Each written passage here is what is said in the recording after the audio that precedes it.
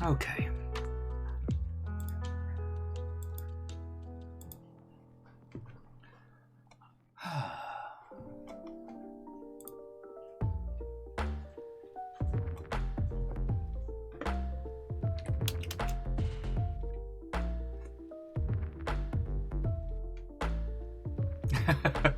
Hey, Bacon. First! It's like, damn it!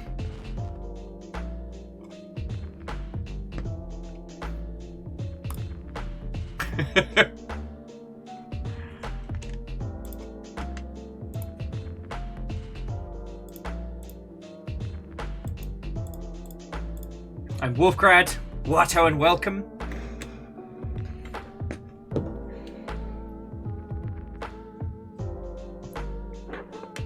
Angel Colina, hello, hello. Greetings, Watto and welcome, friends. How you all doing? Coming in, coming in.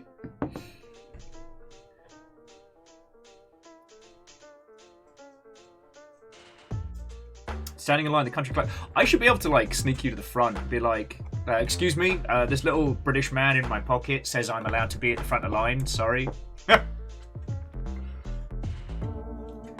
And Orchazini, Watto and welcome.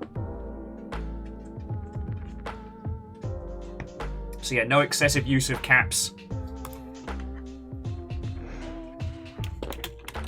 To Captain Stephanie Barnes, head of House Valkyrie, I say Watto and welcome.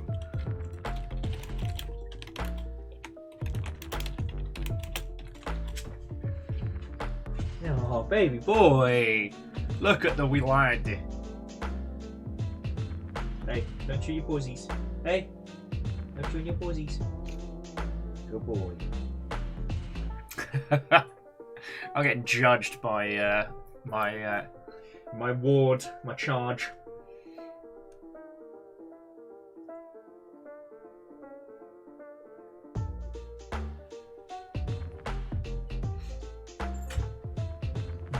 Oh, good flop. And Kimball, Watto and welcome. Weirdly, it's almost like the reverse of the UK when it comes to queuing. Like, most places are a free-for-all, except for bars, where people are incredibly, like, queue-centric. It's actually kind of funny when,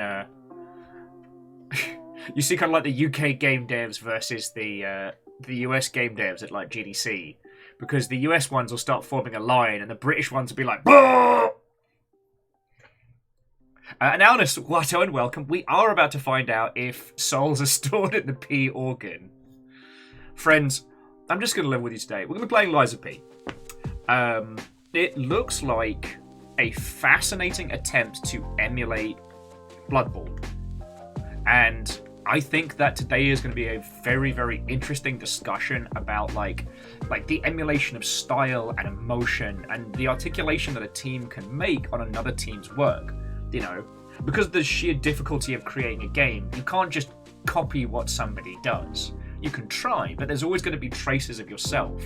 Maybe you hit the mark, maybe you don't, maybe you bring the genre forward, or maybe you stack it at the last bit and eat shit on the curb. Both are entirely possible. But you also have to understand that of all the things they could have called the skill tree system in this, they called it the P organ. Like, friends, today is gonna be a blend of like industry art house discussion and wee jokes. So I'm just gonna put that on the table right now. Today is gonna be simultaneously high art, highbrow, but also like pee pee poo poo fart humor. Like this is where we're going with today. But legend, Watto, friends, hello.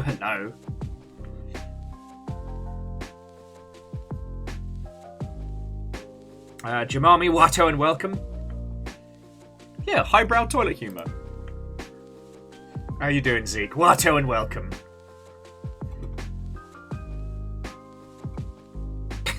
Can't spell phallus without arts. Oh, gods. Anyway, how are you all doing, friends? I reserve the right to just not talk about me. But what I will say is that I started playing Dismantle last night. And oh boy, I honestly think it is. I wouldn't say that it is essential reading, but holy crap, talk about like an indie game batting well out of its weight category and winning. And Lizzie, thank you kindly. Also, Watto and welcome. But yeah.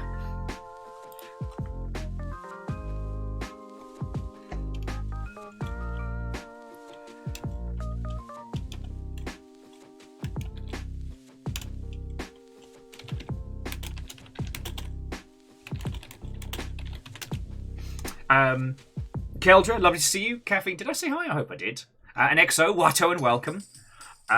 There's so much industry news to be talking about. Like, I tell you what, it's almost 2:30 now. Let's say at like 22, we'll get into the game news. So you've all got, let's say, 10 minutes? 15. We got about like 15 minutes and change. If you want to make yourself a cup of tea, if you want to go get a cup of coffee before we start breaking into this, because there's fuck tons. There is the blowback from the Unity stuff, which has kind of plateaued. There's been a couple of leaks, there's been a couple of rumblings, but as it currently stands, there's been no more. But apparently someone within Microsoft whoops-a-daisied a fucking boatload of internal documents and emails for the FTC hearings. So,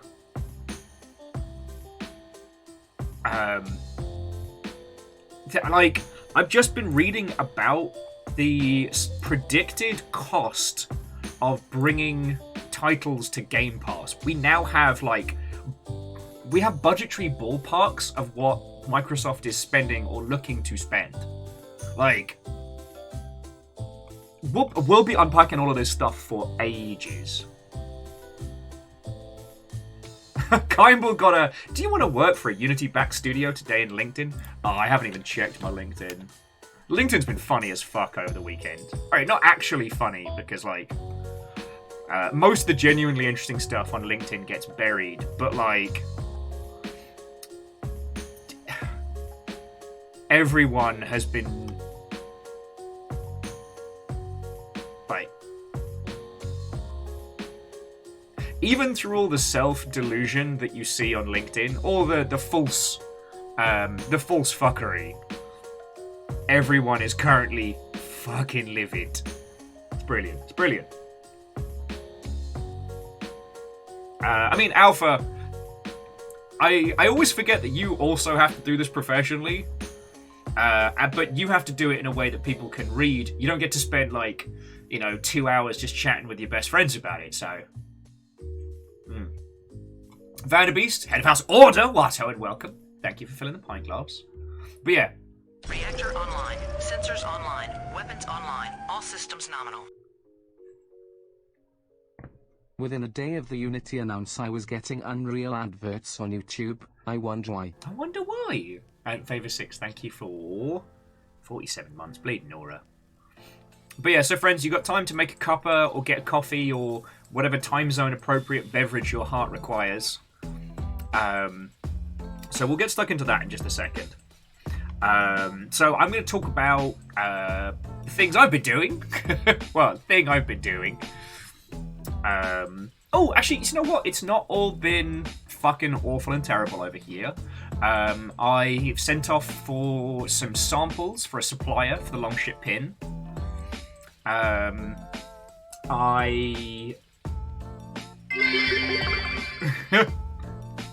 Hey, Bright Karma. I got you. And Bright Karma, it's going to be a combination of, like, art, highbrow, and just fucking dumb childish humour.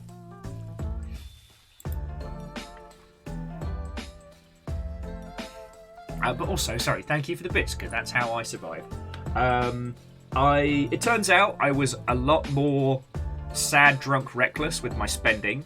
Now... Wait, are you telling me that today you are hosting a stream of pee? A pee stream, if you will. Right, you are, Fearless. Right, you are. This is going to be a day.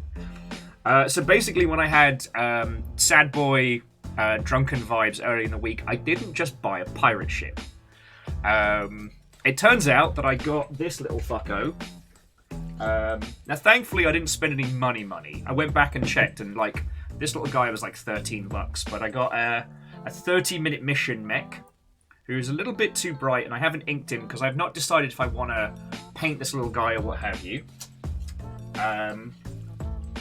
The other things I got was another Gundam action figure. This was $17. And this is the United Kingdom Gundam, which is partially based on like a beefeater, but he's also got like a German machine Pins gun. for the pin god, tiny stab wounds for the tiny stab throne. Famous, feck yes. Feck yes.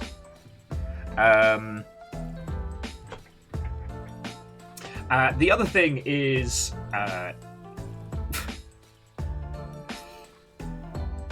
Oh, so Legend, that's actually... What I like about that guy is that he's an opium addict, and he uses bullshit and cheating to win his matches by using, like, shadow clones and fog because of his drug powers. I haven't really looked at the actual logistics of it.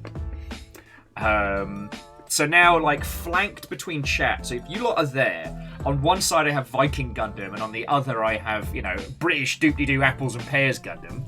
Raven, Watto, and welcome.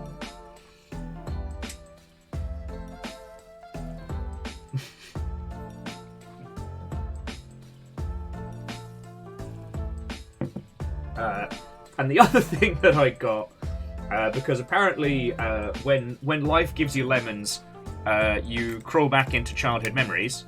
I've got about 25% of the McDonald's Transformers from the 80s. Do not ask me why it is that my brain decided I needed these while drunk as a skunk, but they did. When life gives you lemons, you find a new god. So I've got little Fry Guy, I've got burgers, I've got Baby Burger, who's actually from the second set, and a haunting, I think this is like the McMuffin. It's like, wah! Do not ask me why. Sad Drunk Will was like, Online. I have to get Sensors these. Online. Weapons online. All systems nominal. Is a P organization as forbidden on Twitch as a cult? Firstly, why you like this. Secondly, fucking thank you. God, today's going to be a day, isn't it?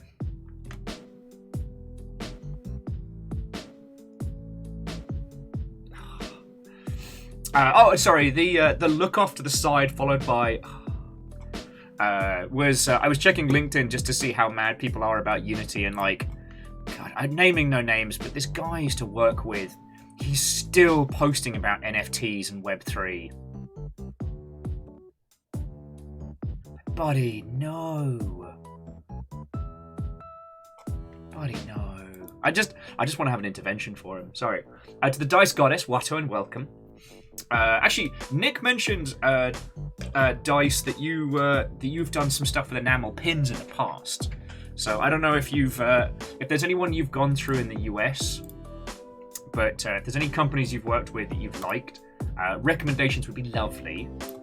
I kind of bit somebody's head off over the weekend because I was like, hey, I would like to get enamel pins for all my friends instead of business cards. That's my justification. If Geppetto is having trouble in the rowboat, I think it counts as pure performance. The thing is, puns. 1, thank you. 2, that works on so many levels. Like, it's a sailing joke, but it's also a wink wink, nudge nudge, say no more. Geppetto putting the rect in erectile dysfunction. Sorry. It's gonna be a day. It's gonna be a day.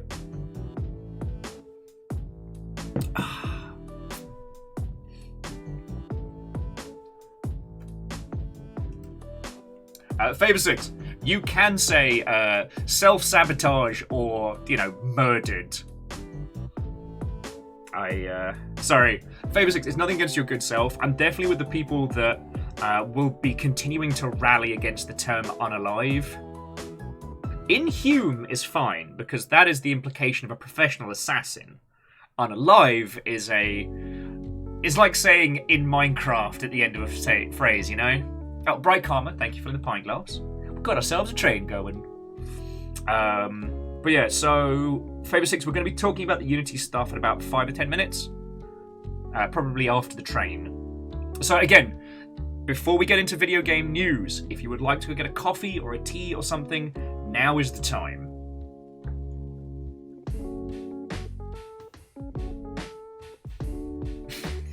Fucking hell, Zeke. Zeke's like, well, if today's gonna be full of pee jokes, I think I'll piss off to work. You're in for a good one today, it seems. Why are you like this? Also, it's lovely to see you, Zeke. If there's one thing we all know about Geppetto, his work definitely stands on its own. He does like working with his hands. Right. Fuck. Puns, thank you for the bits. And actually, Dice, you know what? If you want to send me your companies you've worked with, that would be lovely. Yeah, Zeke, have a good day at work. It's always lovely to see you, friend. Yeah, no, I bit somebody's head off on the weekend because I was putting out a call to like industry friends, being like, hey, if any of you are based in North America and you've ordered enamel pins, like, what are some suppliers you look for? Like, who are some suppliers you've enjoyed working with, right? Like a simple question. 4 different people DM'd me and went, well, actually, they're not made in America, they're made in China. I'm like, I fucking know! Do you think I don't understand the global supply chain? When do you think your bloody phone gets made, but you don't pop on over to Hong Kong and pick it up, do you? So yeah, I had to apologise to a friend because, like, by the time the 4th person messaged me that, I was like, you know when you ask for, like, technical help online, and loads of people are like, oh, well, you should have bought this other thing. Brilliant, great, wonderful. I'll just travel back at the fucking time and solve it. Same kind of vibe. So yeah.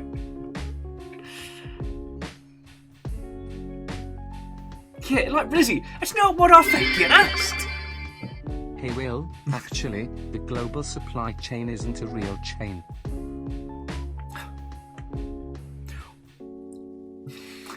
I know you're messing me with Wolfcrad, but actually, sorry, where are my manners? Wolfcrad, thank you kindly for the 100 bits. The train continues.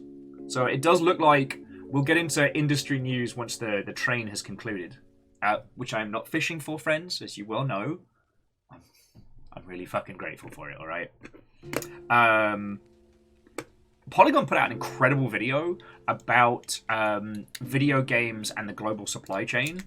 Like, honestly, at this point, I think the Polygon video team are just doing, like, deconstructions of the world and just trying to slip it past whoever's in charge.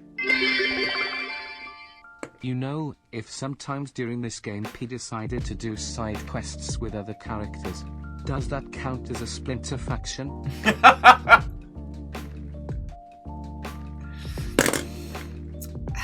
It's gonna be a day. It's gonna be a day.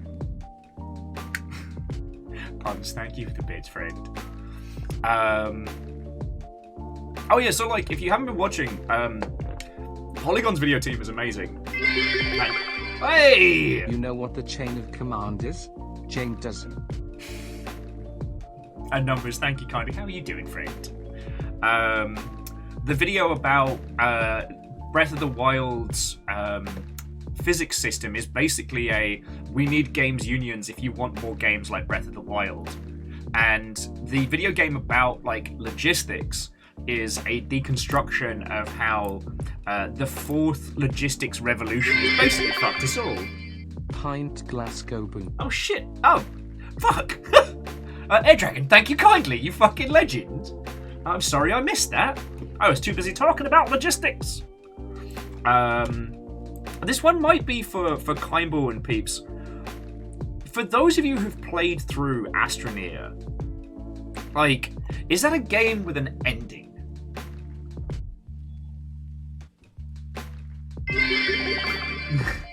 You ever hear of the global supply chain? You know what that is? It's a chain that I get and I beat cargo containers with until they block the Suez Canal. Feckin' yo! Let them know fear. What's up, baby boy? And Vanderbeest, despite this onslaught from House Chaos, good on you for trying to keep it filled. The P organ is made of splinter cells.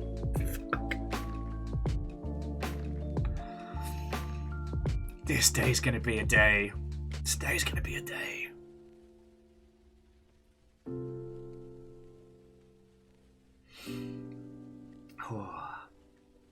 So Mario was saying, actually, it has an ending, kinda, but not really. Okay. It was... I didn't have the brain power properly to... Logistics. Like the Warden hype train happening right now? I mean, the hype train is more of a high-speed yeeter than anything else. It's less of a supply chain, more of like a particle accelerator. But seriously, all of you, thank you. All right.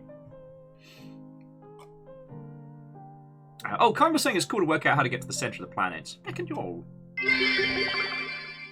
Using Amazon money to join the train. Yeah. I mean, Dice Goddess, you're basically robbing a few dollars from old Jeffy B. So, fuck it, why not? And it means you get less ads by robbing Jeffrey Bezos. What's not to like? Puppet souls. I mean, Favor 6, basically. But, okay, Favor 6, we'll get into that once we get into the game section, because there's going to be a lot of... Oh my god, Bloodborne? Bloodborne? Is that you? And I don't think Liza P is going to be a bad game. We probably won't be going hard on it, but again, who fucking knows?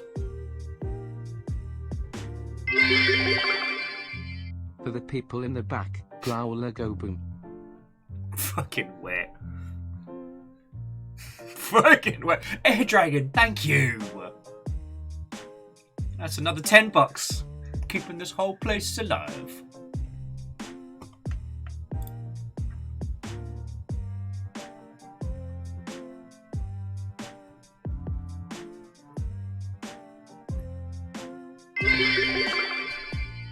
You know, I bet Pinocchio has a hard time getting long-term partners. They all probably end up stringing him along. Ah! Well played, Puns. Well played. No, seriously, all of you. Thank you. Alright. Yeah. We're not going to talk about me today. But I'm extremely grateful. Alright? Because this is all going towards the Keeping This Shit Going fund. A fund that has been going now for 5 years. Shit, it's probably like 5.5, isn't it? Jesus. Man, who invented time? What a fucking nerd. Okay. Puppet-born ultimatum. Sorry.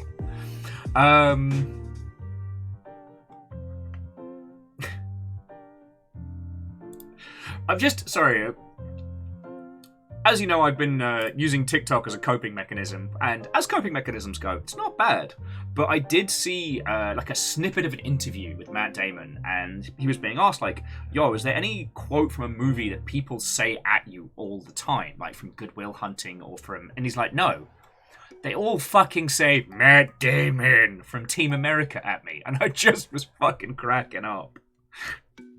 Like, imagine being an actor of caliber, of range, of like an incredible set of like some genuinely brilliant films, and these two dickheads with a puppet change your entire world with Matt Damon.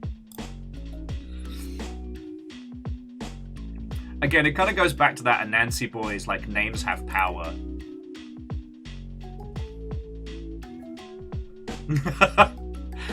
Wet paint. Basically, you can think of yourself as a time traveler. You can leave yourself a future VOD message. Yeah, like a little time capsule. Wet paint gaming of the future. This is you of the past. Have you put the dishwasher on? I don't know why, that was what came to mind. As the train is continuing, so yeah, I tried restarting Astroneer because having seen the Polygon video, I wasn't... Fucking yo! That's a triple strike. That is a triple strike from Air Dragon. Fucking yo! Seriously, Air Dragon, thank you so much, alright? Yeah, so after watching the video about logistics, I've been trying to find one specific title, and I can't work out which one it is, but I didn't realize that Astroneer had... Sensors online. Weapons online. All systems nominal. Causing doing my part smile. Well, Greybeard, thank you kindly. 9 months, no less. I didn't realize Astroneer's late game had automation in it, and I was giving it another go yesterday, and I definitely need to be in a better headspace, because while Astroneer's like diegetic UI and systems are great, God, fuck me running are they fiddly as shit. And there was more than a few times where I just kept screaming, "No! Put that back!" Which is why I ended up playing Dismantle last night, which I gotta... Friends, I understand that out of all of us, Occult Game Dev, Nick, was the big proponent of this, but if you see this, because how much is it? Alright, it's $20. Oh, and the train has concluded. All of you, fucking thank you, alright? I can bring this up. The baby boy sitting in the other room. So Dismantle may not necessarily be your bag, right? So I can't say you absolutely positively need to buy it brand new. But what I can say is that it is an incredible, like, economy of vision. Like, basically, Dismantle takes the whole build and craft and then takes it to the absolute next level. The TLDR is that you were a prepper, you hid in your bunker until you ran out of food, and then you pop back up into the city you were avoiding, and it's full of zombies. I mean, it's a tale as old as time. The hook of the game is it's all about you and your crowbar. Your crowbar can deconstruct almost anything once you've upgraded it enough.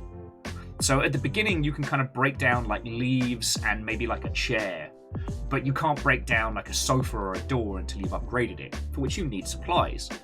But what's fascinating is that the menu systems are all using a similar UI strategy that I've only seen in mobile. All the icons are bright and colourful. There's a level of, I don't want to call it diegetic, but there's a level of cohesion between all the elements and the upgrades. You run in, you smash stuff down, you go to your stash, you just put it away. There's no limit on how much you can have stored as items, but there's only so many resources in the world. Combat is very simple, like a very, very boiled down, like dodge roll, attack, dodge roll, attack. But the whole ruddy thing ends up being this, like, it ends up being the best part about, like, hoovering up resources and crafting and improving. And, like, I haven't even reached, like, the base building elements. I'm still just exploring. With the idea being is that once you clear an area out, you can start working towards, like, removing the zombies from the area permanently. But again, I'm not doing this justice. The premise is very simple. Run around, smash stuff. It's very similar to The Last Stand. But instead of being a roguelike, it's craft and survive. But anyway, just if you get the chance, play it, because the way in which it utilizes UI elements, I haven't really seen outside of like mobile game design, which is wild. So it's taken all the good feels from sinister methods and then using them just for good. So the idea of like, you have to upgrade your crowbar. So you have to go off and collect a whole bunch of wood and a whole bunch of plastic, or what have you. Each of those items is clearly represented not by just numbers and setup, but by icons, and then stacks of. Then, when you go to upgrade it, all the icons like physically pour onto the object as the bar is filling up, like real Skinnerbox stuff. But the difference is, you're not using those techniques to get someone to spend money. It just feels good. Like, it's fascinating. Anyway, so I said that after the train we would talk about the games industry. Has everyone got their tea? Everyone got their coffee? Because, oh boy. So let's do some of the quickfire stuff first before we get into the meat. Obviously, the most important news of the day is Rock Paper Shotgun have ranked every single Chowderman song from Hypnospace Outlaw. I personally don't think that that Chowderman's Christmas is the number one, but you know, I'll agree to disagree with RPS. Beamdog has sadly laid off more people. Beamdog being another Embracer-owned studio. Like, sad times, bad times. And Cup Noodle have unveiled its gamer-friendly version. It is caffeinated instant noodles. I cannot wait to try them.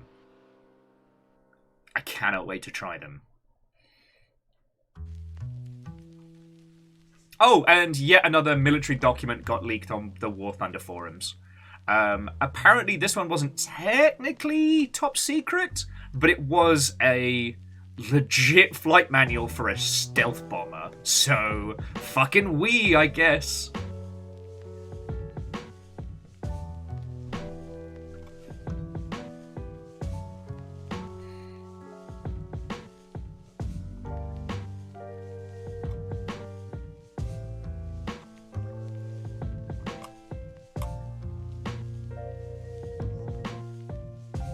Well, Ezekiel, you are correct. It has been declassified, but it's just... the mods had to rush to delete the thread before they could confirm. That's how the situation of leaked military documents has gotten on the fucking War Thunder forums. Like...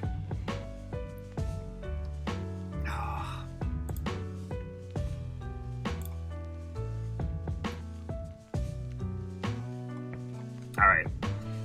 I think we'll probably do IGN, lol. We'll do Unity before Xbox.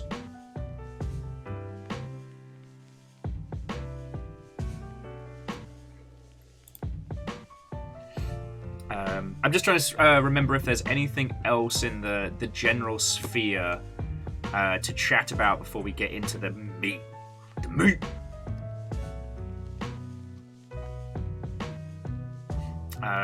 Oh, and just in case you needed a reason to hate Elon Musk anymore, just in case. Who needs video games for fun when video games news already provides days of entertainment? Fucking yo. God. I remember Wolfgrad when, like, I didn't get to have these discussions with people, and I just end up, like, with a million stories to talk about down the pub that no one really wants to get into. And now, like, I get to deconstruct all of this. Like, we're in a good space where, like, the Longship as a whole is not fueled by outrage or drama. So it's rare when we have these news cycles that just consume our banter, but holy crud. Oh yeah, just as a little aside before we get into the Unity nonsense, Wolfcrad, thank you. Apparently, Elon Musk, the absolute shit-eel of a twat bastard, allegedly, brought a gun to a Cyberpunk 2077 recording session because apparently his, at the time, partner Grimes, who I know very little about, had a voice recording session. I have no idea who they are in Cyberpunk, not really too fast. He just showed up with a fucking flintlock pistol.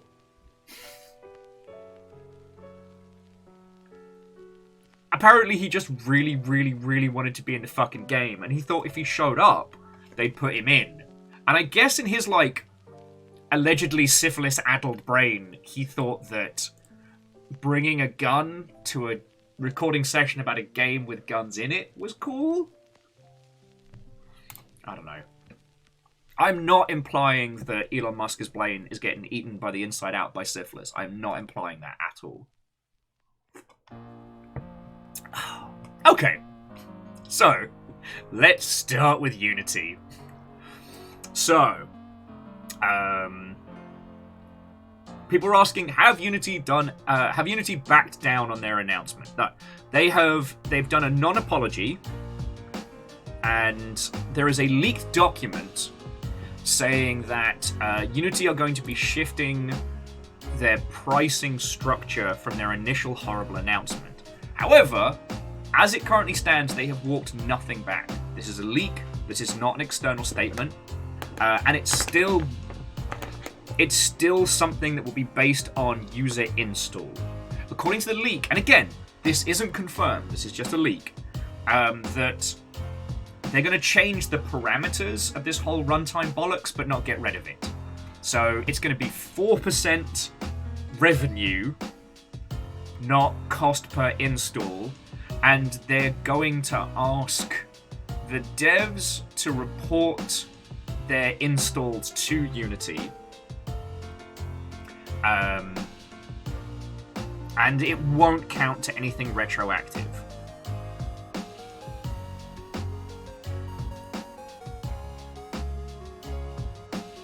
Yeah. Now, Ezekiel, we covered this a lot last week, but you're entirely correct. Like, and this is the current vibe, is everyone is moving away from Unity because, and it's not like it's not even a moral thing. It's that Unity have shown that they have no qualms in completely changing their business model and structure with no consultation. Like, they have changed the legalities around their terms and conditions, that they can just change the terms of service and it will retroactively apply to people's projects. And like, for those of you that didn't get to do the Sea of Thieves on Friday night, like, Nick made a whole bunch of very, very good points about how the structure of Unity's management contains fuckloads of people that came over from Iron Bollocks or whatever it was called. And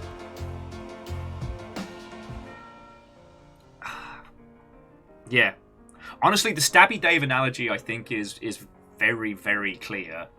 I know we made it as a joke, but it's like, basically, Stabby Dave said he's going to be stabbing you because he thinks that he should stab you. And now this leaked document is that Stabby Dave's only going to stab you less than he said he was going to stab you before. So don't worry about it. We're talking with partners, we're negotiating on stabbing, and everyone's like, can we just not get fucking stabbed here? There are a whole ton of methodologies that Unity could have announced to increase revenue. They did none of those. And yeah, Ezekiel, you're totally spot on. They've basically turned around and said, hey, you know that car I sold you 2 years ago? You now owe me dollars on the mile for the car I sold you. And it's like, no, we already had an agreement. It's like, fuck off. Right?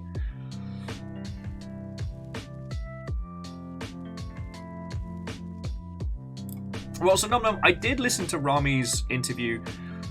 There are a few bits where I do think that Rami's kind of been out of the game for a while, and Games News chat was moving a little too fast to correct kind of like the counter information.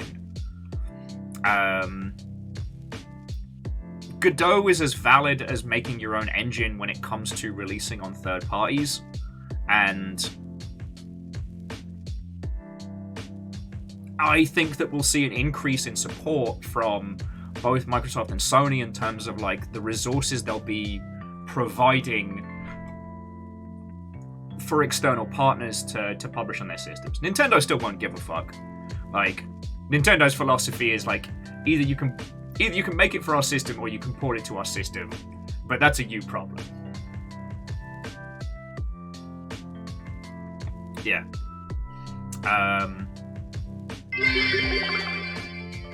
I was suing a company for failing to build a perimeter around my house.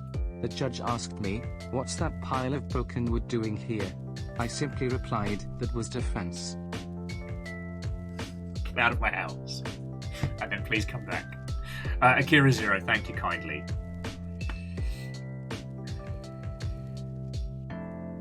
And Dice Goddess, no, you're entirely correct. Like, Riccatello Ball Bag was... yeah.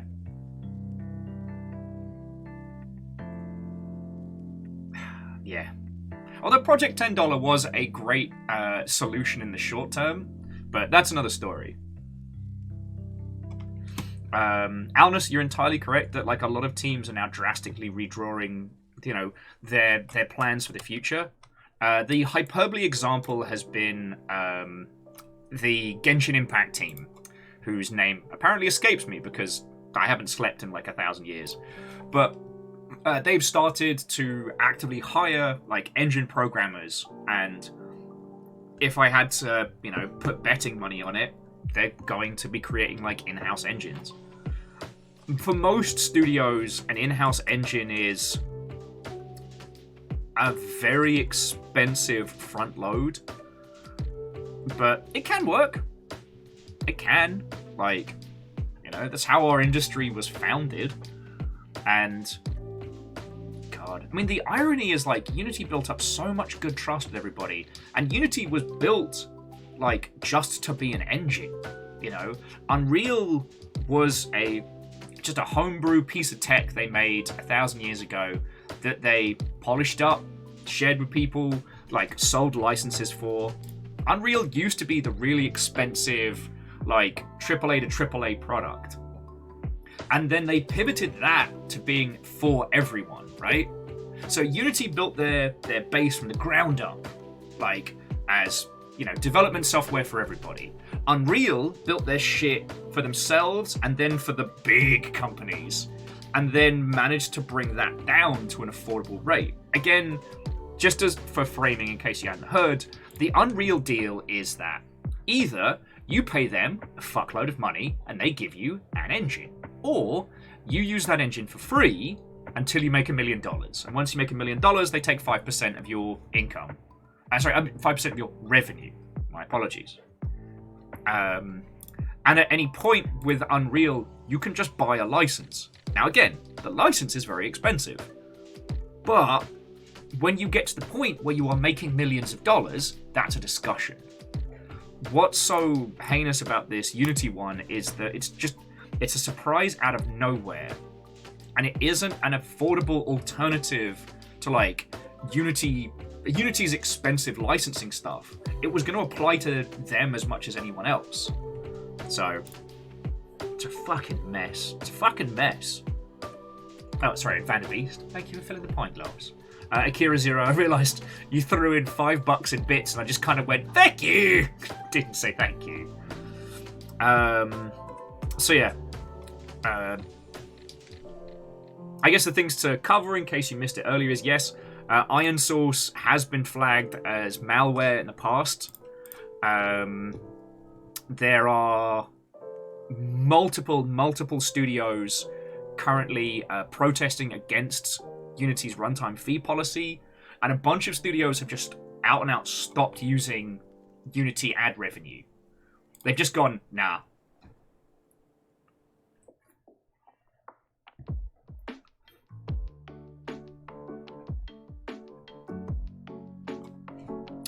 So Nom Nom, I think that's a drastic underestimation of making a game engine.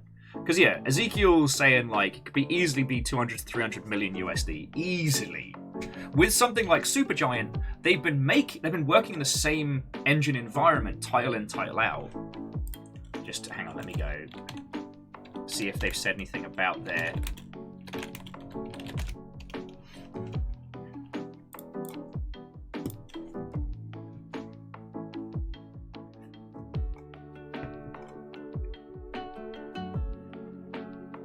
Okay.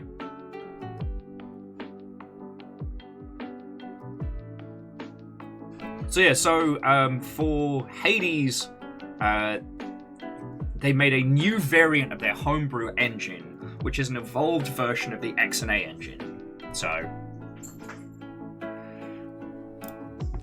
like, at a AAA, see that at a AAA level, making your own engine is a risky premise. Like, if you ever wondered why so many studios under EA had to use Frostbite, it's because they spent so much fucking money on it.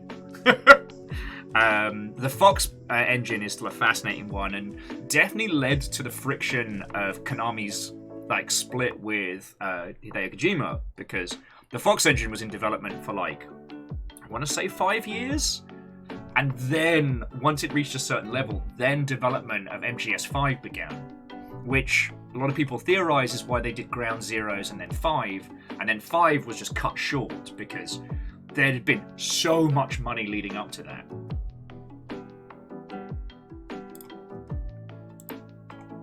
Yeah. Well, Ezekiel, I'd say it's probably a smaller team than that, but it's definitely specialists, depending on what kind of engine you're putting together and stuff like that. I still think it's viable for a team to use an off-the-shelf solution and then tweak that. But yeah, I mean, fuck it. Capcom made an incredible engine, the Re-engine, which has been powering a whole bunch of their good shit, you know?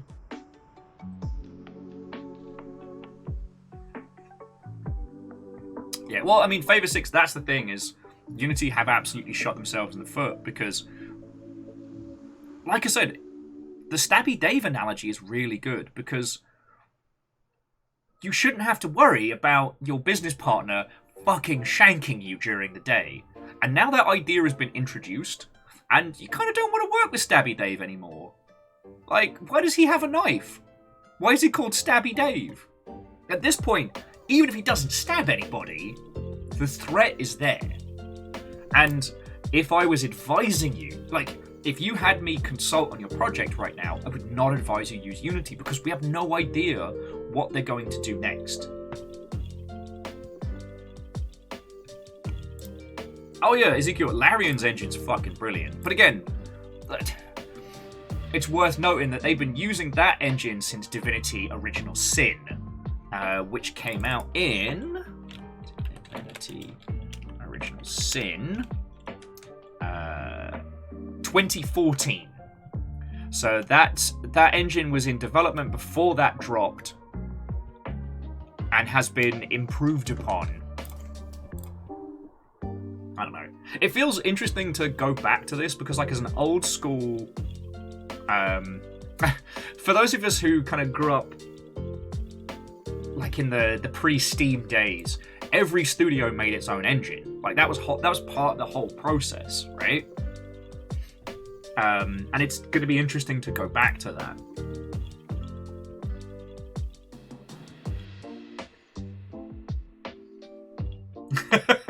Stabby Dave's just a misunderstanding. He's Stable Dave. Why's he still got a knife? Oh yeah, Ezekiel, and that's the other great thing, yeah.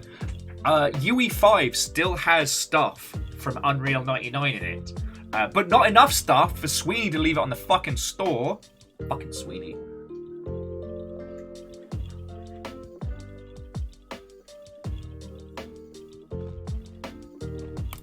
Yeah. I mean, Alnus, you're spot on. How do you make Tears of the Kingdom? Well, first, you make a successful franchise for 30 years, and then you have Nintendo money. But yeah, it does look like Godot is going to be stepping into that gap that Unity has just left in the indie space. A whole bunch of big teams have been pledging additional financial support to Godot, so we don't have to worry about it keeling over any time. And currently Godot is looking to maintain funding through like public support, and I think that's feckin' cool.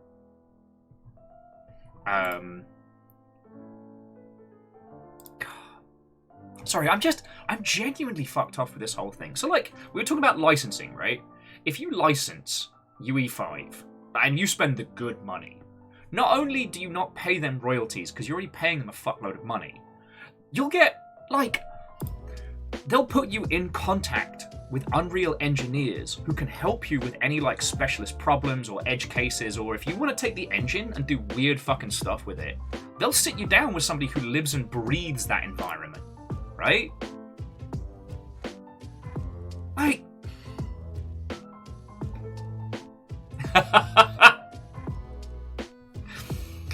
No. We were talking about Stabby Dave, not Knifey Wifey. Although, Rilu, you'll always be the Knifey Wifey of my heart. Also, my heart has been stabbed. Please call a doctor.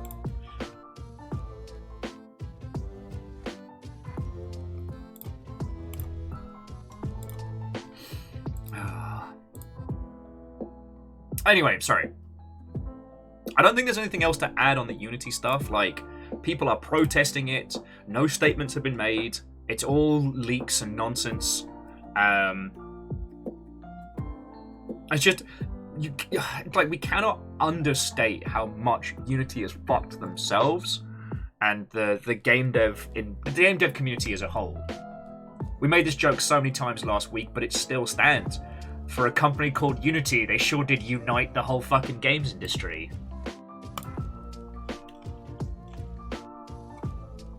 Stop that incessant clicking. Yeti gifting a sub to Knifey Wifey. What creature have we summoned?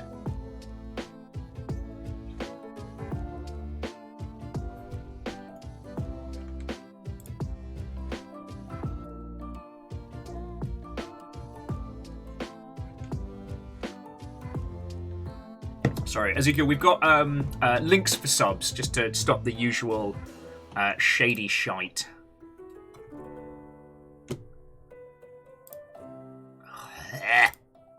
Sorry, that noise was nothing related to your... God.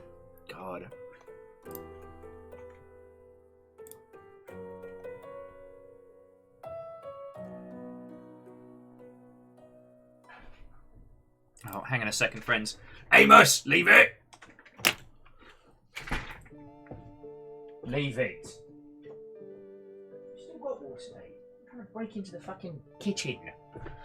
Matey boy was just trying to claw his way into the kitchen. Sorry about that. Okay, so... the thing that we do need to talk about today is the Microsoft leaks. Because, oh boy! Oh boy! Now, you know... Alright, well, if you've hung out with me for more than 5 minutes, you know I fucking love this kind of stuff. Mate, you've still got water.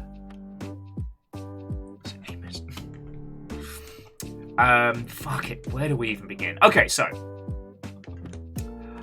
what we know is that the big old chunky leak did in fact come from somebody in Microsoft. It wasn't the FTC that leaked it.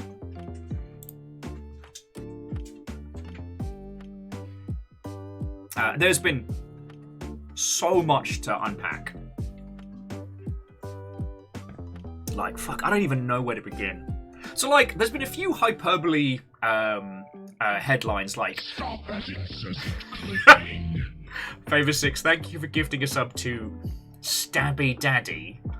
Rilu with Spoony Looney. What kind of weird fucking family are y'all building here? God, I understand now why comic artists hate coming up with comedy characters, because they end up, like, spawning their whole fucking universe. Stabby Dave was never supposed to be a returning character, Unity. It's a throwaway example. Anyway. Oh, yes. So, there's been some hyperbole discussions. A few of them have been like, Microsoft to buy Nintendo.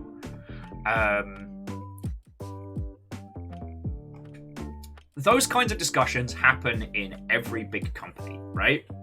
That's more like... I mean, fuck it. We all understand it. It's late-stage capitalism, right? Without limit, one company will consume every sphere of its industry, right?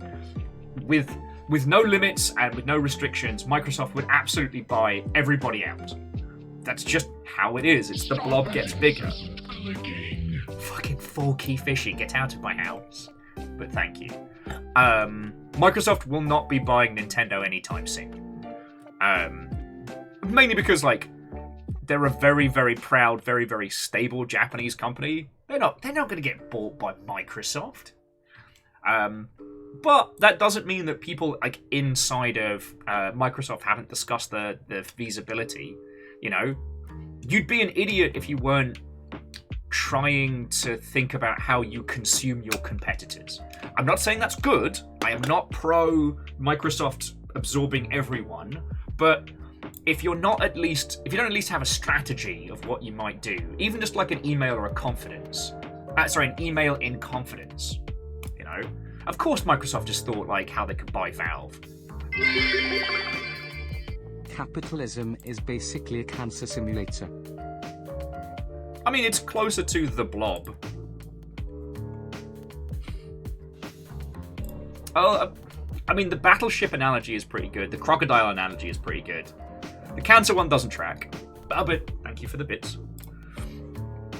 Okay. Oh, and Tiny Meows, Watto, and welcome. So, Stop that incessant clicking. I want to get the hyperbole stuff out of the way.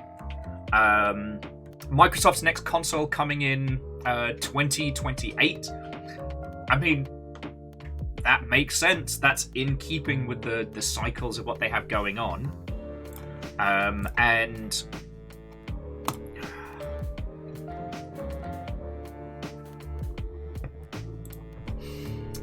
what was the other hyperbole one? Oh, that Bobby Ballbag had heard about the Switch 2 like in 2020.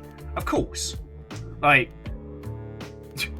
successful games publisher is making a sequel to their successful hardware. Stop the presses. Unless it's Valve, because sometimes they just go, no, we're good, and leave it.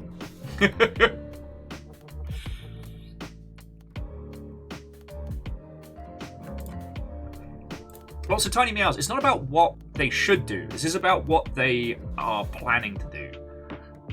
It's also... The Godzilla plan comes into effect here as well. Like, it is better to have a plan and not need it than to need a plan and not have it. And so, especially something massive like Microsoft, Sony, etc., they will have at least had meetings and conversations about, like, all right, what would we do if we bought...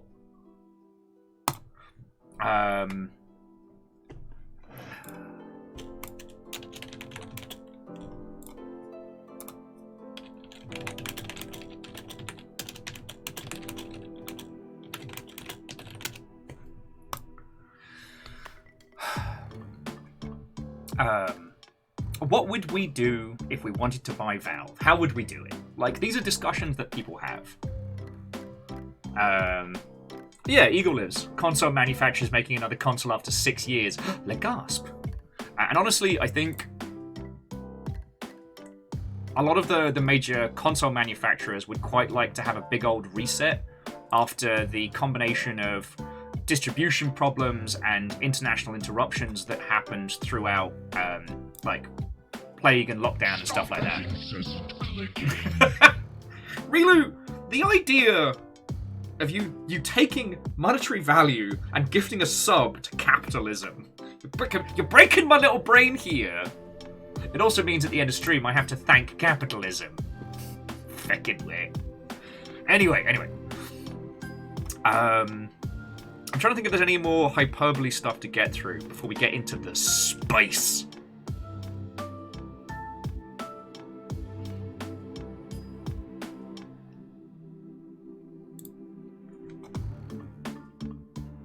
Like, because I'm ready to start cooking. I am ready to get into the kitchen on this one.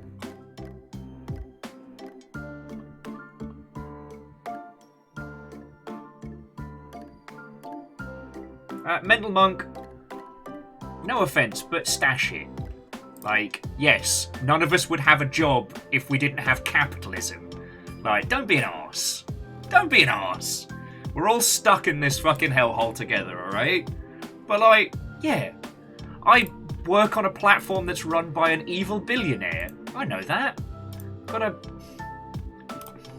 Fuck.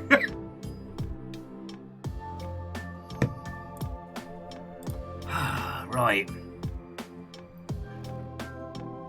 Let's get spicy. So, the first big tasty spice is that we know how much money Microsoft values games going on Game Pass and how much they would currently be spending.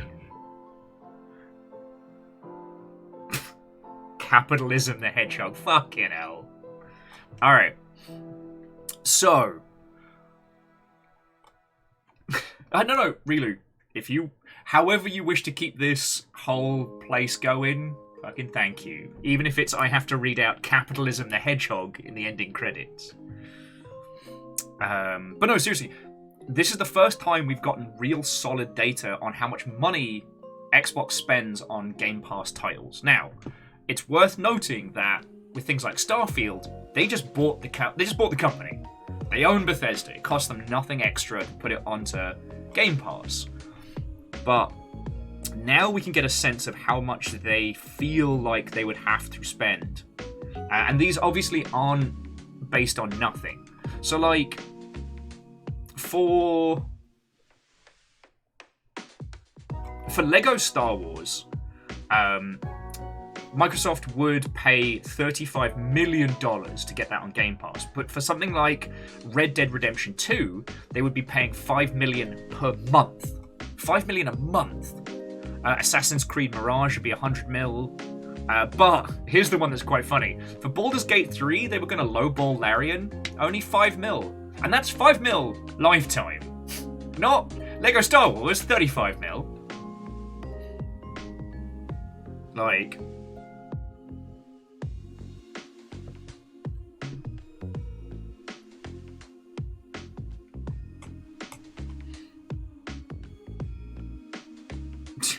And I didn't. Watto and welcome.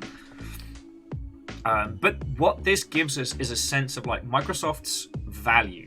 They definitely see obviously the big bombastic AAAs being worth it, and it means that like games like I don't know some of the indie stuff that we're seeing.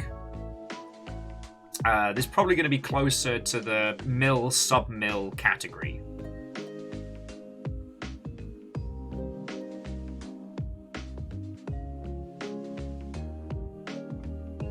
And you know what, Alnus, that's a very good point. These are leaked documents from this time last year, so I don't think anyone expected Baldur's Gate 3 to take over as strong as it did. Like, we knew it was going to be good, but damn. Ezekiel says they've seen the 100 to 500k offers for indie games. That makes sense. Because, like, looking at the lineup...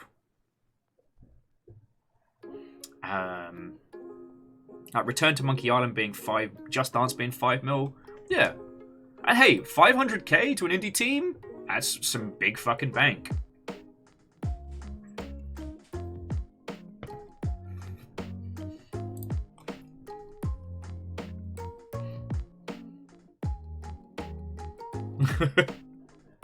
I mean, Caffeine, with Baldur's Gate, I think we can blame the bear.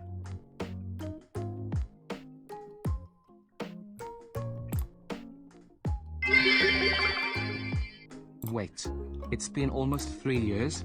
Anyway, have you ever been so mad you turned into a smoked pork brisket? I have. Several times.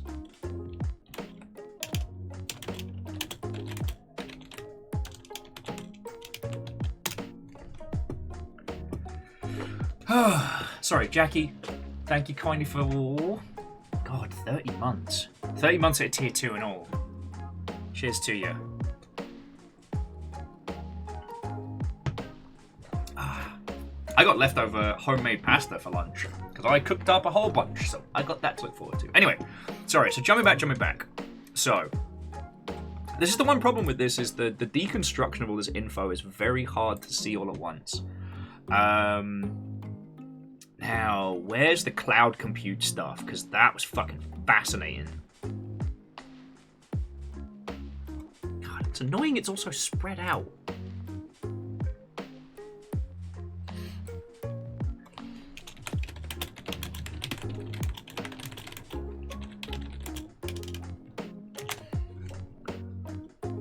God darn it. Because I'm trying to make sure that I'm not misquoting stuff. Because, especially when it comes to things like this,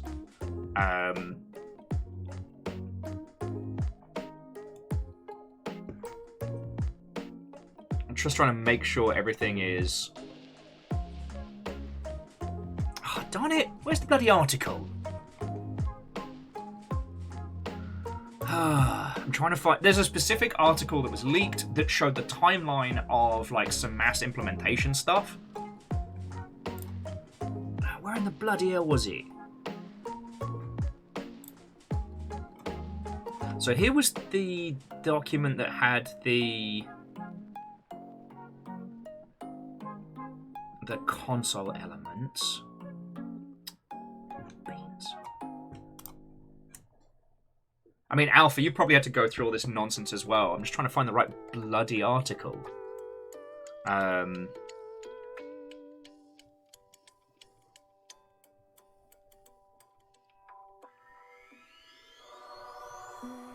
darn it.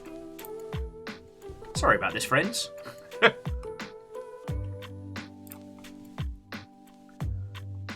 don't tell me it was on the Wario64 posting of...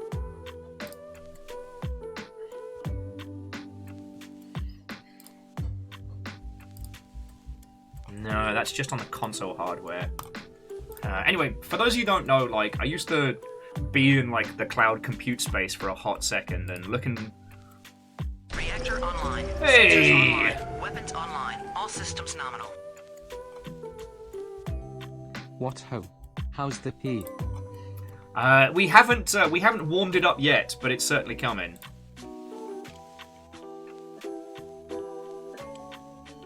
Okay. Sorry, Hindle. Thank you for 59 months. I hope you're doing well. We're into the Microsoft leaks at the moment. And Sir Hans Wolf, Watto and welcome.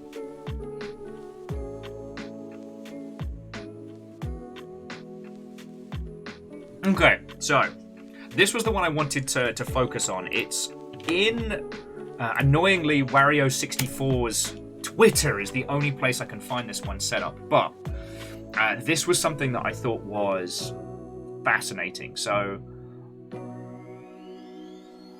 cloud compute, cloud gaming has been something that has been rumbling in the background for a while. Now, in essence, it's fucking brilliant, right? In essence, it's brilliant. The idea being that you don't have to worry about hardware upgrades again.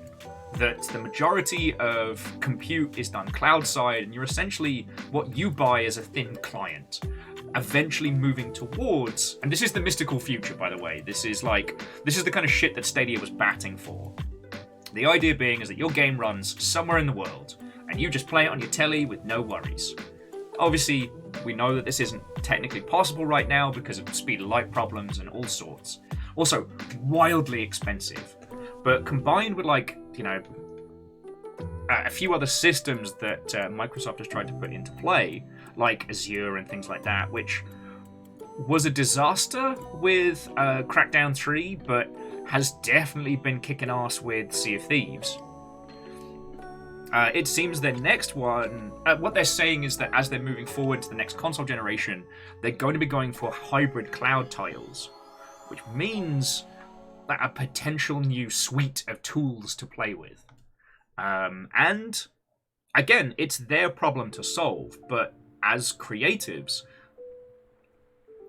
if the hardware infrastructure is doing a buttload of the heavy lifting for you, and you're just focusing on making creative titles, that's real cool.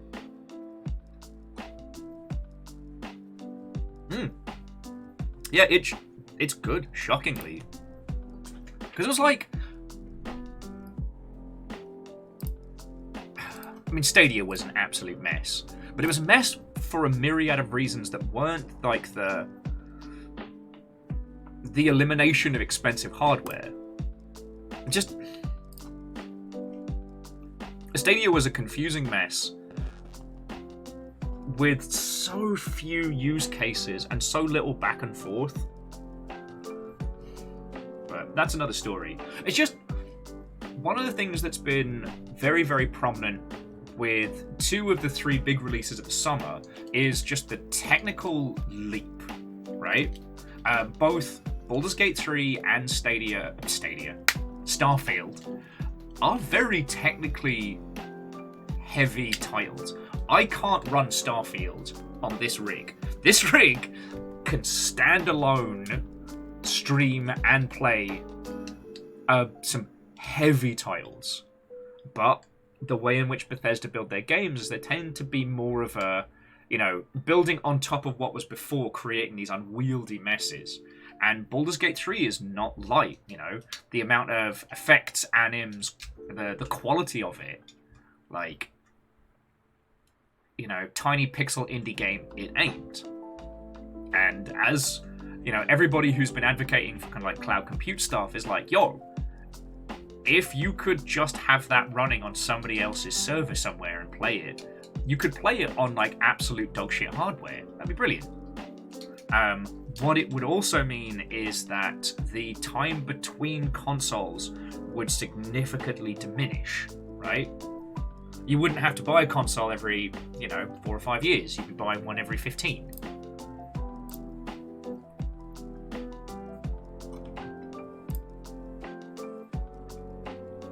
But it is fascinating to see where that's going to be going.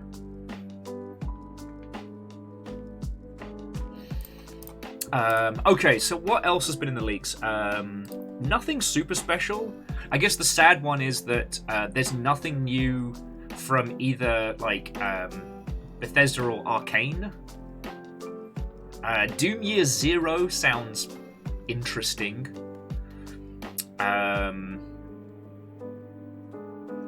Whatever the hell Project Kestrel ends up being. Well, I guess Project Kestrel and Project Platinum could be something. Also, a good reason why you use internal code names even on internal documents. It's in case of things like this. And I guess the Indiana Jones game never really happened, or I forgot about it. But yeah, that's the only thing that really kind of came out of this one. Yeah, I guess Kestrel's getting a AAA game.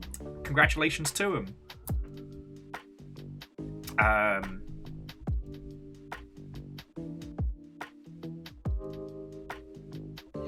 Oh, so Lagmeister, I would have agreed with you, but having had friends who've worked at Amazon Gaming, they could potentially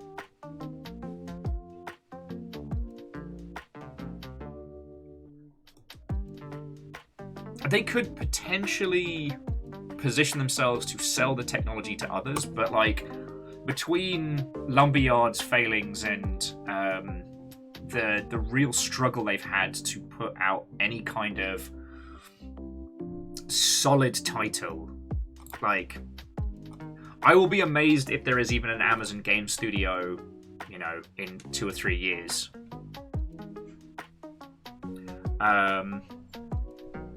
Which news would that be, Mr. the Hoffman? Because if we're talking about their dedication to giving Goddard a buttload of money, then fuck yeah, it's great.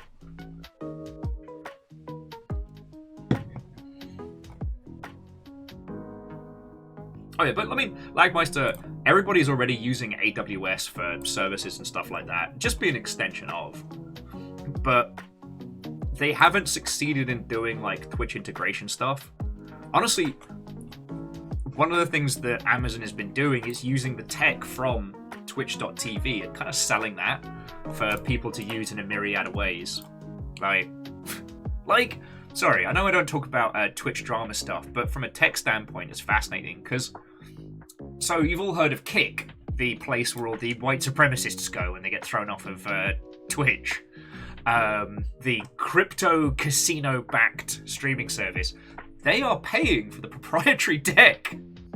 They are paying Amazon to run their whole thing. Just as an FYI.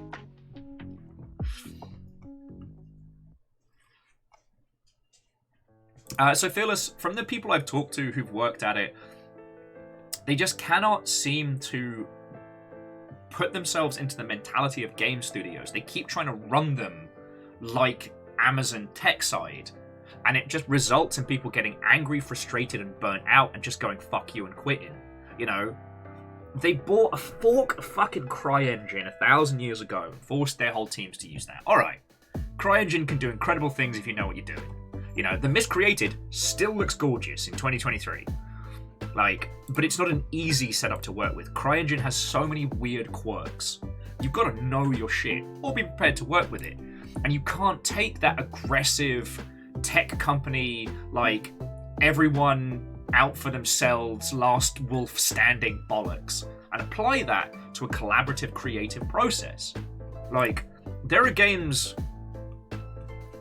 behind closed doors that we got shown at TwitchCon 1,000 years ago. They're just fucking dead in the water. And they should be absolute wins and bangers, but they're not.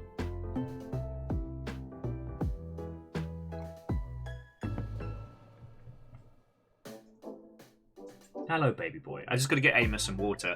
But Lagmeister, so you are correct, like, when it comes to streamers and internet connections, because, like, all streaming software worth its salt. For me, like, down there, I can literally see in real time my connection and how it's going, like, up and down. I can see, like, the variable bitrate and things like that. Making it kind of like a... yeah. Basically, I agree with you. Hang on a second, friends. I just got to get the baby boy some water.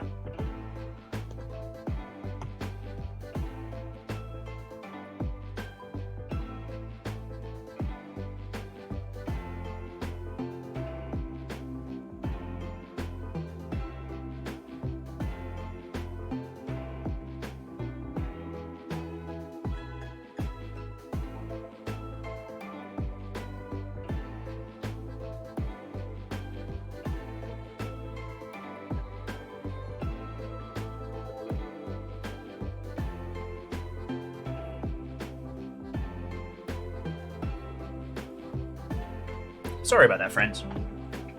Anyway,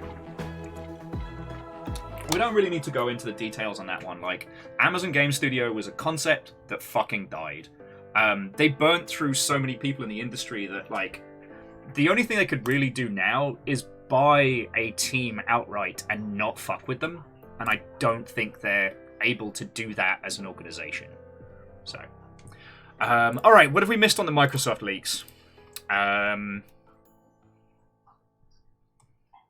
Oh, it was interesting that Starfield's delay fucked Game Pass and may have resulted in why Redfall wasn't given any extra time.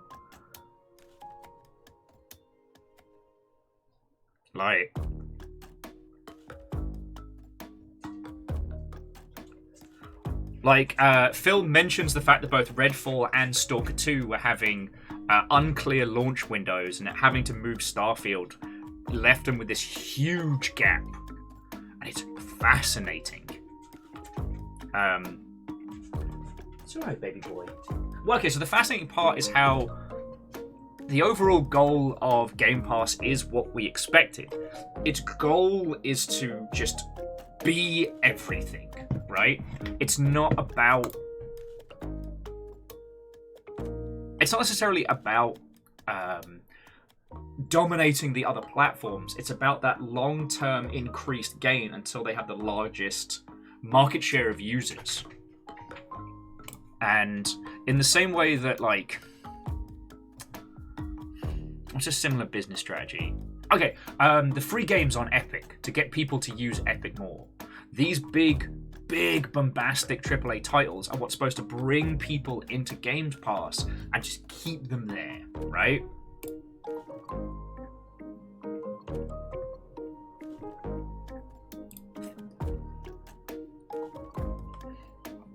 I thought that was absolutely fascinating.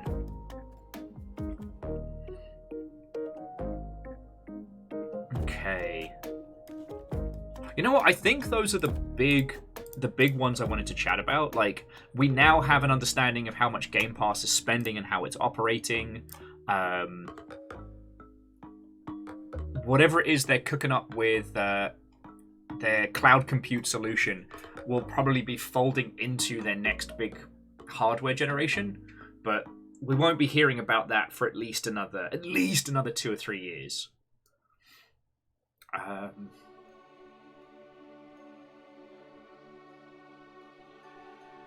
Fuck.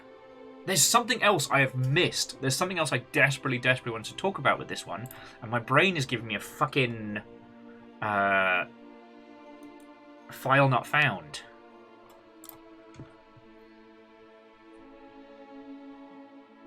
What have I missed, friends? There's got to be something we haven't chatted about.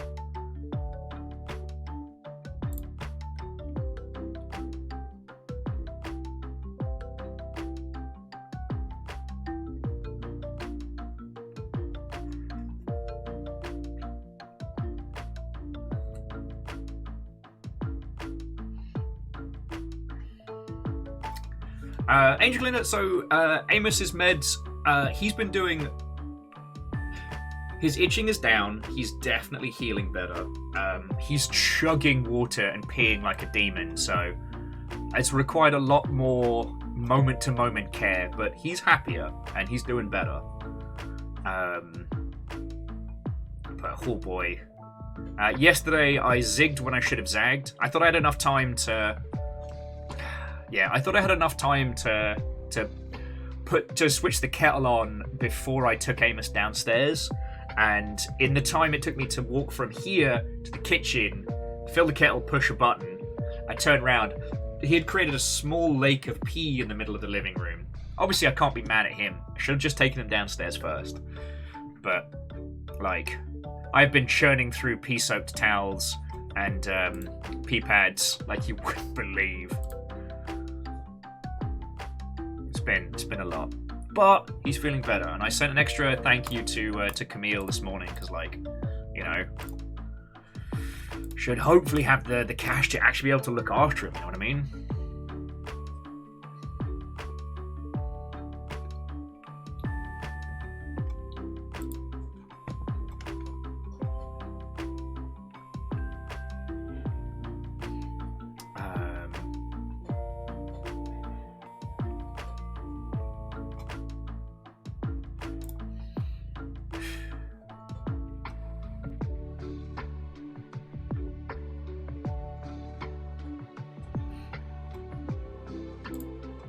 I'm so sorry, friends. There is a whole bunch of games industry stuff I wanted to chat with you all.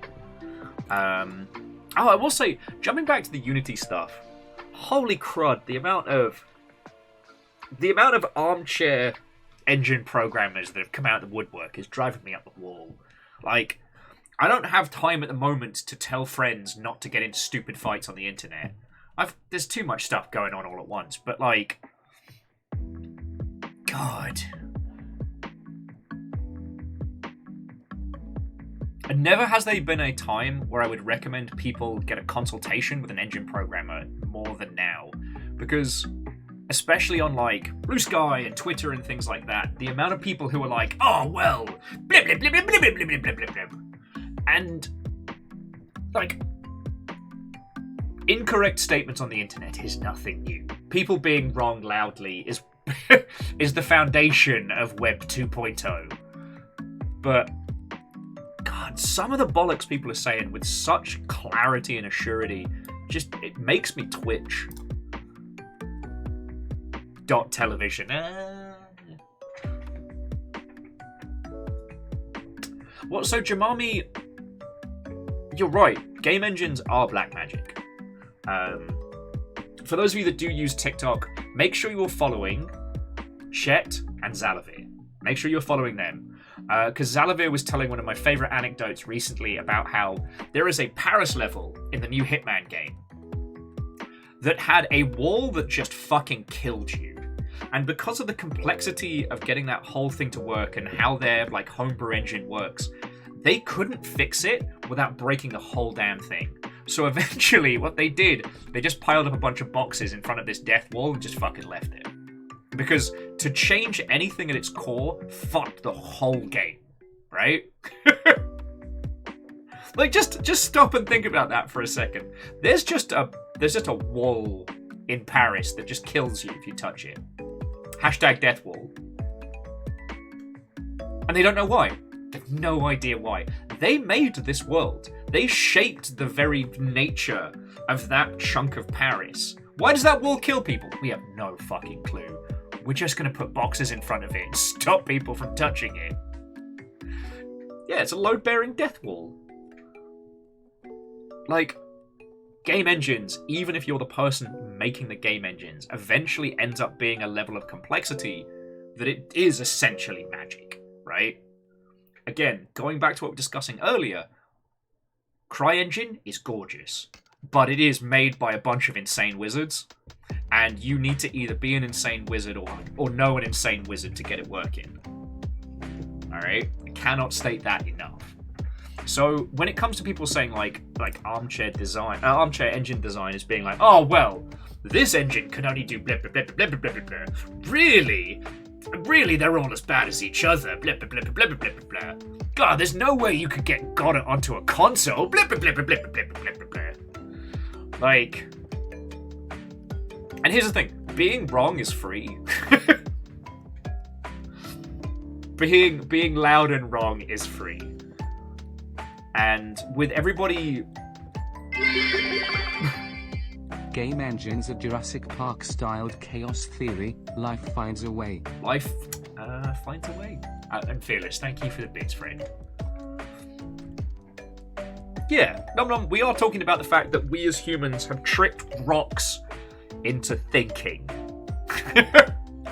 With lightning. We bullied rocks into doing math for us with lightning.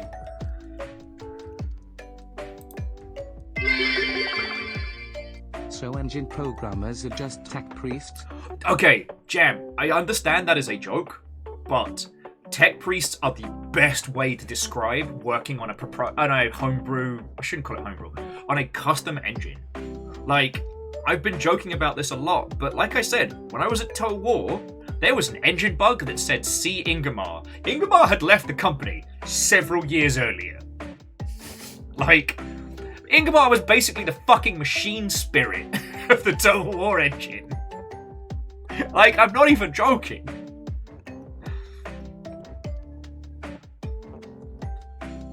Yeah, Alnus, this engine could never do that. My siblings in gaming. My brethren in Sweeney. Apex Legends, fuck me running. Apex was made in Source. You can make an engine do anything. I even sat down and played Post Void again last night. This like high-speed roguelike acid-soaked shooter, which was made in Game Maker. Bloody Damien built a golf game in RPG Maker in a fucking cave. Oh. So yeah, basically, the fallout of this whole Unity thing has been one. A lot of old spirits have come back to life. The spirit of, fuck it, what if we make our own engine? Which is not easy, it is not simple, and honestly, I'd still recommend going with a, Godot or Game Maker or something. At least for your good selves and your sanity. But, fuck it. Death to the Empire, right? Like, if Unity's gonna set itself on fire, fuck it. Like, they're not the only gig in town. And the manner in which we create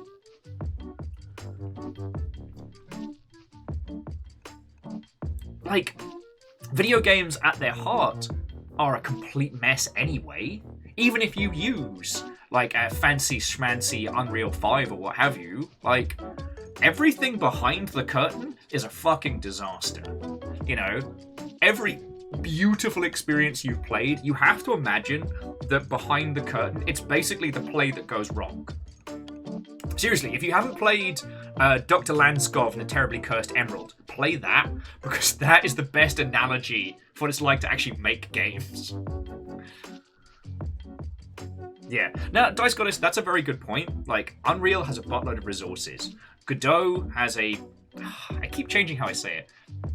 Godot, what have you, has a very, very active community. Like, RPG Maker's been around for 1,000 years. It's designed to be consumer level.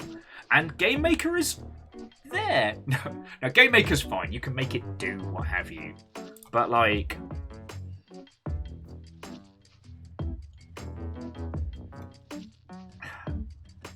we're in a very, very strange time right now. And it is going to be fascinating to see what happens. It's going to be fascinating to see what happens. You know? Ironically, unlike a lot of other creative mediums, we've kind of grown... It's really hard to phrase. Remember how retro used to be a genre? But now we've kind of taken the emulation of old styles of games, and it's just now part of our, like, ubiquitous experience. The big AAAs are still doing their big AAA nonsense over there, but also we have a gajillion of these games over here.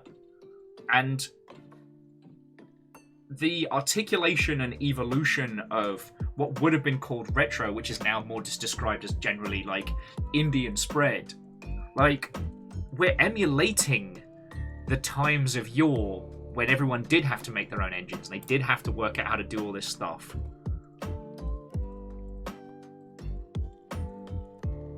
Like, it's genuinely fascinating.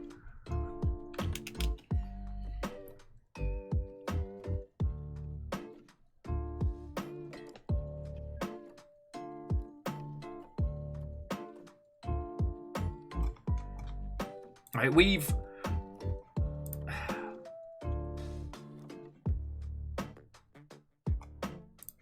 Sorry. I was a little... If you heard a dial-up modem sound right there, that was exactly what just happened in my little noggin.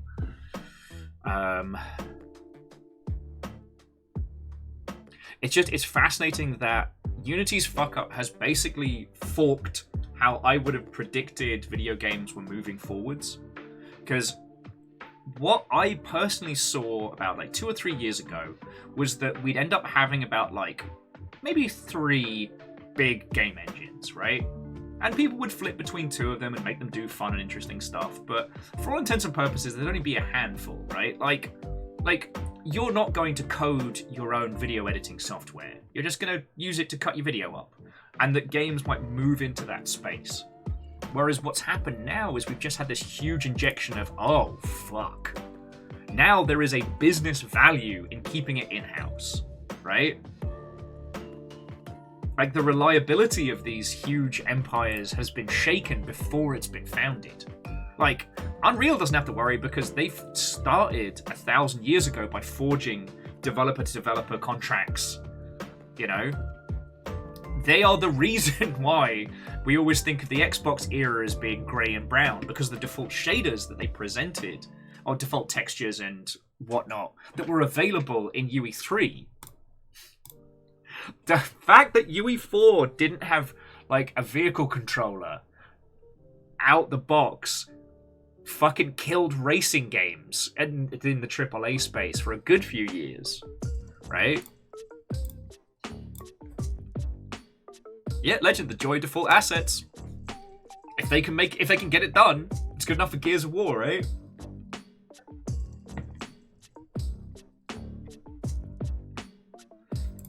Yeah. No, and that's what's so... We can't state this enough. That Unity opened a Pandora's box. Like, they created a threat and a problem where one did not exist in the process of making one announcement. Like, they let Stabby Dave out of the box, and now we have to worry about Stabby Dave. If we make... Instead of renting a house, we're going to build one, because it's guaranteed to be Stabby Dave proof.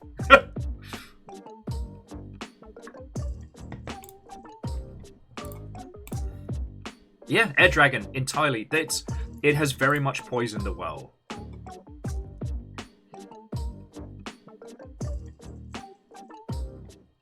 Yeah. So, Jam, like, what we're going to see more and more of in the mid to large space, we're going to see more, like, photorealism. I'm going to see more kind of, like, 3D cinematic visual type games. As UE5 is great out the box for, like, pseudo photorealism and things like that, you know. It's got support for photogrammetry. It's got a buttload of already scanned, like, IRL assets. UE5 handles the fucking lodding. It handles all of the hard, complex shit. So you can just make really, really beautiful, intricate 3D titles. It's going to be much harder to create stylized things and weird things, but not impossible.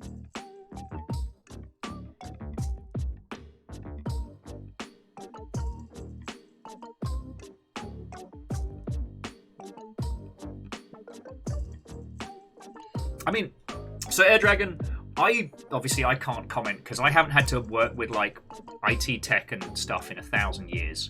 So like I don't know how Oracle is integrated into the tech space, but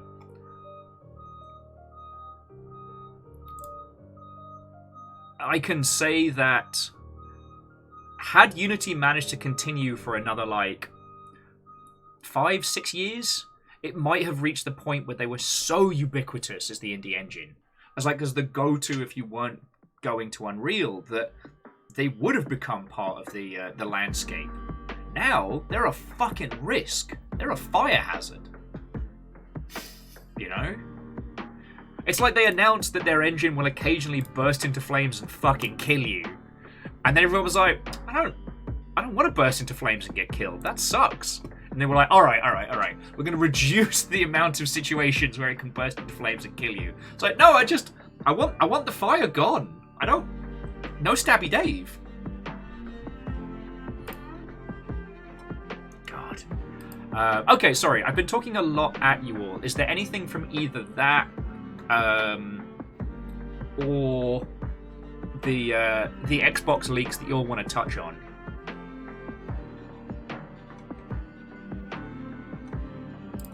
Okay, so Varbles was saying that everyone in development hates Oracle, but they got excellent sales schmoozers and lawyers. One of those.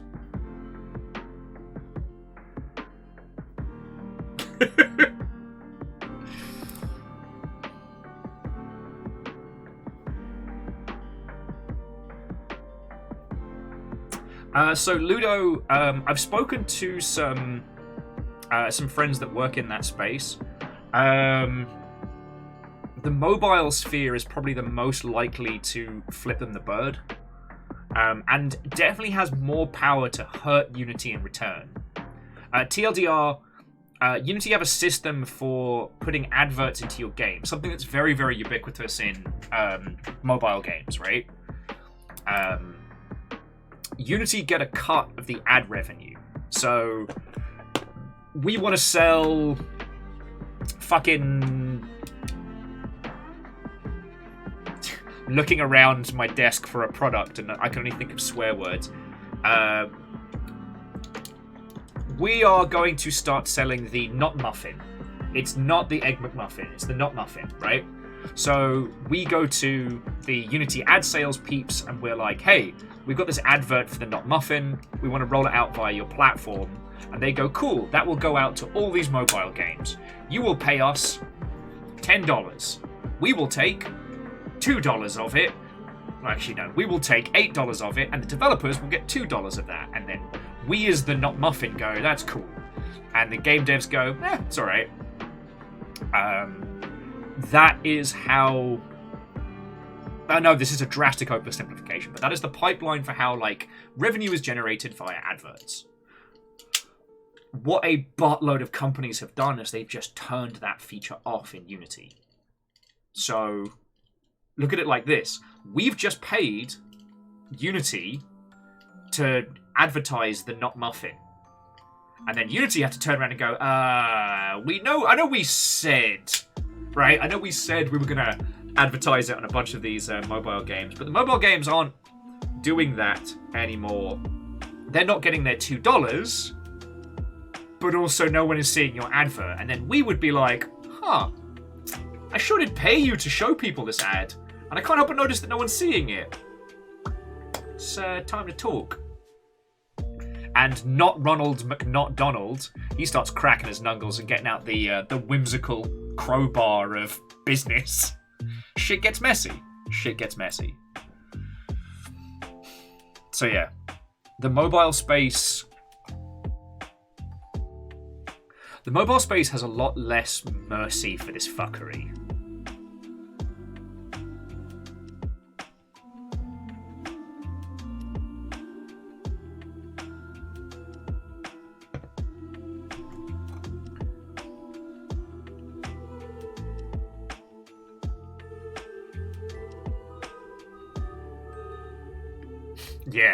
Yeah, Alnus, spot the fuck on.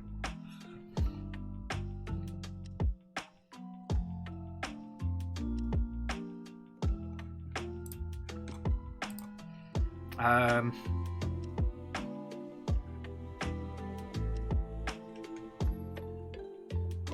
trying to think if there's anything else to cover on this one. Friends, I think we've got it down pat. So,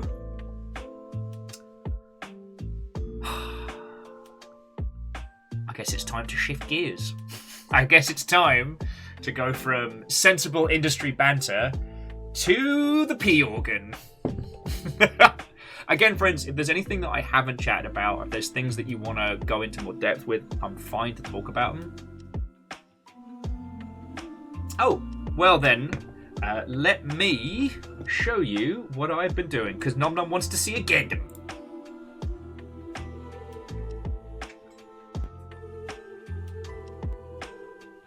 Wants to see a Gundam.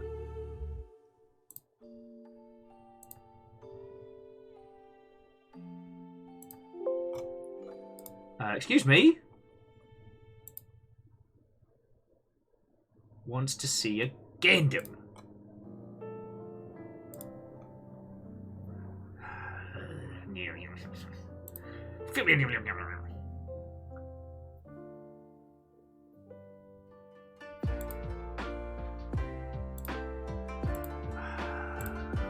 This is going to be one of those days, isn't it?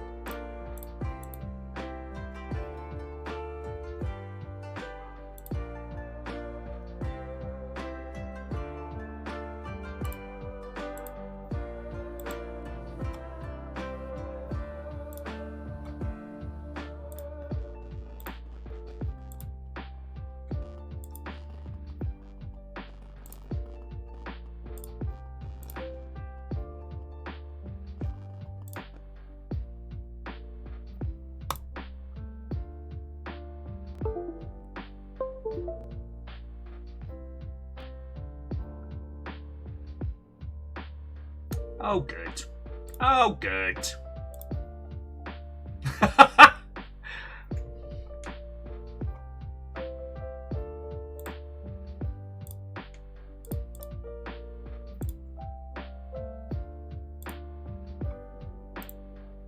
Oh, good.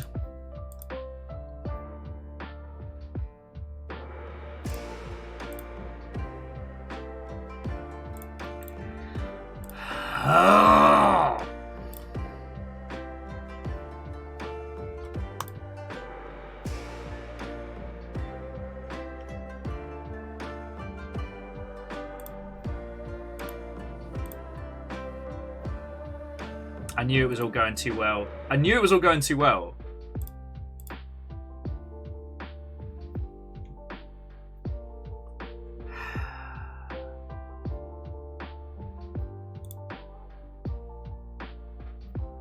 I cleaned out the longship setup over the weekend. So I actually vacuumed in here, got everything working, and everything is fine except for this piece of shit. And switching to it has now broken everything. So I am going to try and fix this. Friends, if you want to go grab a cup of tea or anything, again, now is a really good time to do that.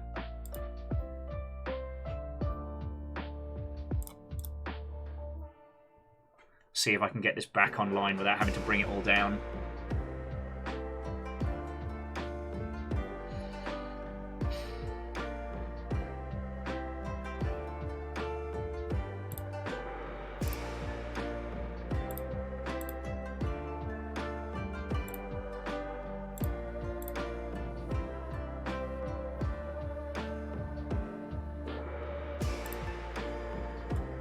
Oh, this is super fucked.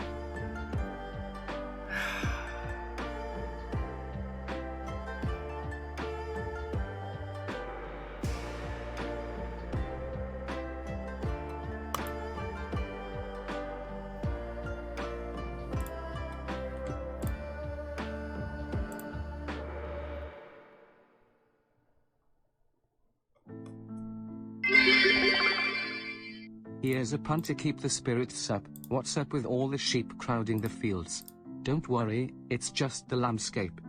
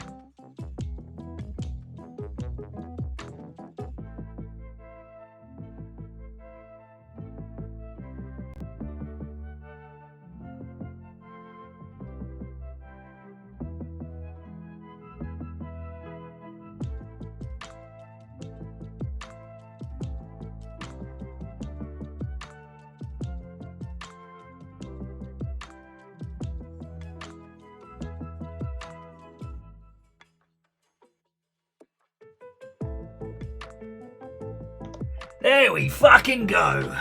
Ha-ha! How's that for a slice of fried gold?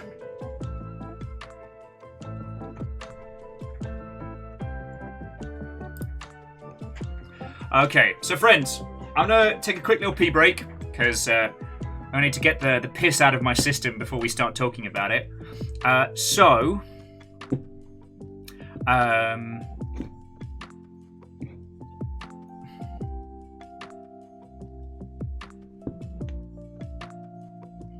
Oh no, the Gundam cam is staying absolutely thoroughly unfucking plugged.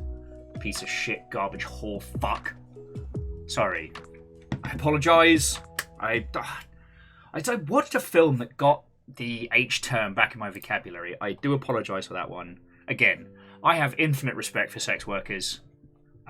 They are far more valued and far more valuable to our society than any fucking CEO garbage bad word of all time. So friends, please don't go anywhere. We'll be starting up with Liza P in just a second. It is a sponsored Twitch bounty.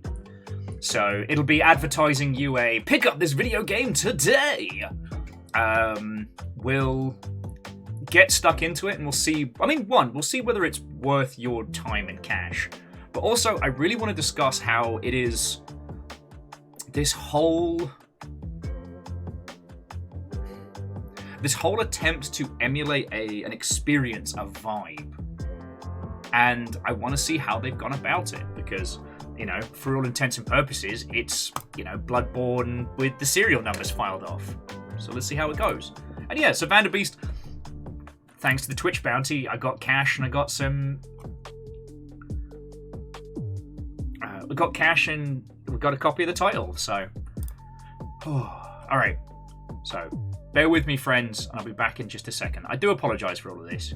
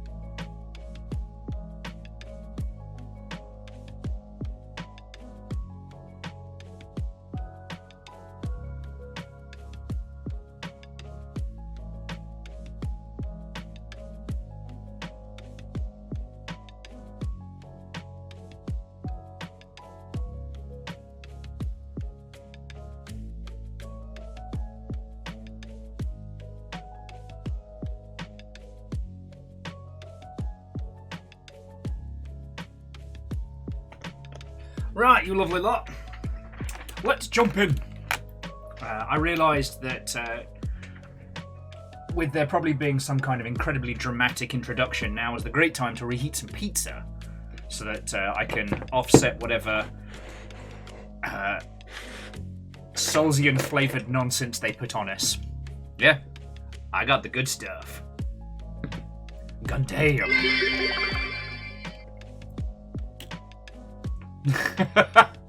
Airtrack, thank you for the 100. We are going to see how important the P may or may not be. Alright.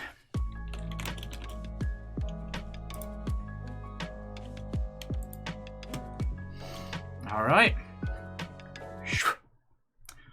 Fearless, I did not show the Gundam. It fucked the whole system.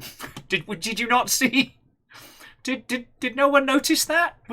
Did that just happen in my head? Am I just losing it? Was it all entirely fine and it was just my lunacy? Because that's entirely possible. It's entirely possible. Ooh, Ludo's got a very cinnamony cider. Lovely. Alright, so we'll get this set up and then we'll go from there.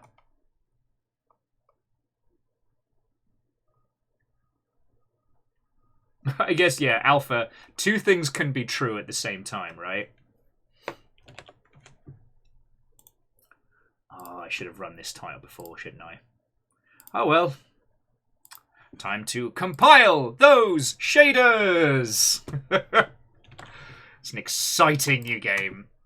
It's alright. Makes me feel like I'm doing press demos again. Fuck it, we'll do it live! Honestly, okay, joking aside, I really appreciate that it tells you it's doing this. Because as someone who's worked on a very, very large video game, and you get all these like, your game's shit and bad, and every time I load it for the first time, it takes so long to load. I'm like, because it's doing this. Alright?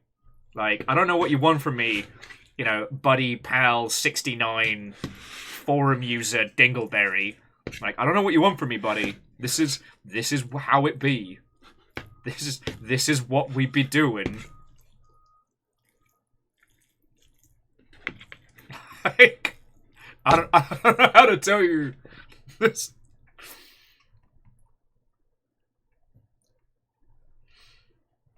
God, I remember someone going on a very, very long explanation as to why it is that predicting the percentage of these things with any kind of like time frame is nigh on impossible. God, I wish I could remember the name of the article. Admittedly, it was about like copying and downloading speeds on Windows, but it did apply to loading screens on video games. Was it Tom Scott? That sounds like his bag. Like, that sounds like something Tom Scott would put together.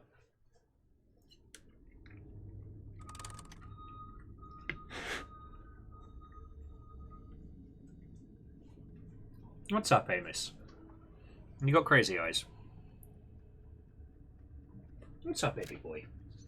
You feisty again?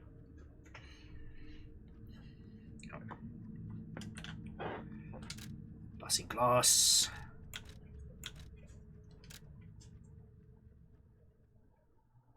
Okay. Oh, I guess we can change that later. Hello. No, you can't have my pasta. Ooh. Alright, that's stylish as fuck. Okay, bear with me 2 seconds. I'll get some more water for the baby boy, and then we're doing this. I can turn on the bounty board.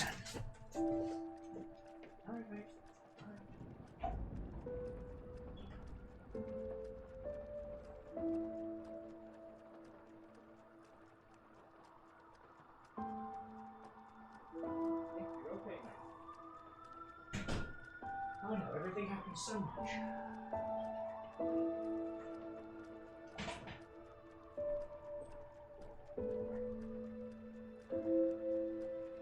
There you go, mate. Sorry about that, friends. Okay. Alright, now manage bounty. Start tracking bounty.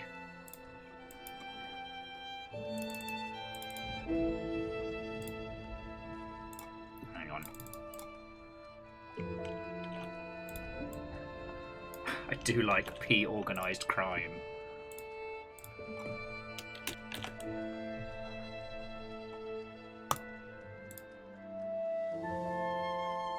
All right. So now this is an official tracked bounty. So just so that the FTC doesn't pull my nose hairs out through my pee hole. So this is a sponsored stream. I was provided a code by the game via the Twitch bounty system. And they are paying me a teeny tiny bit of money to talk about Bloodborne, which is fucking brilliant. P organising your downfall. God. Don't stop till the P organ pops. Fucking yo.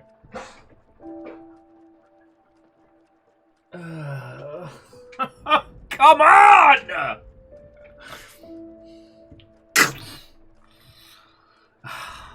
Amos just vomited everywhere. Fucking hell. Fuck!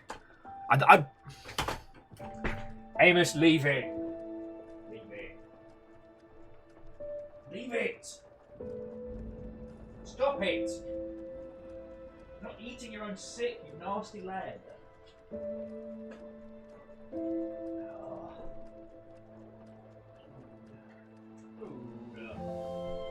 It's not like I'm trying to do anything at once.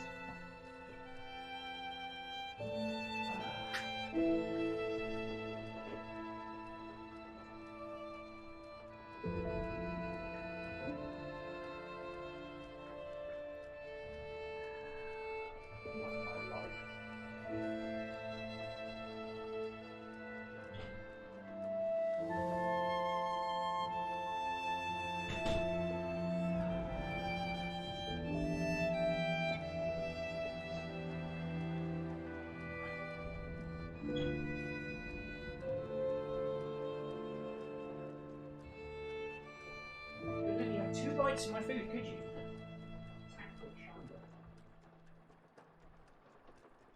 You're alright, baby boy, you're alright. Okay.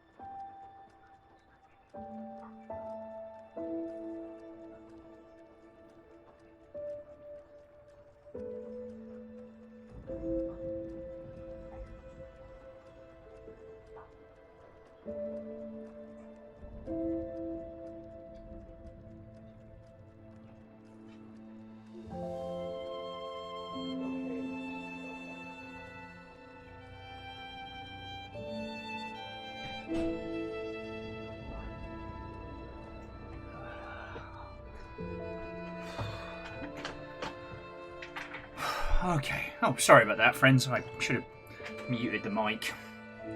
Okay, let's just get started, and we'll let the game speak for itself. But again, this is a sponsored stream. FTC, don't hurt me. No, the music seems beautiful. A pizza delivery knocks at the door. Pies for P. All right.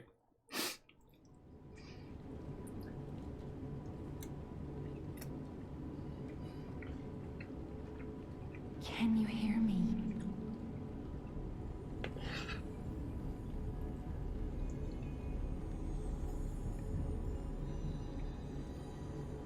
Geppetto's puppet. We need your help.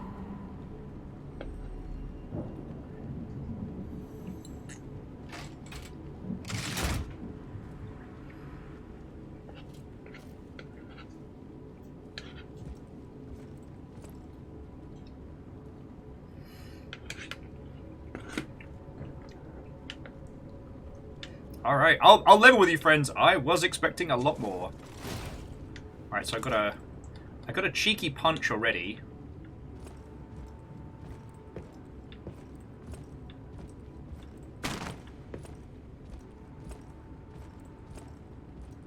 Ah, there you are. I've been looking all over for you.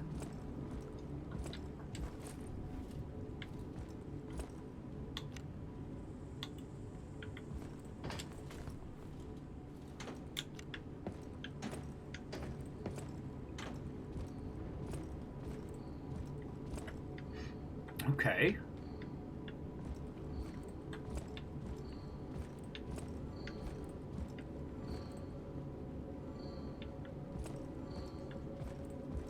Curious.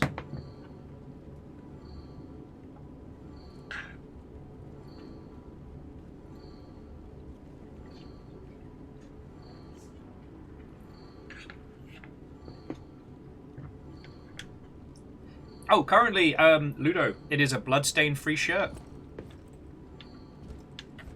And, like, even the color palette and, like, introduction... I see they got Jiminy too. But we have to hurry. Jiminy motherfucking cricket! My name is Sophia. Please come to Hotel Krot, and I'll explain what's happening.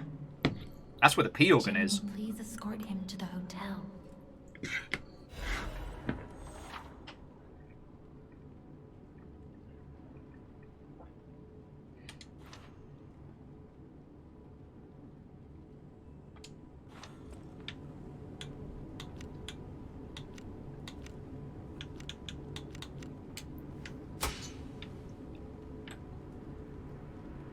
Lights the character's surroundings.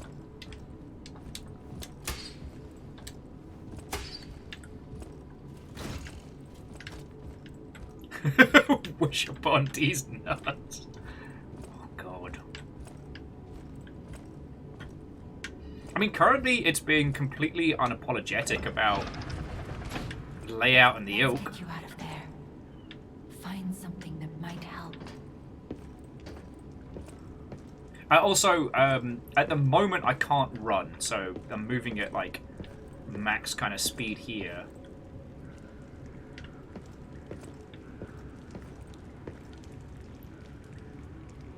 I also, Jiminy spelt like Gemini. The streets are not safe.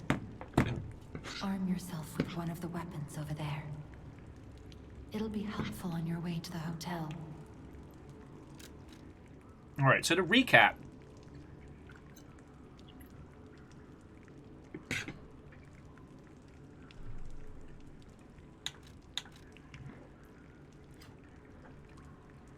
Okay. All we've seen so far is this blue butterfly that's talking to us. Jiminy Cricket is going to be, I guess, some kind of weird AI in a bottle thing? Oh, and interestingly, one of the systems that this puts into place is that the blade and the handle are separate. So I'm not sure... To my understanding, the hilt denotes the moveset and the blade denotes damage and weight.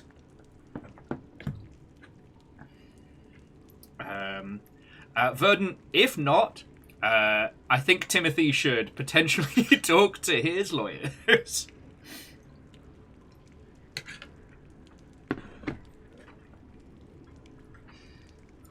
All you can upgrade is... Oh, hang on. Oh, here we go.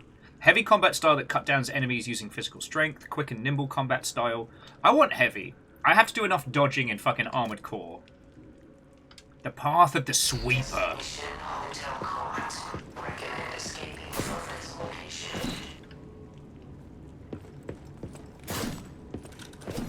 Alright. So we've got dash, dodge, stab. We do have a block. That's kind of cool.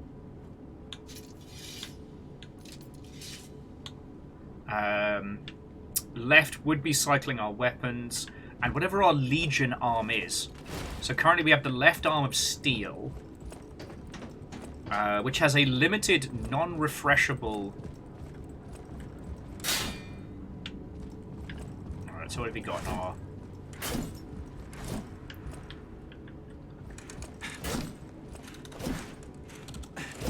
Okay. Numbers. I mean, I know what you mean. Like, block is time that could be spent block is time that could be spent doing something else, right? Oh god. Last resort. Alright, there we go.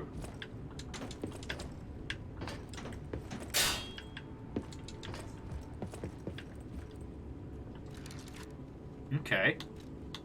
Upper belt, lower belt, extra bag, equipment.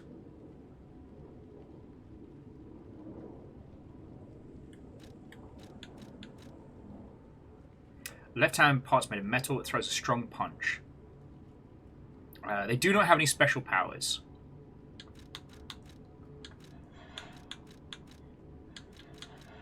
Okay, so defensive parts is kind of our general attire. Oh, and I guess if we got the super fancy deluxe edition, then we'd have, like, I don't know.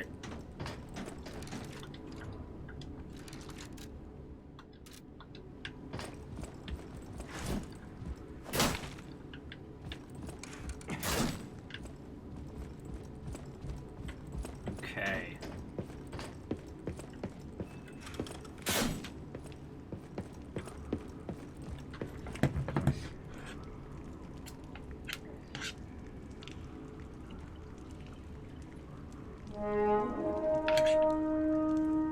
Hello! The real hunter, Watto and welcome. How goes it?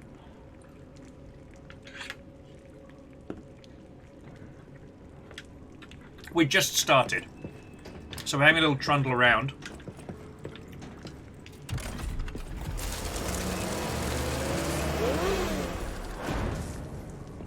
It's got that big strong arm.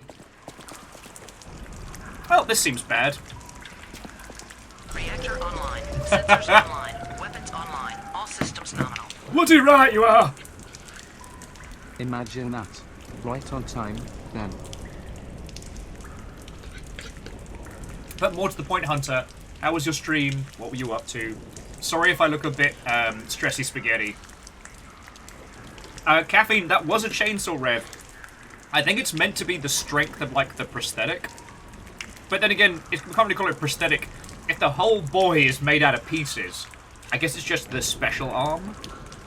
And I think it's safe, like, it's not controversial to say that this is inspired by FromSoft games.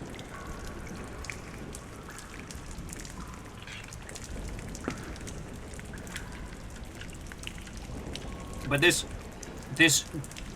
dark, grimy, I don't know what to call this. It's not quite steampunk, but has that kind of, like, Vienna aesthetic.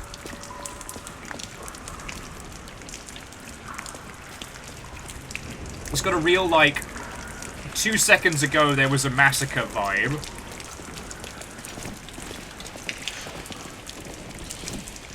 Alright, just getting the zoning down. Oh! And he's gone!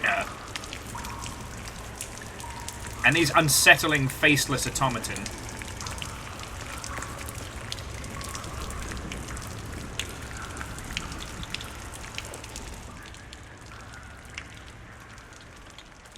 There we go. That should be a little better on the rain sounds. But no, like, Verdenflow... This is one of those where, like, it isn't just a Souls-like. The team sat down and went, what if we made our Blood Bowl? Like, I don't think that's unfair to say.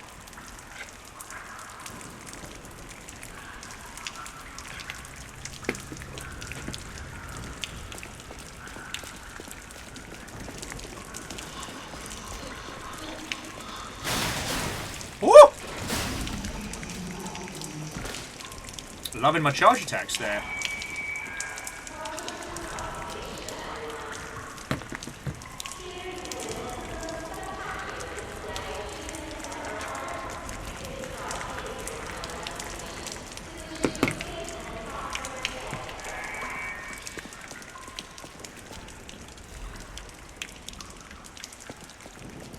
The sawtooth wheel, interesting.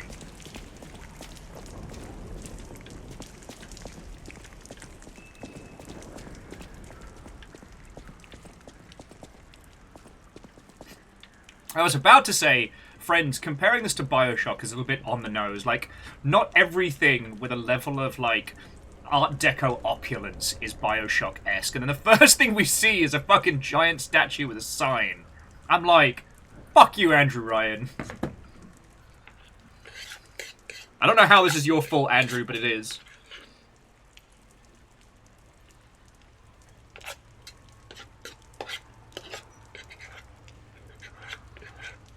Well, so Ludo, like, usually I try and get people to think about not just what is the most popular in a space, but what is the most applicable. And, like, here's the thing. There's nothing wrong with that. You know, you can critique Bioshock up and down, but you cannot say it did not have fucking style. And Fearless, we've not been shown anything. All we've been told is that we are Geppetto's creation.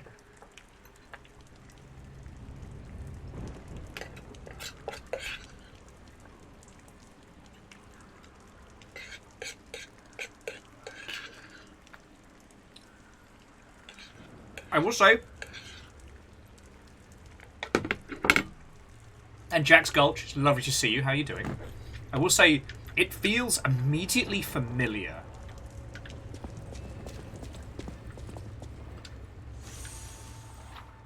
Pulse cells used to recover HP. Well, I'd have to lose it if I'd need to recover it now, wouldn't I?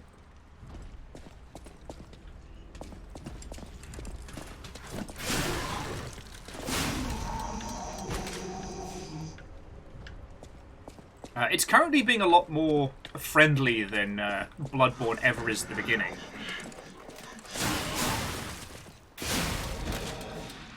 And the shirt's fucked. Sorry! Dim Ergo Fragment. Ooh. No, Caffeine, must be your imagination. Must be imagination. No, but Ludo, the irony was, like, it all came together. Like, here's the thing. If a team does something and it works, it's worth learning from. Because... Zing. One of the things that can seem, I don't know, contrite. Oh, excuse me, I think I ate that too fast. Sorry, one of the things that can seem contrite. Oh, hang on, can I get another run-up at that sentence? Because I feel like I just ate shit on the mat there. One thing that can feel contrite is when going over a game like this and saying, oh, well, that's exactly like how they did X. But you know what? The amount of industry teams that don't learn from their predecessors. Like, those who ignore history are doomed to repeat it. And yes, Half-Life did that whole talking head FPS intro back in the 90s, but so many teams don't get it and will do something similar, and it'll be trash hot garbage. Like, the Soulsian franchise has been a huge part of our industry since, I mean, Demon's Souls, arguably. But yet there are teams that try and emulate the experience, but don't understand why. Like, and right here, like, entering through the doors of the station to this single opulent statue in an otherwise, like, grey but well-lit environment. Like, it is impossible to miss it. It is saying something.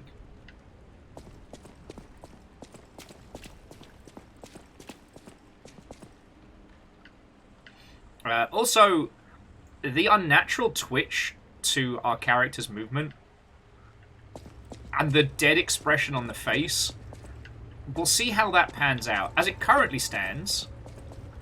The station employee has the train station keys. Okay, so yeah, so basically, fucking Robo Jiminy Cricket is our, I guess our direction. Now, the thing that we won't really know until we spend some more time in this title is, like,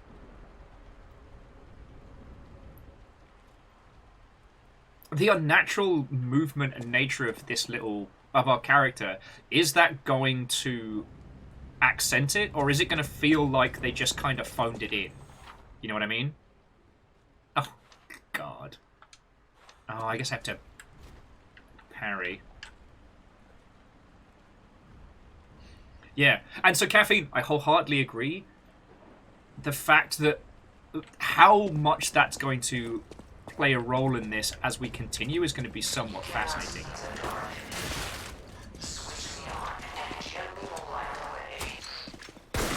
Ow!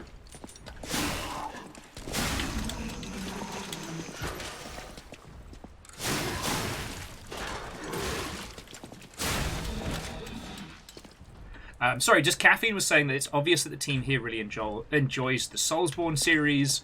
Oh no, absolutely. But now it's the question is like, how much of this is going to be inspired by, and how much of this is going to be of a heart its own?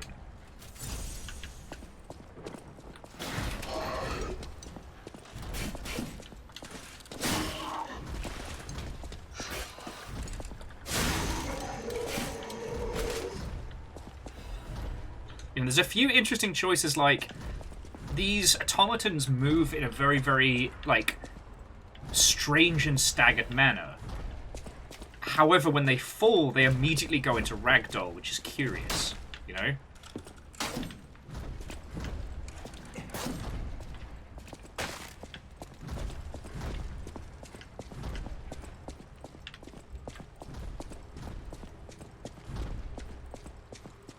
Because, I mean, we talk about this a lot when it comes to giant robots and, like, the weight and the feel.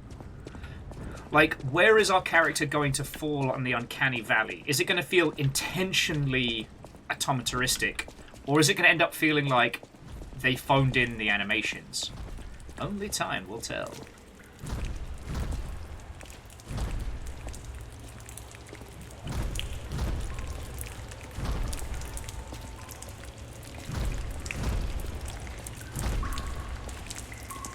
Use both hands. Interesting.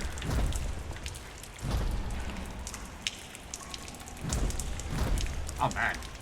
Whoever that person was pissed him off something fierce.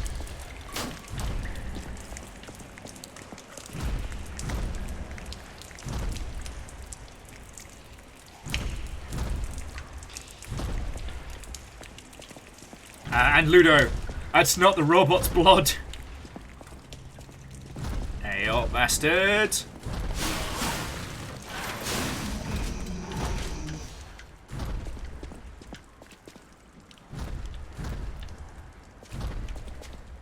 Dream of becoming a real girl. Harold Theatre, Rosa Isabella Street. The Grand Exhibition. Ooh.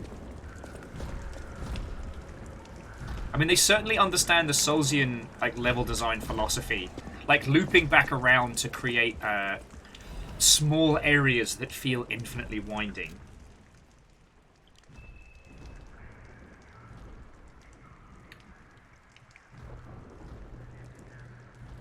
If anyone gets this note, get out of the station and run. Be sure to steer clear of the waiting room. I saw a puppet smashing people to death in there. I locked the door and I don't even know if that'll work. At least Stitch should stop people from randomly coming in. I'm gonna die, and I want you all to... I want to help everyone, even if it's just a little bit. Survive! Alright. I don't think we need to bang the this is definitely a Bloodborne on the... Well, I don't think we need to bang that drum too hard. I guess the question that we're going to be asking is, does this have its own identity? Because when we played The Last Hero of Nostra Gaia, that was very Souls, right?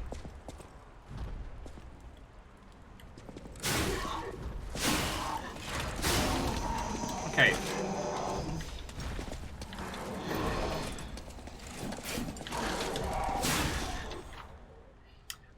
Using blade arts.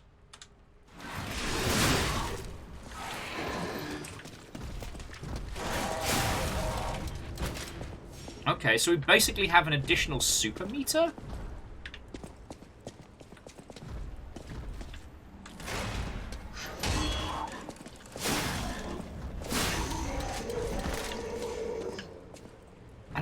that... Okay. So we have 2 uses for our super, which is a special spangly attack, but we also have something that seems to be like a... I don't know. Like a tech... some kind of tech parry? Very curious. Oh, LB plus Y is that. So... And I'm not sure what YYY does, but I assume some kind of, like, super combo or something.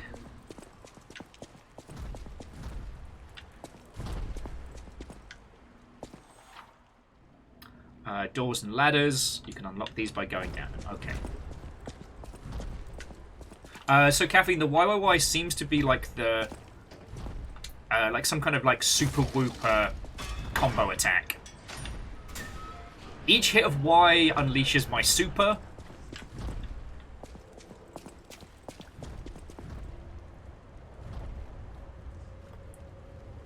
Well, so, hell, I didn't miss the tutorial. It just hasn't procced, which is very odd. Like, I've managed to sneak up on them and go for the whole, like, papa! But... no joy so far.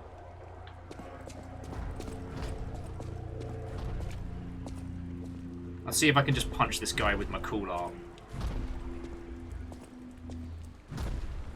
I have seen the claw marks show up, but only after I've struck the enemy, which is very strange. Sup, nerd? Doop-de-doo, apples and pears!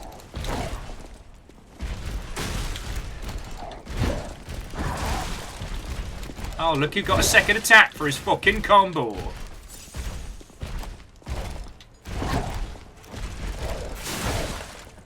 Hey, no interrupts for me.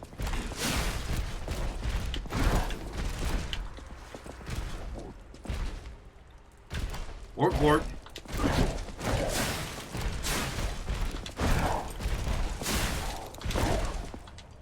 Man, after playing Armored Core so much, having a dodge with iframes again feels like fucking decadence. Oh! That's a stagger!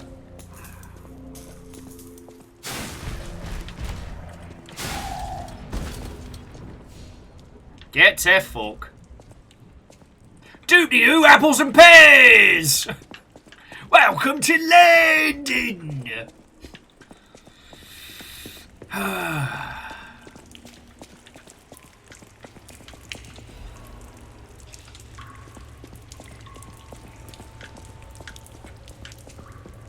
I understand this isn't supposed to be faux London. It's going to be mixing a lot of that kind of, like, decadent post-Gothic-ness.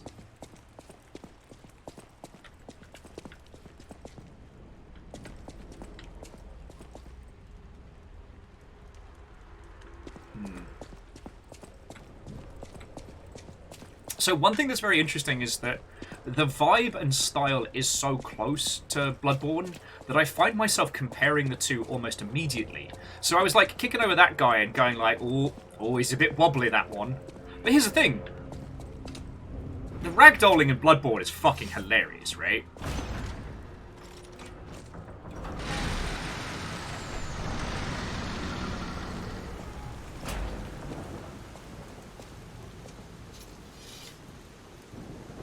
Sword's cool as shit.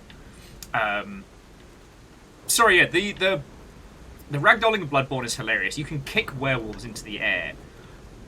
But the overall themes of it don't really have you paying any more attention than that. You know, the absurdity in the Gothic is something that Bloodborne has quite a lot of, right? Repair the Stargazer. Is our equivocant of the bonfire. Okay.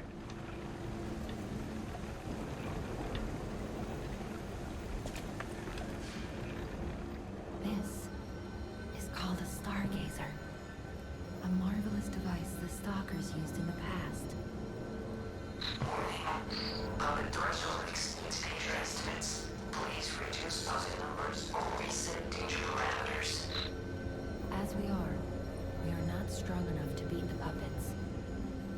But if I lend my power to this Stargazer for a moment, clever one. This stargazer will make you stronger. But the stargazer's strength doesn't last forever, so be careful with it. Hurry up and come to Hotel Krat. All right.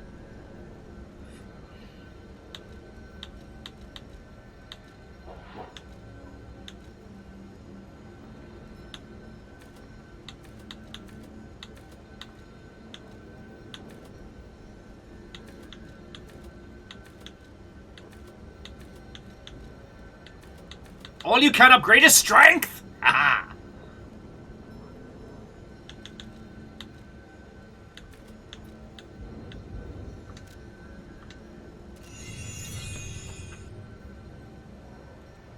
Hey, Tiny, it's completely understandable. Yeah, cheers for the good banter and good morning.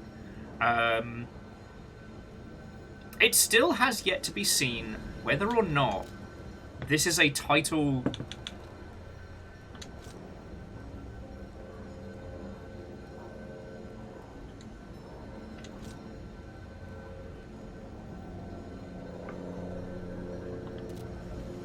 Whether this is a title that stands on its own, or just seeks to just emulate what has come before, and I think that's where we're at right now.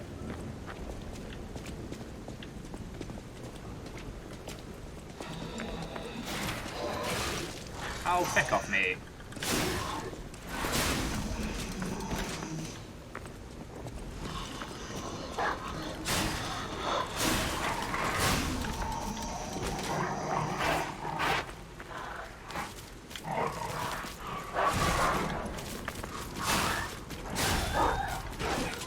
At least they're not actually Degs. It also took us 2 seconds to become completely filthy. Fearless, we are soon to find out. They're not dogs, they're shite werewolves. Yeah, you know.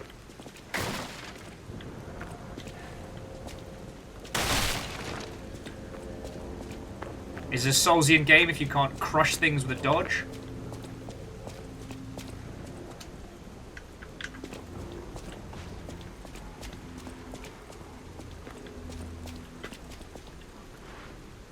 So, the feeling I'm getting right now is that...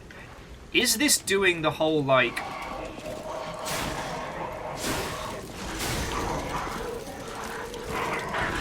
Is this doing the no introduction intro as a means of, like, storytelling? Or are they just saying, well, this is what Bloodborne does?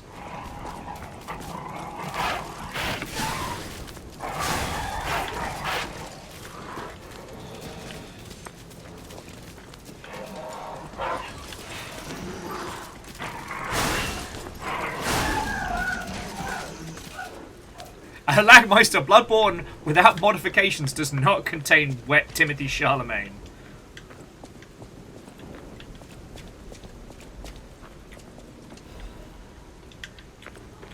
Just, as it currently stands, this is very similar to the last hero of Nostra Gaia in that it's so familiar.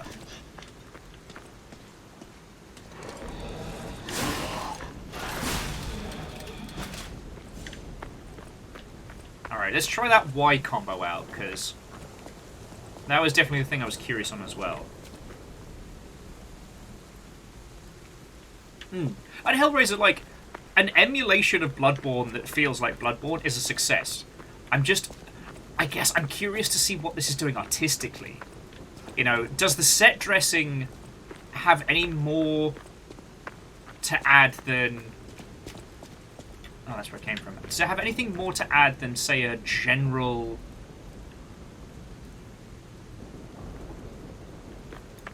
twist on a formula? Or is this going to go hard? Because it is worth saying that Bloodborne is a title of subtleties. It doesn't hit you over the head. It is very casual. Also, Deus, Watto and welcome. It is very subtle. You can play through all of Bloodborne and pay no fucking attention to anything it says.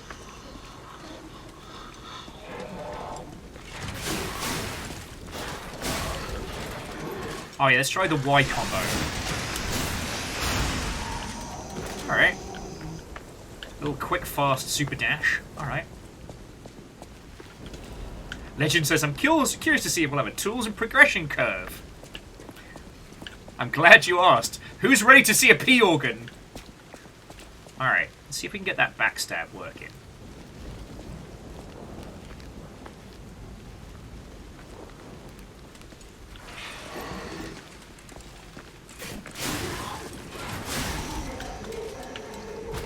Apparently not.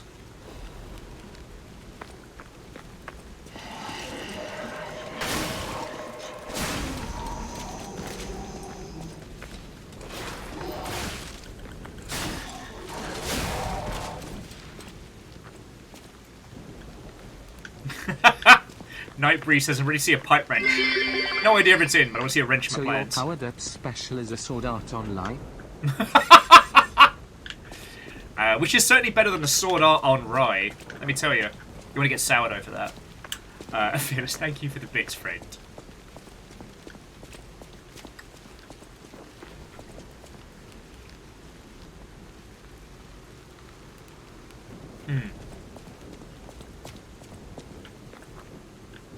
And I guess, like, Hunter, like, that's the real challenge of, like, you know, art critique in video games is that is this saying more than the immediate, or is it just a, you know, a fun world with a familiar control scheme, you know what I'm saying? The last Hero of Nostra Gaia wasn't able to stick the landing, in my humble opinion, because it neither committed to the Soulsian approach or the satire.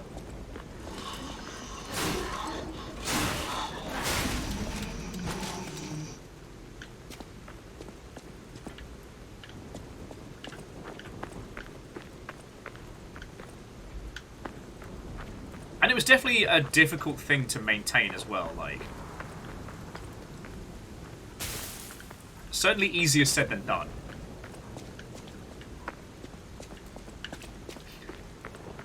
And hey, Jafar James, the video game based on Gun Gale Online is actually really good. I know, fucking wild, but...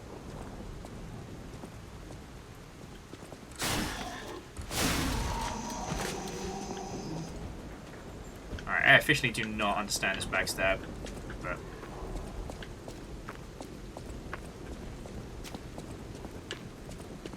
I mean, Hunter, I think that the quest for trying to see if there is more meaning in a game is valid even when the game itself doesn't turn out to be that in-depth.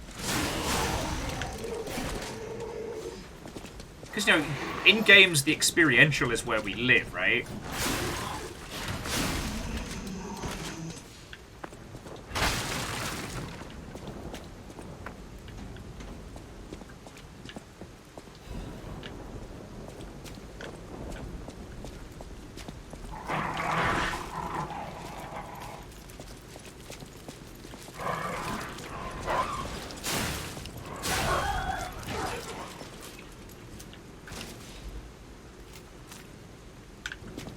And it's very hard to see, like, long-term artistic intent before we get there. But, like... So, firstly, this isn't us. This is... I mean, it's fucking Pinocchio, right? But this is the character that we have been given. We chose what weapon to start with, but this isn't our story.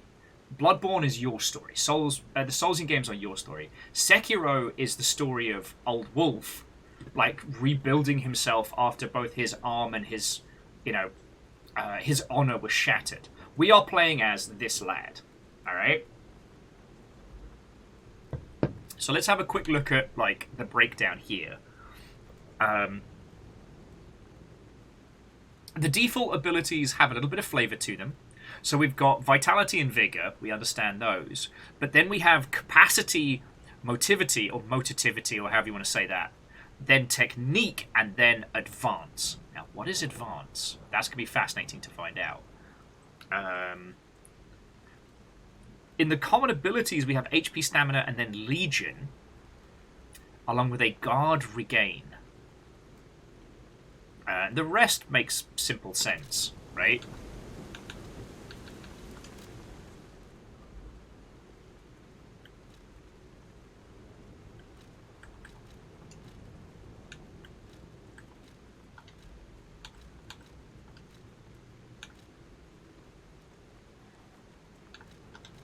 So we've already got some defensive parts.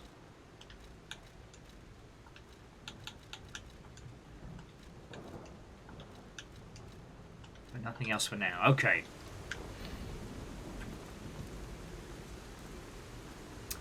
Lost Flower says they swear they've seen this part in like Bloodborne in the opposite direction. Yes. It's very much emulating old Yharnam's kind of stack within stack within stack. And I've definitely seen this clip 1,000 times.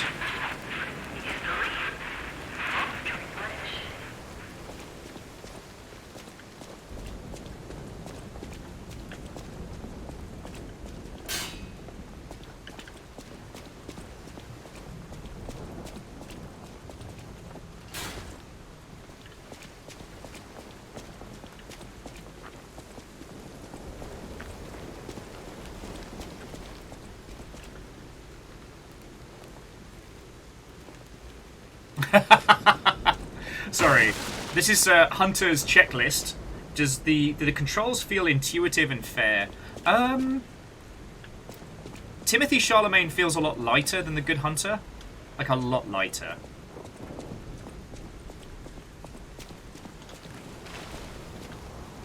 Like his automaton motions make him feel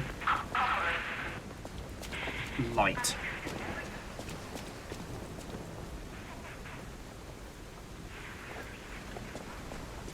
Currently, we don't know if this game has anything to say. We've just kind of... We were just sitting in a train car and we were awoken.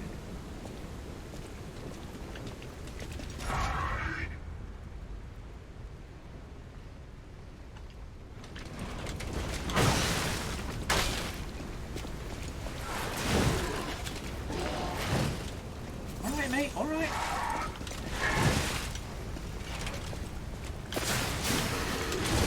Okay, he has no stagger.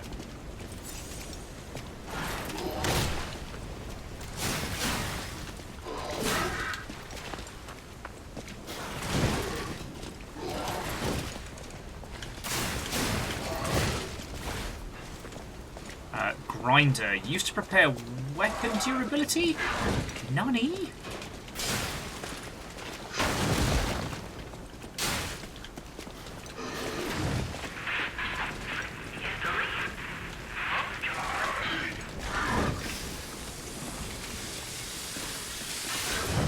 Oh, okay.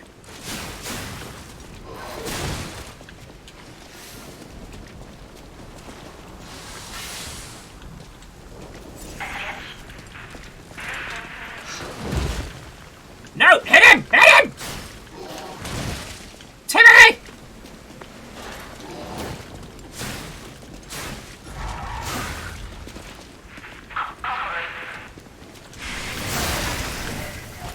Timothy Tim Tim. Mr. the Charlemagne, I'm gonna need you to sort your shit out. Yeah, so basically, inside our arm's elbow, we have the whetstone from Monster Hunter. So, okay. Now, yes, I understand this paints me as a weeb perv, but one of the few things that Onichambara did back in the day that was really interesting was its, like, weapon maintenance system. And I know it's weird for a game that's all about, like, booby cowboy ninjas versus zombies. Destination hotel lines. Optimal location for observing the destination. Oh, the P-Organ grinder, god darn it. Is this supposed to be London? Have you found Soho yet? Don't talk about that. We don't talk about that. We have not found fucking Soho yet. And Bacon, thank you for the bits, you fucking terror. If you hadn't played it, so Onichambara was a really cheap, pervy zombie killing game where you play a lass in a bikini with a katana killing zombies. But the one thing it had that was interesting was a pretty good combat system, but you had to clean the gore off your weapon like a reload, and it felt really good. Like, getting that tied into a combo felt spot on. So...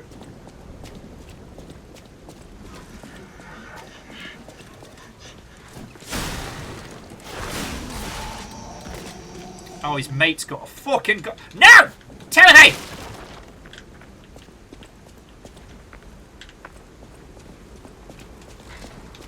Timothy Tim Tim!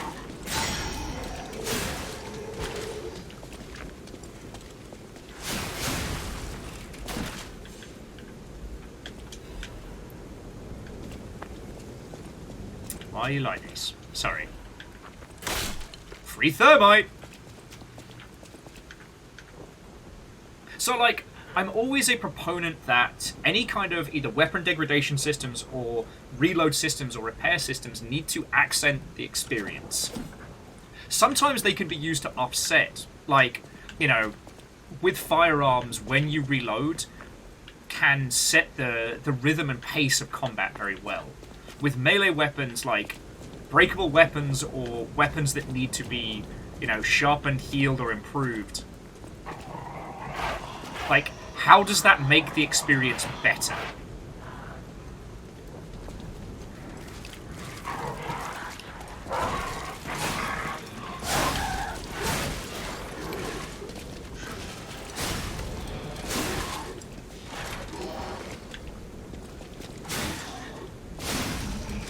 So, like, that's the thing to consider. And again, not all weapon degradation systems are good.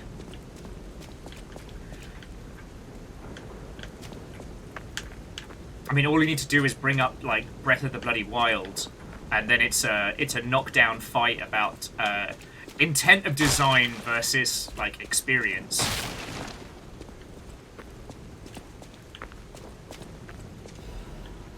Oh, it's just where I'm supposed to learn how to do a plunging attack. Fair enough.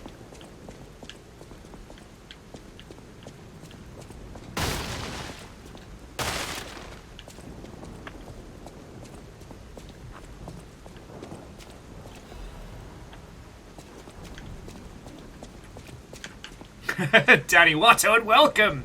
Yeah, we're heading for that good old P organ. Or Porgan, as some have been calling it.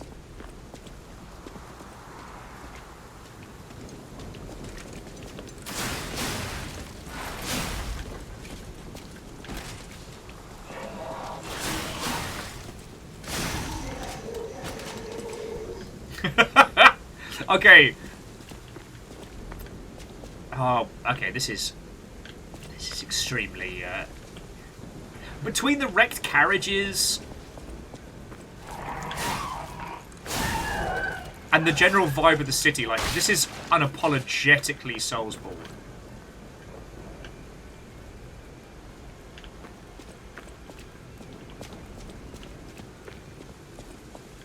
But then again, like, the last hero of Nostra Gaia kind of used the familiar heroes temple as a starting point. So, hang on. Turn that back on again. I think we have a rechargeable healing item. Attack enemies with your weapon to charge your pulse cells. Okay. Afro Circus.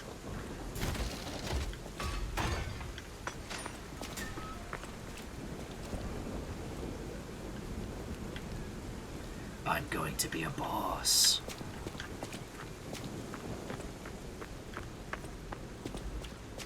Well, so Alice, like, that's another interesting question. I haven't seen many of the horses. There's a couple of corpses around. But, like, in Bloodborne, it was kind of implied that the horses got eaten. So a few poor GGs around, but...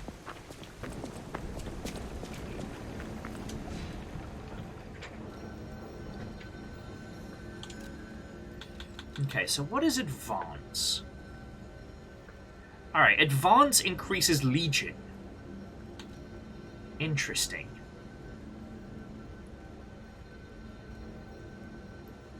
Interesting.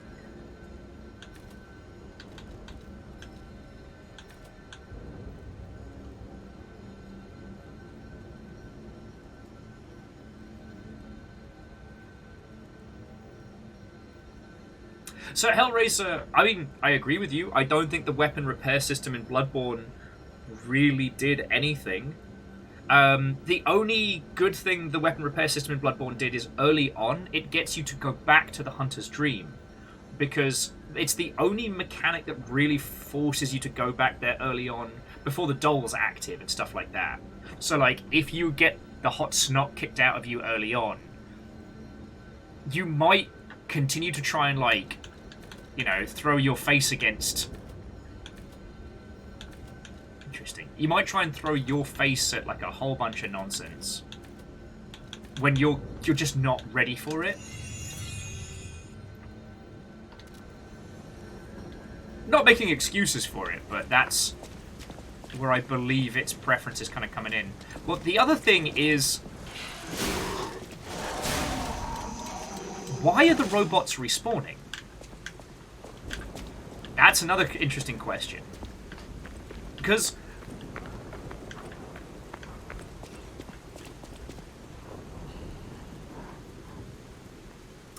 Legend. That sounds about right. That's... in my humble opinion, that's a good way of using weapon degradation. It's essentially as a way to stop users from getting stuck in the same place for too long.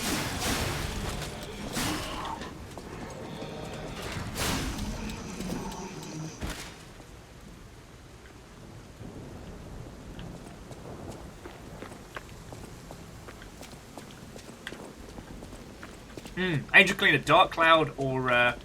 I forget what it was called in Europe, but yeah, that's a very, very good example of that.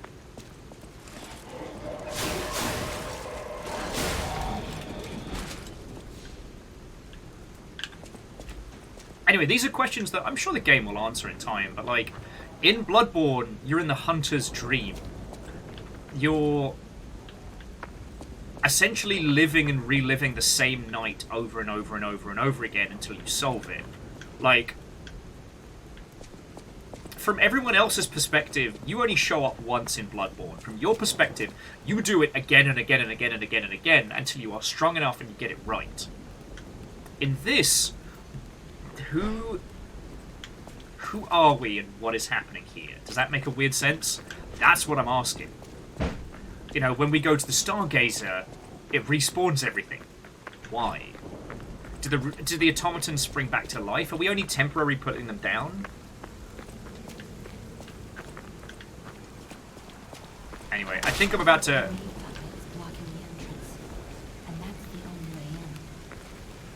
What's up, baby boy? Be careful.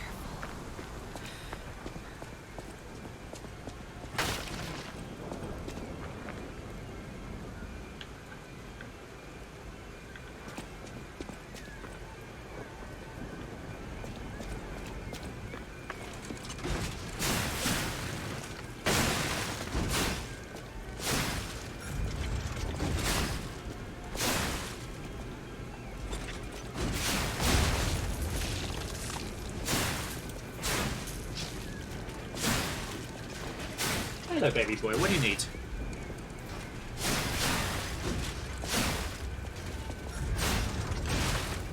I cannot promise that there will not be robo-clowns. And I guess this guy is the vendor of sorts? Alright, so we'll repair the Stargazer. Yeah, no, I think it's a training dummy. I just mistook it for like an ambush. Hello there. Welcome to Krot, visitor. I didn't think there were any stalkers left to fight the puppets. You didn't hear? Figures. The whole organization fell apart.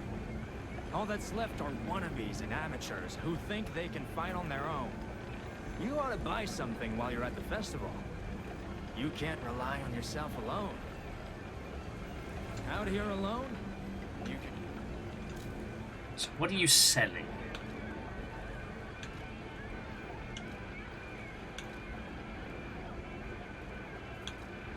Okay, so he's offering us basically like a special weapon grinder to add like a little bit of spice to it, and he's offering us another variant of the starting weapons.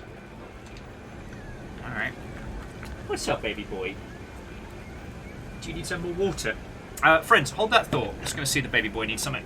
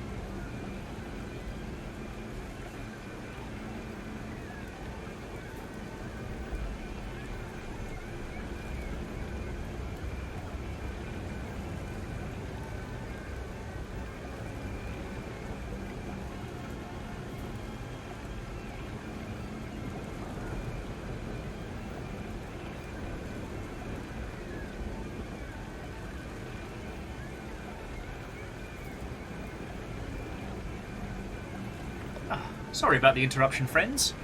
Let's see if we can find that P organ, shall we?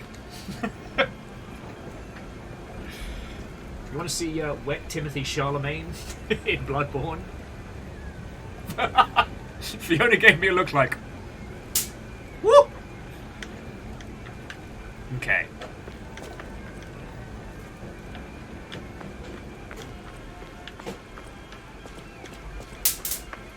Combo! Multi-kill! Alright. Introduction to the parade puppet. Here appears a terrific puppet that feeling when they don't leave stuff on screen long enough for you to hit that button. Alright. Anyway.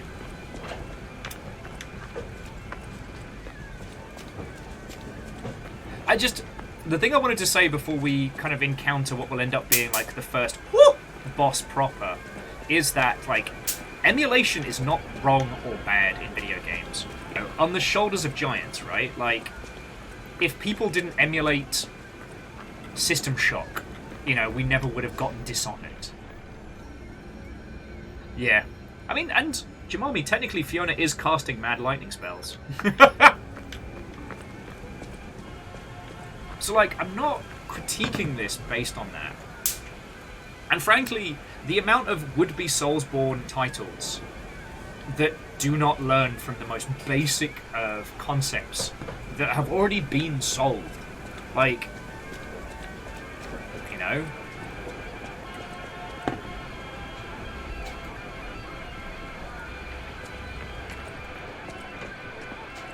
Oh yeah, Nightbreed, it's Dark Cloud 2 in Europe, and it was Wait, no, it's Dark Chronicle as Dark Cloud 2, right? Sorry, I always get confused with it. Bonk!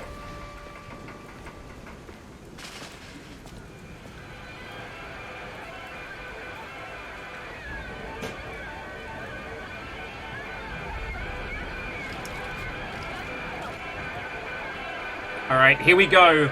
It's our driving instructor.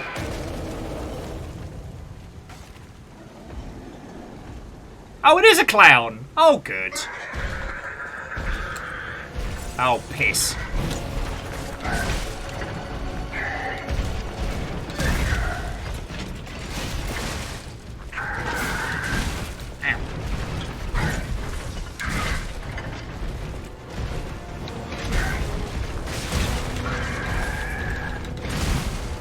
Ah, that's it. Red can't be blocked or dodged.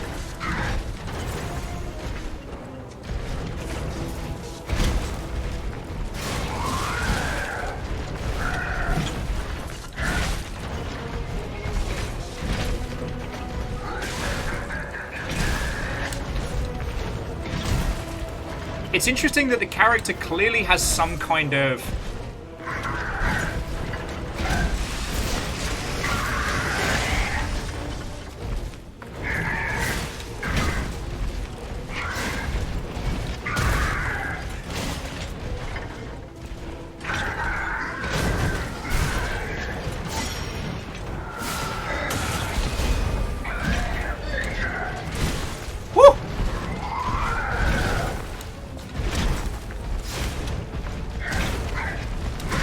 P may be stored in the organ, but apparently fire is stored in the hat.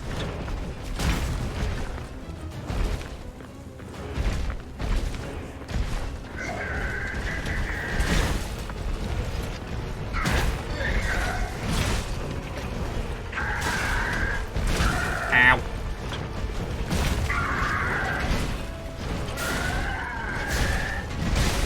Oh!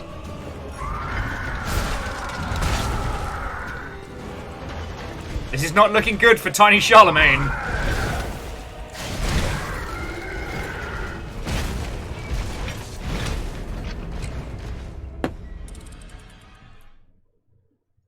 Yeah, Jamomi, I wholeheartedly agree. As a phase change goes, he pulls off his face and hat as a mace. Like, that is some Doug Dibadome, owner of the Dunsdale...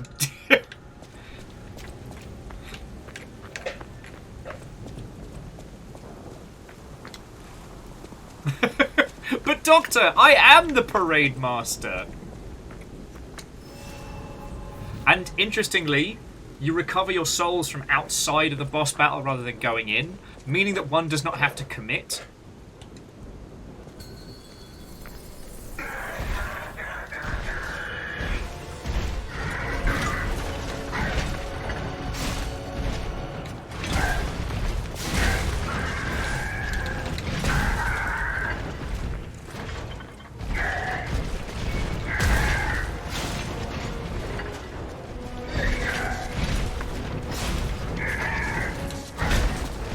Oh hey!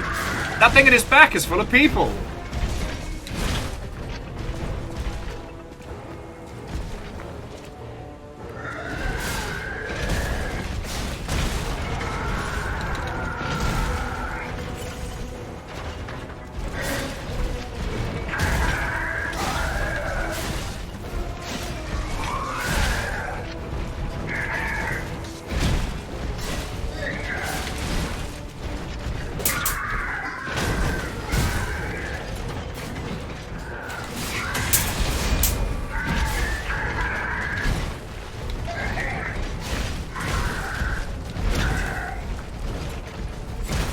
I guess dragon hunting rules apply. The safest place to be is right in the gooch.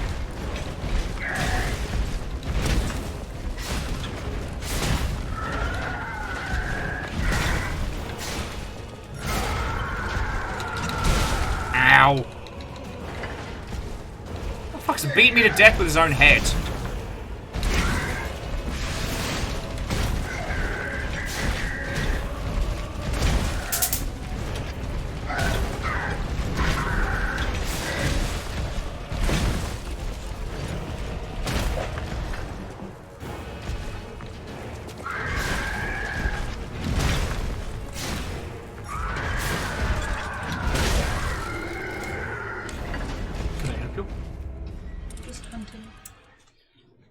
Well, I just got beaten to death by a robot using his own face and hat as a mace. So, video games. Sounds like video games.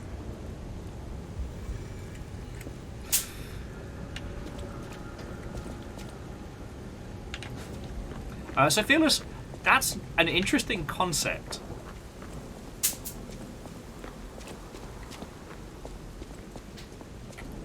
But whether or not that is chosen because it sounds cool or it's chosen for, like, the... I don't know what you'd call it, like the narrative, X happens, therefore.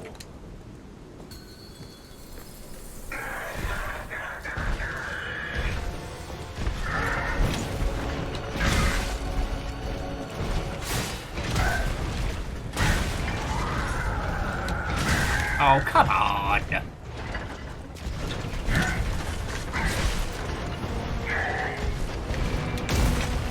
You're not my real dad! Okay. Gonna level with you there, Tim Tim. Probably shouldn't have committed to that. You've scratched him twice.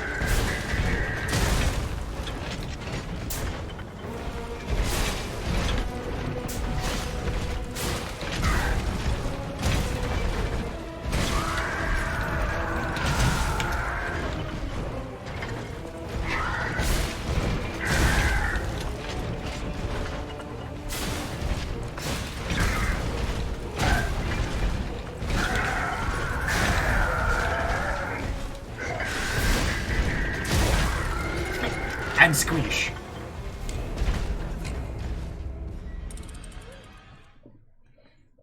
Yeah, the difference, Jafar James, is one of the boss battles going on in the house currently is winning, and the other is getting squished by a giant robot.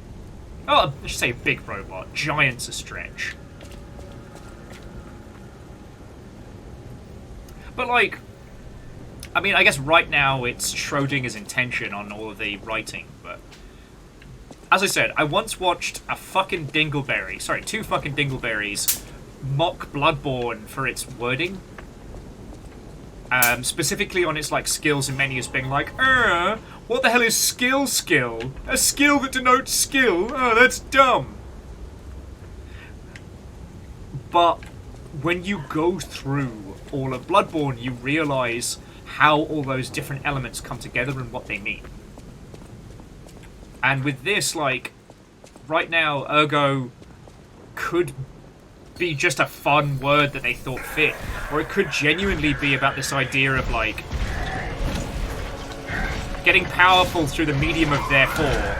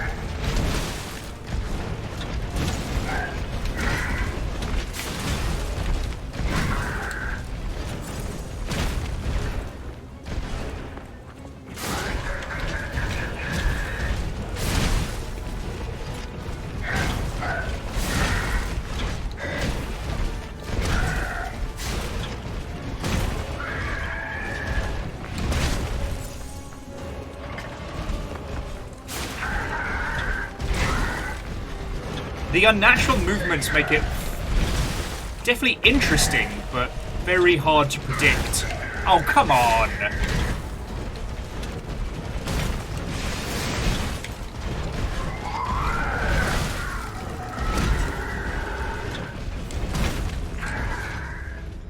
I also have a feeling that whatever strange language it is that the varying automatons of this are speaking is something that we'll come to understand later, because he's fully subtitled, but it just seems to be nonsense.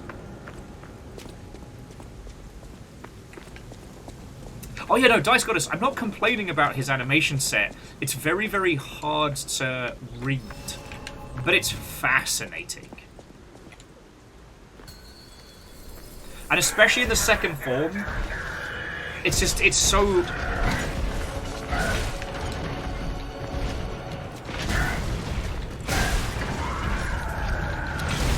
Except for there, when I get stuck on his fucking feeties!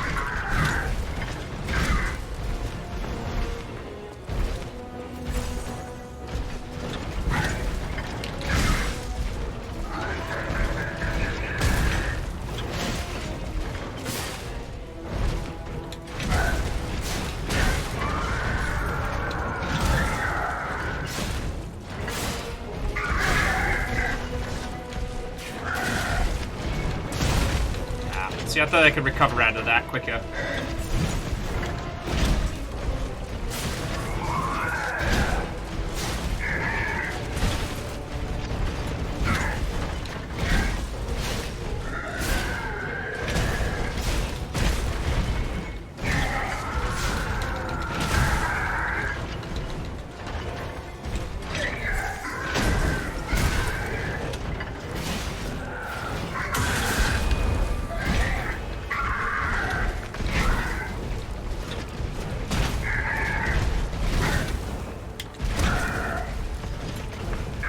Oh. Piss you, mate. The fact that he goes into what I think is like a rest state and then does that little tap.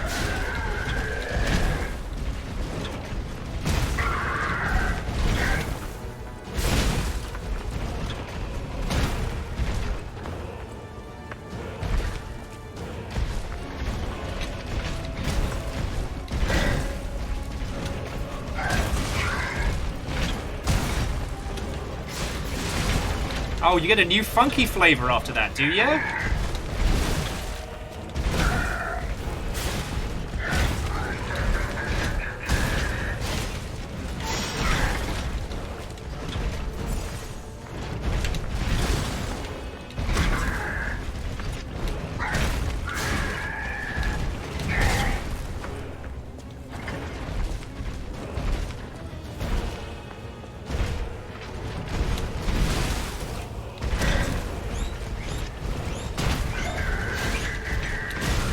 Armies.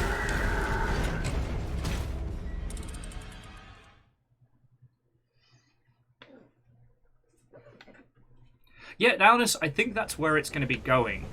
However the story of this unfurls, like, this automaton uprising is more than just, and then they ran amok. Or at least I hope so. The worst thing this game could do is just have an villain who pushed the make go crazy button, and Bacon, weep, weep, weep, weep, weep.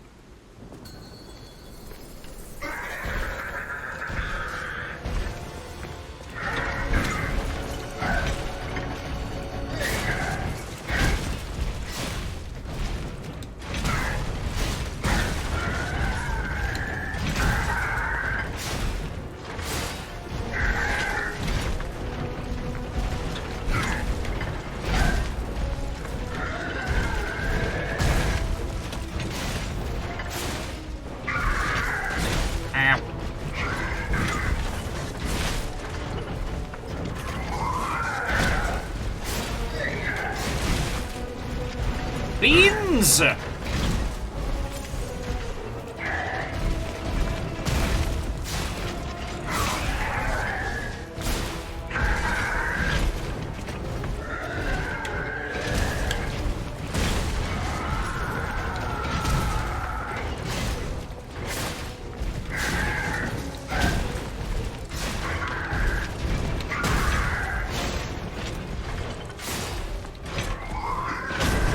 Time to stab the bootay!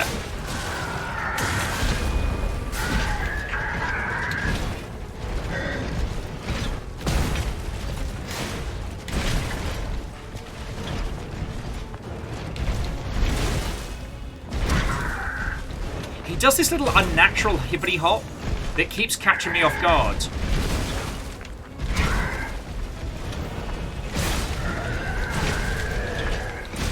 And things like that, like a basic attack where he swings behind. It's fascinating. Floydo's gonna have a fucking field day with this shit.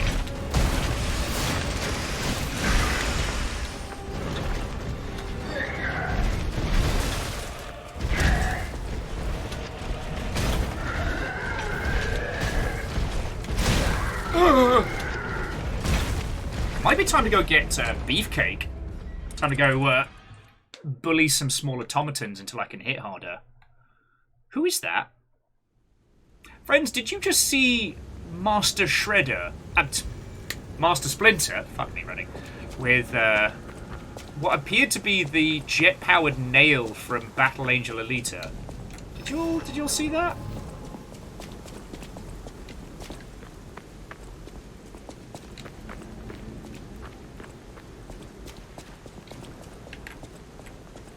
So, Ludo, I've not been able to hear anything. I can only hear, like, the roar, roar, roar, roar, roar. So it could be garbled French. I mean, that seems to be the general vibe of this game, you know?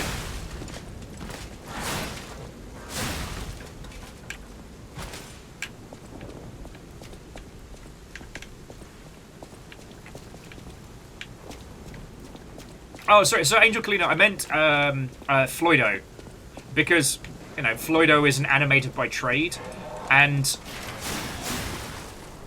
it's going to be fascinating to hear what this is and isn't doing.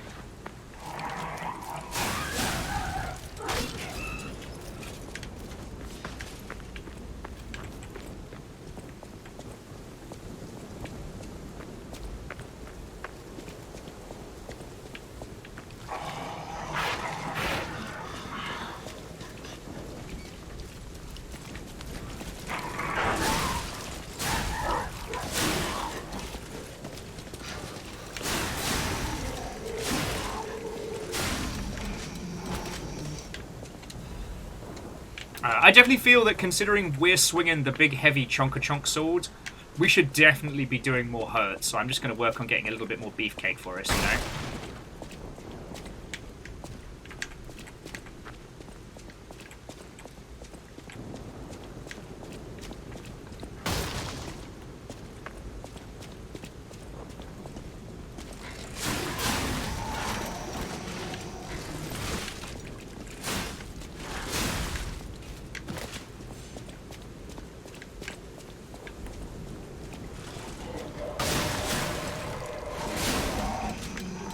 Oh no, an angel cleaner.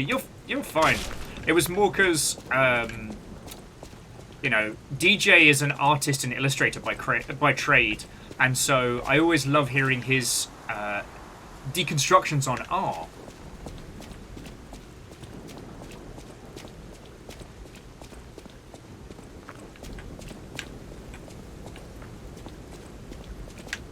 And both of them play a lot of Soulsian titles, so I'd be interested to see their feels on that.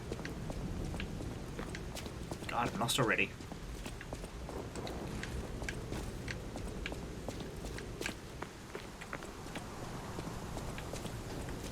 Oh, we go that way into the main square, of course. Sorry. Yeah, bright karma. It is a too many Dans problem.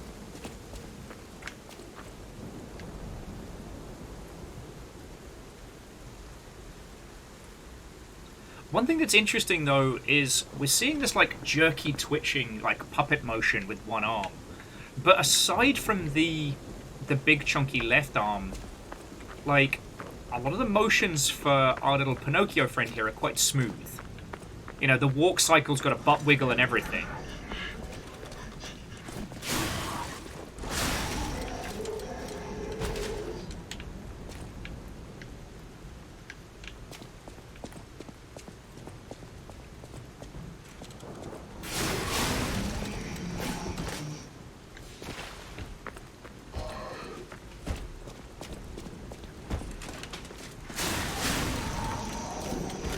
So it's interesting that the idle anim has this twitching, but the general motion is a lot more fluid.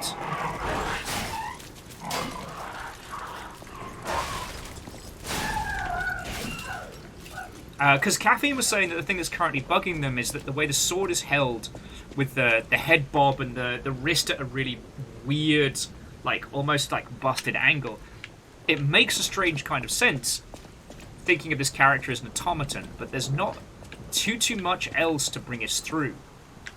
Like, I'm all for, like, trusting in your audience to get it. You know I'm about that. But, like, if you just showed this game to someone without the It's Clockwork Bloodborne introduction, or without, like, the discussion of, like, oh, it's a, you know, it's a gritty, dark reworking of Pinocchio.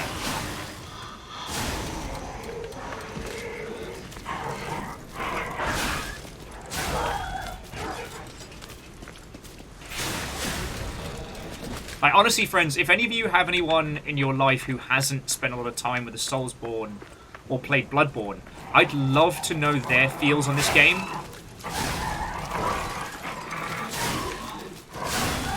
Because, like, we did our Bloodborne playthrough very recently, so I'm kind of, I don't know, I'm warmed up. And, I don't know, as it currently stands, I feel like I'm having a pretty easy go of this. Like, I don't feel like I don't understand this boss's patterns. I just need to be able to hit harder.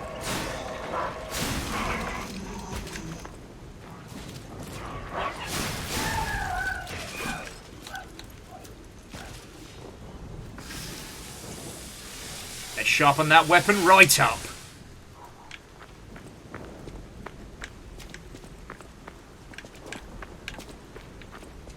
Also, looking at the combat system, the blade and the handle both have, like, super moves, essentially.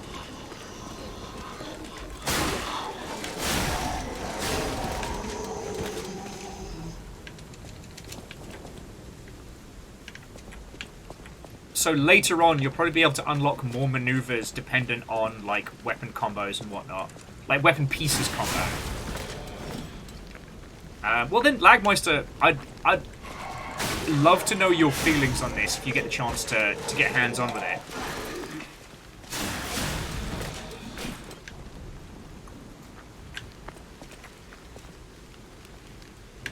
I will say, in a certain regard, I feel a little bit bad for Lies of P, because they couldn't have picked a worse time to launch. Like, they're going up against a lot of heavy hitters now, and, like, I think Armored Core 6 has had just enough time to percolate where it shouldn't. cannibalize this game too much, but it still might.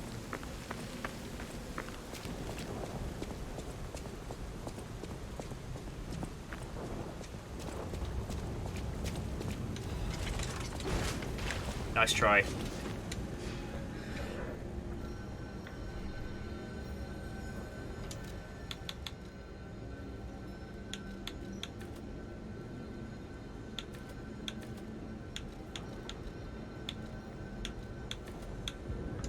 Yeah, and before you ask, yes, I did just upgrade health. Don't judge me. Alright, let's see if that's enough to help.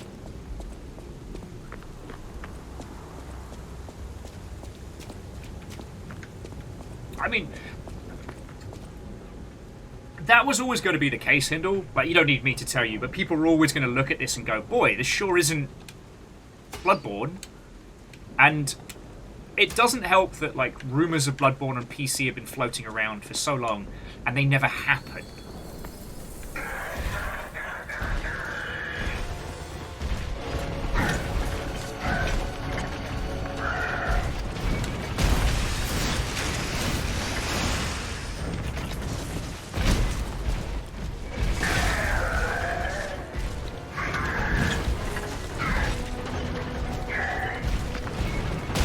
It's also so clearly inspired by.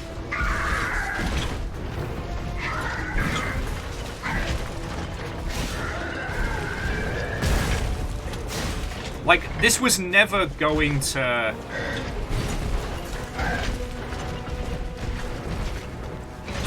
This was never going to get out of Bloodborne Shadow before launch.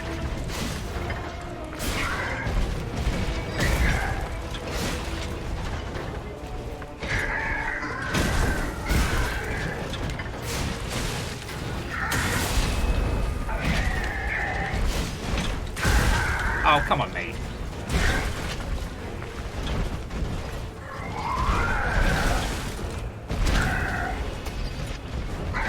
And I think, again, that's okay. You fucking bad words.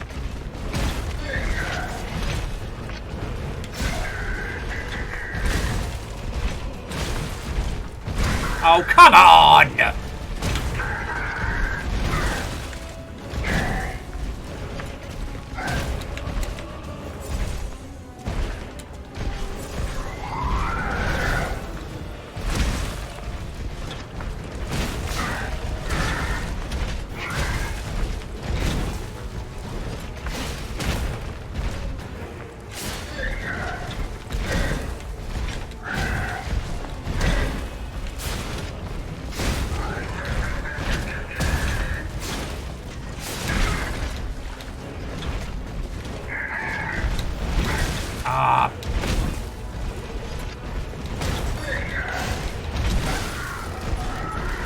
These little hippity-hoppity skips keep throwing me off.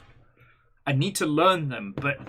So when he's doing that, like, run towards you, like, skip-up move, like, it should be like a big old swing a la Gundyr, but he does a little skip beforehand.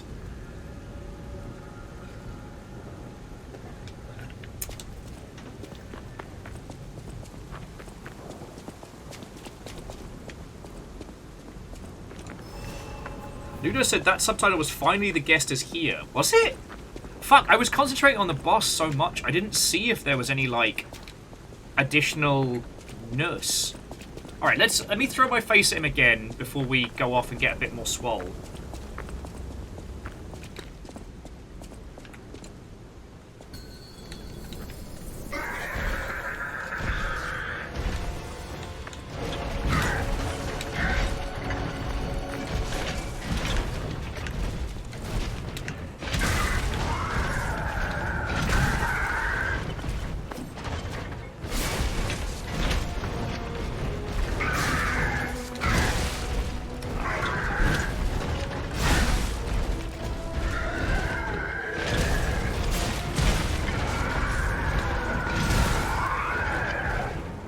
Well, Ludo, maybe it's coming across on your screen because, like, from what I'm seeing, the font isn't saying anything. They're just kind of like a garbled mishmash.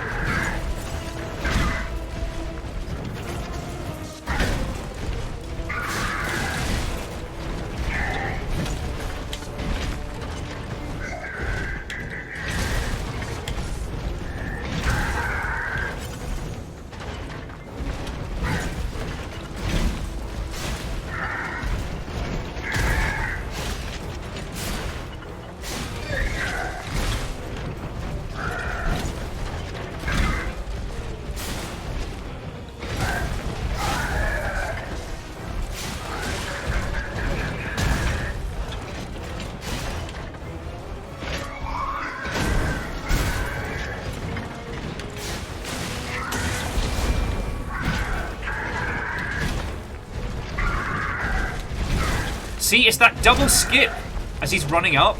Keeps catching me off.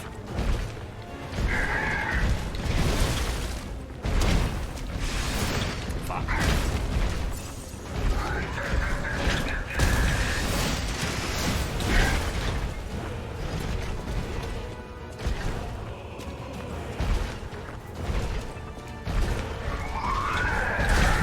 Wait, he recovers health?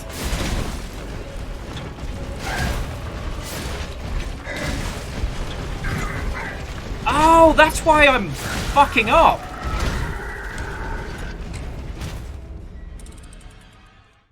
That's why I'm fucking up. So what's happening is that as he repeatedly takes damage, he'll slowly re-heal whatever's in the grey bar. So you just have to keep the pressure on.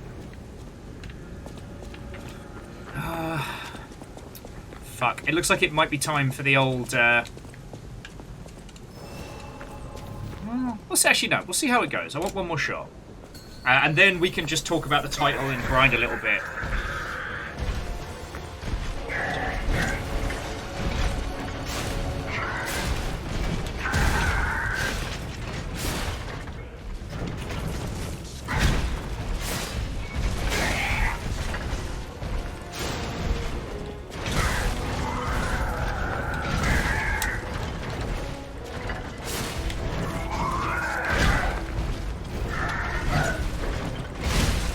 So, like...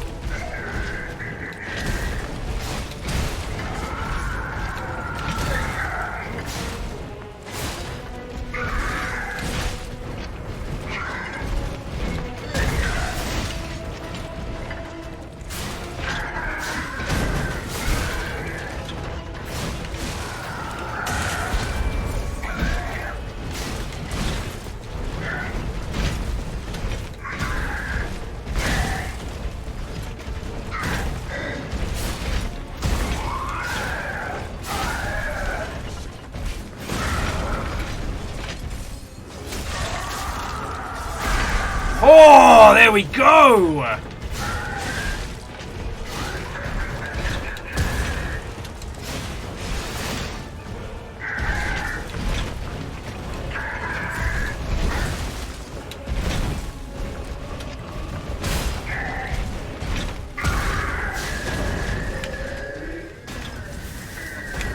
Interesting. Interesting. So essentially, it has an unmeasured stagger system, which is really what it's about. And it's just kind of keeping the pressure on.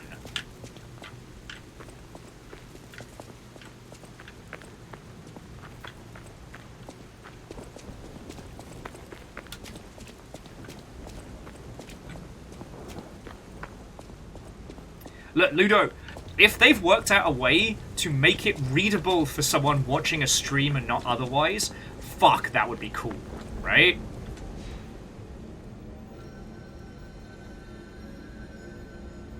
Yeah, I guess what's interesting, Caffeine, is like, so in Bloodborne, you heal by being aggressive. In Sekiro, it's all about poise, and poise recovers if you ease up, so you keep the pressure on. But in this, you aren't affected by poise, but you also don't heal by being aggressive. But they will heal if you give them a chance, and you need to keep the pressure on to break their guard for those big hits. But there's no... Interesting. So I can't level there, so I guess we're going to continue heading in. So Lance and peeps are saying that basically the Puppet Master was collecting people to show to the king, and he had that huge fucking jar of people on his back. Well, it's a metal cage, but you know what I mean. The Hotel Krat. No. I've still got fucking Afro Circus stuck in my head.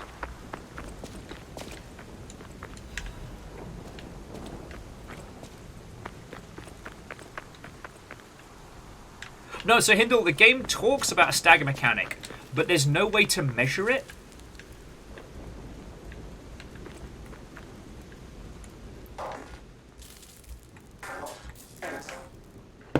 Energy depleted.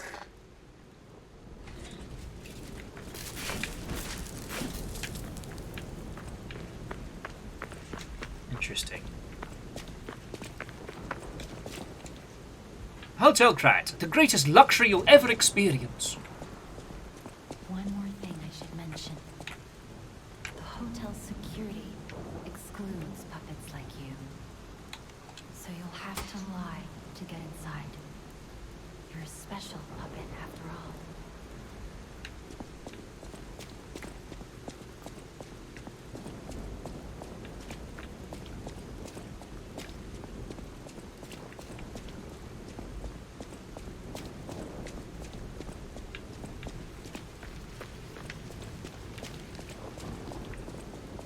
Boy, those sure are a lot of dead me's around there.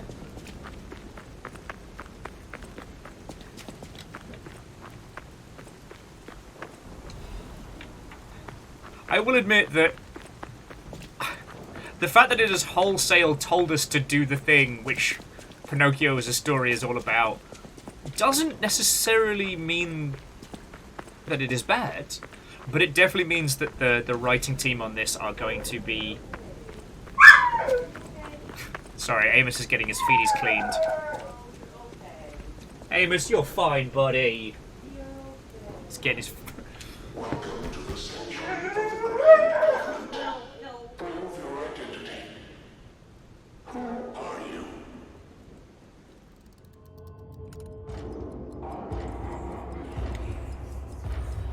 You know what? Fuck Lion. I'm a motherfucking puppet. Puppets are a constant source of trouble. The hotel forbids all outside puppets. Please leave the premises.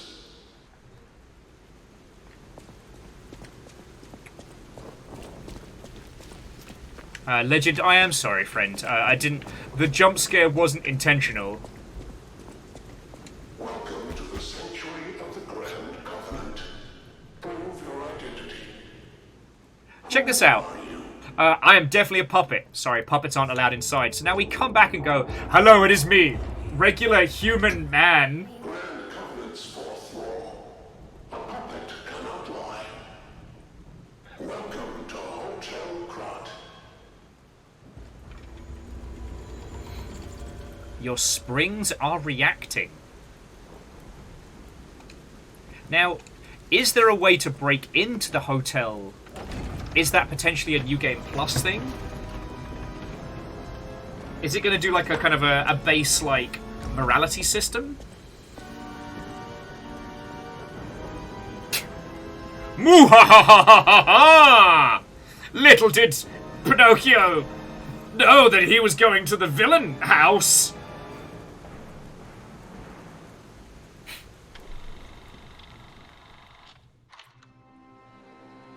That doesn't feel like we just got to a good point. Oh! Exposition!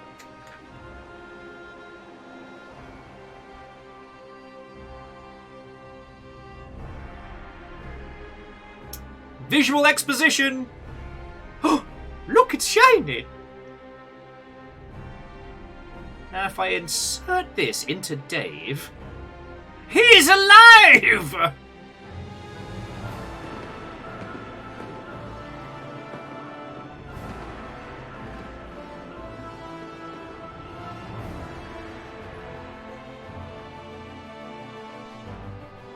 This team definitely played a lot of BioShock.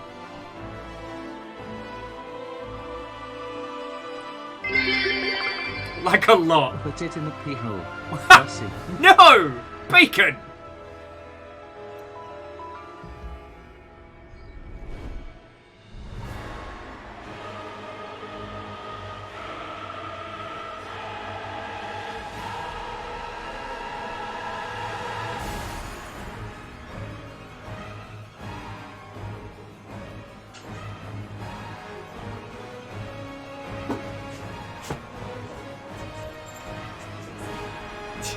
Did you get your feeties cleaned?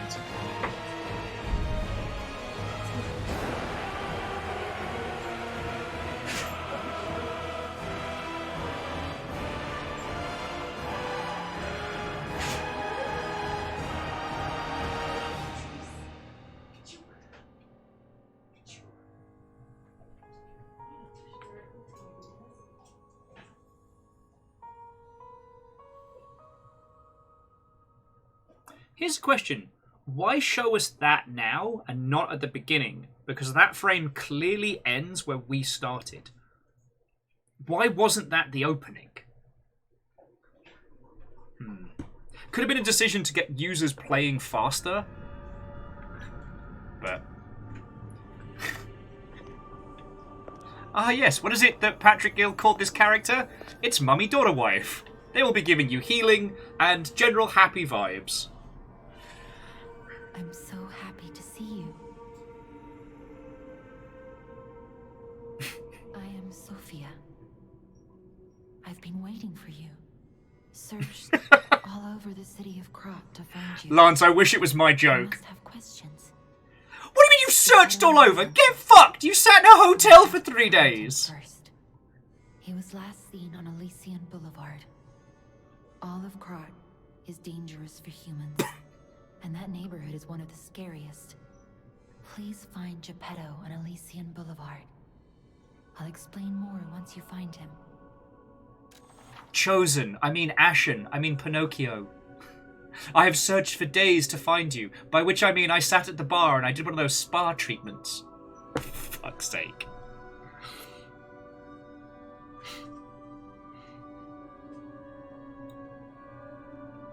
As it currently stands, Hey Shift, we haven't had an explanation for the lead character's design, and I just assume that once we finally find Geppetto and we get into his workshop, we'll see that he's basically a Timothy Chalamet stan, and that was his entire life.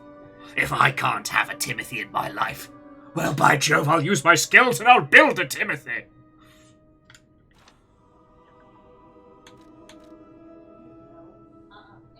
But then it was very interesting that Amos, outside. thematically...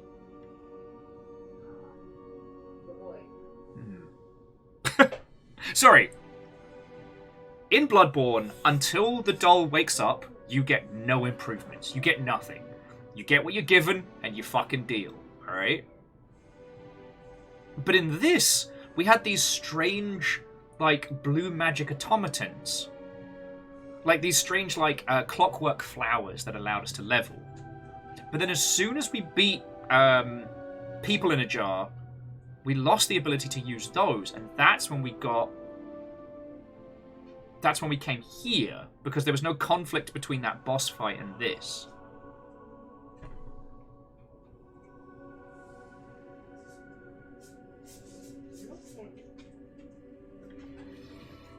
Anyway.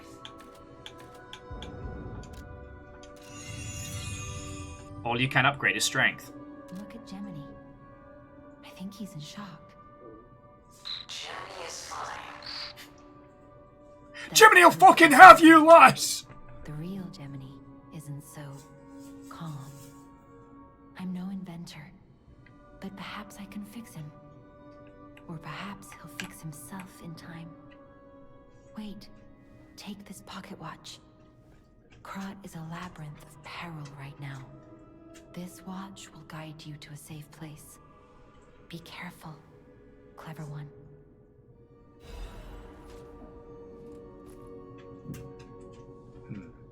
So again, I'm not going to start critiquing this now in terms of like narrative and performance and stuff, because all throughout Bloodborne there are what initially seem like terrible, stupid, pointless characters. You know, the little old lady who's like, oh, let me give you some blood. And the guy who's always like, oh, everything's bad and terrible. As Bloodborne unfolds, the characters gain a weight and a shape to them.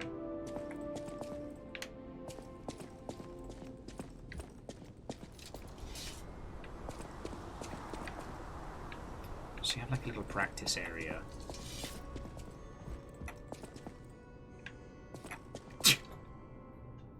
Yeah, that's Geppetto's line. Hey.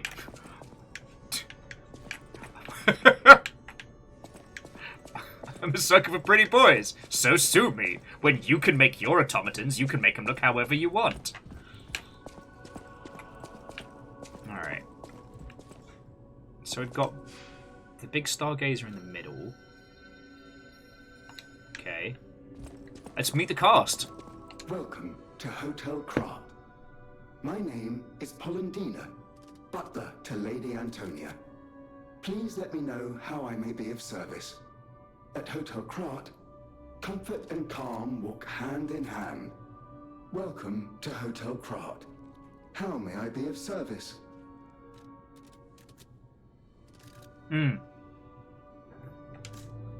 Sorry, Lance was saying that you have to lie to get in, but literally everybody in here knows who you are.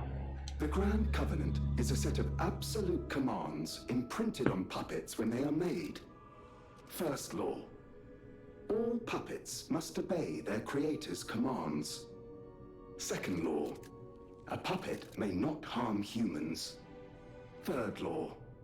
A puppet protects and serves humans and the city of Krat. Fourth law. A puppet cannot lie. I've told you about the laws engraved upon every puppet. Do you require anything else?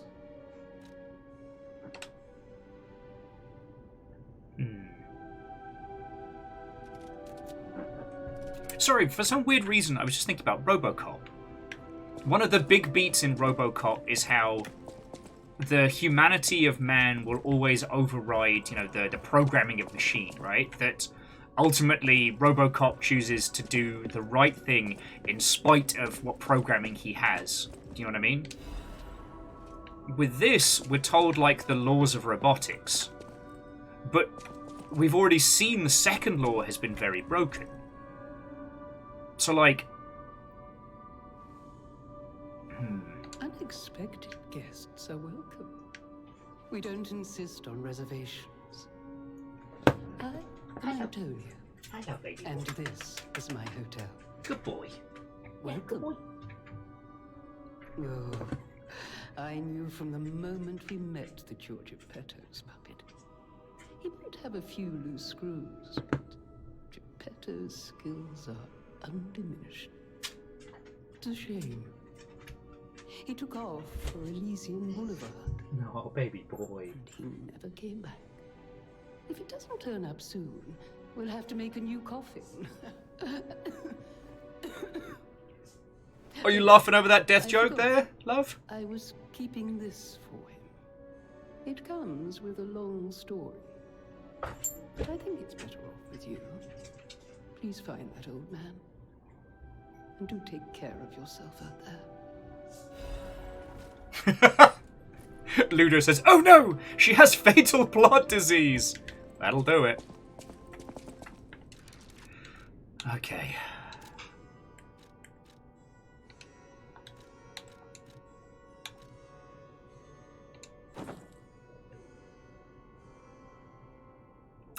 Okay, I don't know why, but I'm less comfortable with that costume than the other one.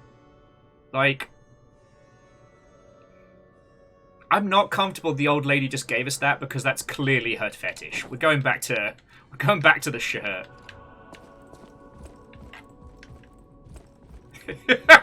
Introducing the owner's thinly veiled fetish.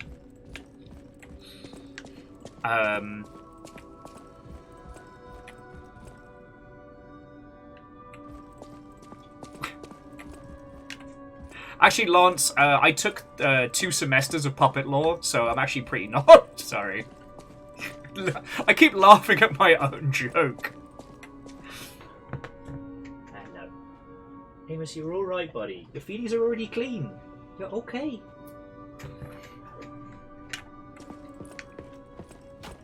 I heard about you from Geppetto, but to see you in person...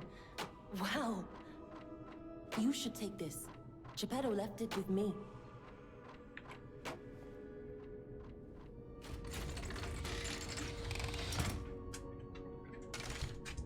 Fucking grappling hook, alright.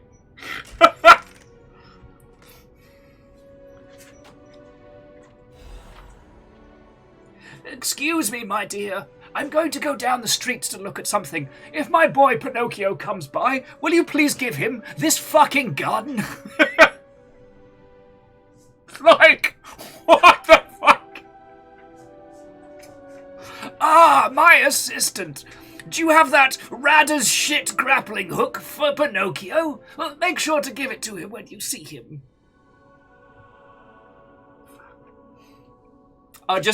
as an aside, while we are taking the piss a little bit, it's very, very easy, and I always appreciate this style of just like thematically being thrown into a situation. Mechanically, the user should never be confused about how like base mechanics work. But narratively, I think it's fine to just go, hey, this is a weird, like, luxurious, like, Paris hotel, but it's been converted into both a battle station and also a last bastion.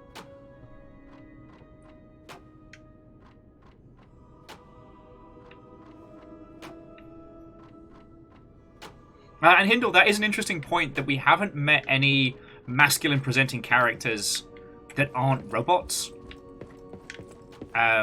Whether or not that's an unintentional oversight or an artistic choice is one of those things we won't know for a while. But they made a little nativity scene out of kitties.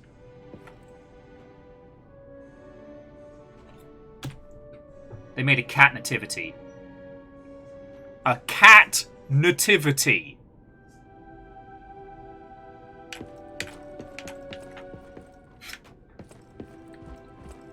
Hi, my name's Will Overguard. I'm coming to you live on Twitch.television, and I'm easily distracted. The sound of it alone. That craftsmanship comes only from the hands of Geppetto. You must be something else. A custom arm from Geppetto himself is quite an accessory. Oh, I forgot to introduce myself. But you know he made me, From right? the Workshop Union. I know my way around weapons of all kinds. I'm sure Master Geppetto would agree. If any of your weapons need work, bring them to me. I know my way around a weapon. Okay, so weapon upgrades. If you have Moonstone, they help you upgrade. Okay.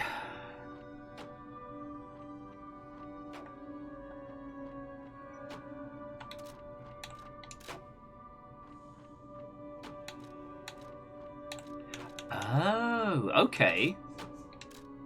So we can improve the overall attack of the aforementioned blade.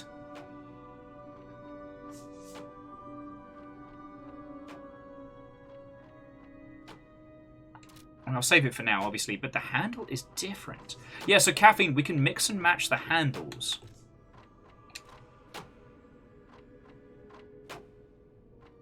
A stargazer is a survival device used by the stalkers. It powers itself by accumulating and absorbing ergo spores in the air. The stalkers installed stargazers all across the city.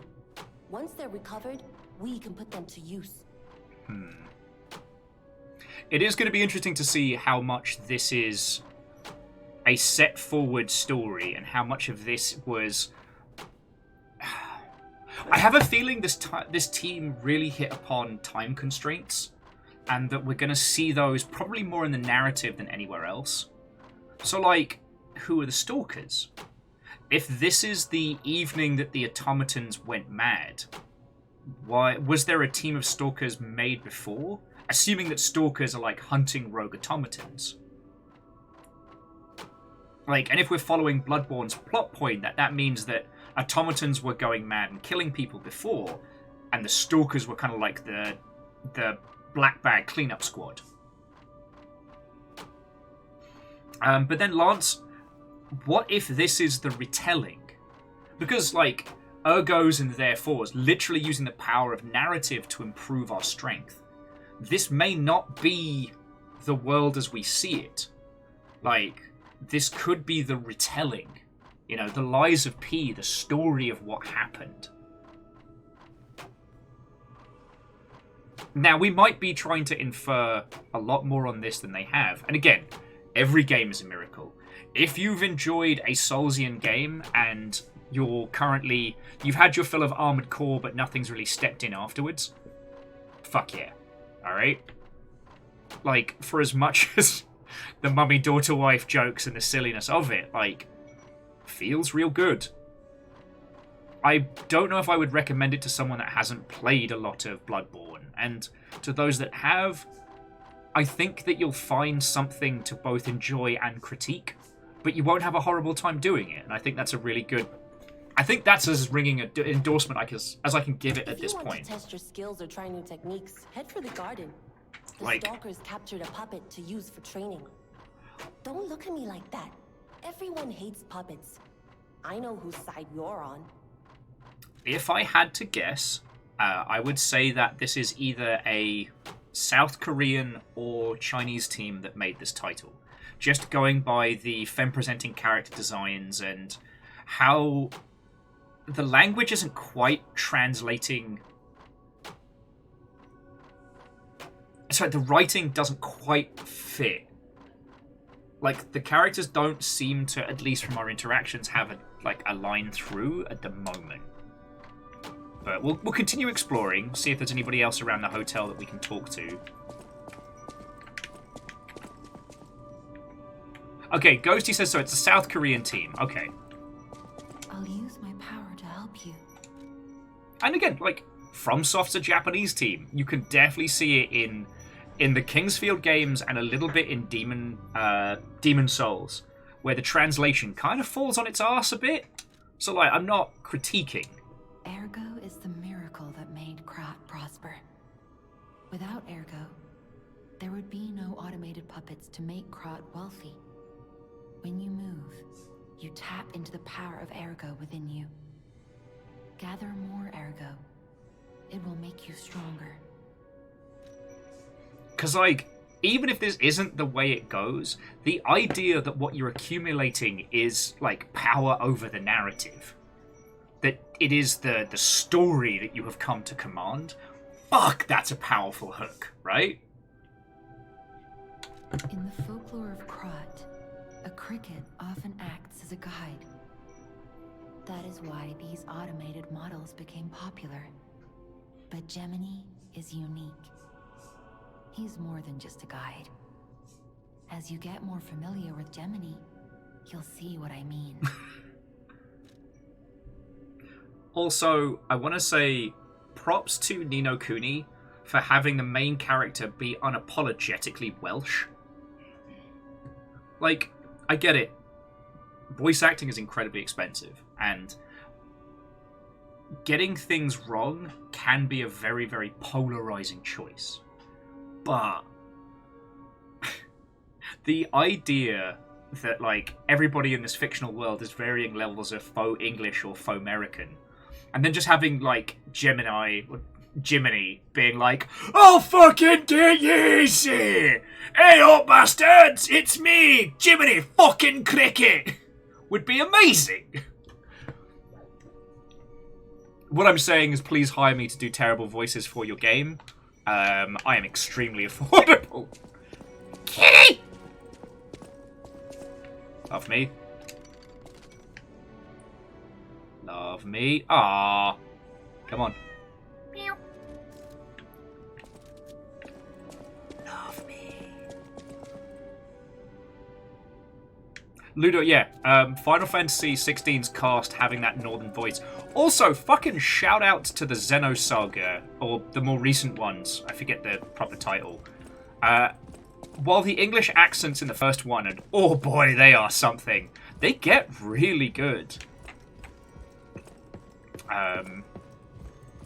It's very funny listening to Chorby do a playthrough of that. It was the Xenoblades, alright. Ever since the Giant Robots one came out and was only released on the Wii U, my ability to remember which one is which has completely evaporated. Alright, so let's start examining this hotel, alright? So we've got some pretty standard art, just... We don't have the ability to zoom in proper, but we've got some landings, we've got some Gothic castles and cathedrals, just some standard paintings of fruit. At this point, like, it's hard to tell whether or not these are prophetic or if these are just, like, ambient art. Both are fine.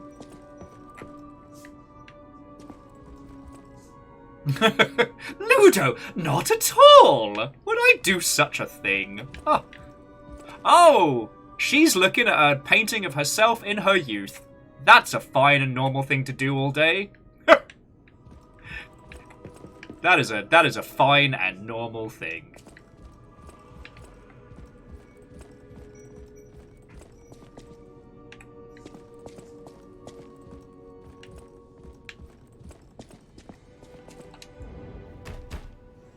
Loctite.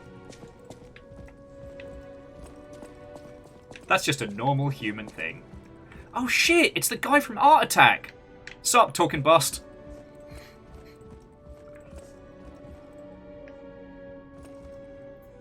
I have a feeling that once we get the fish crest, that'll unlock the secret area. Sorry, that's the guy from Art Attack, my apologies. Babies. Babies. Need the Rosa Isabella street entrance key. Okay.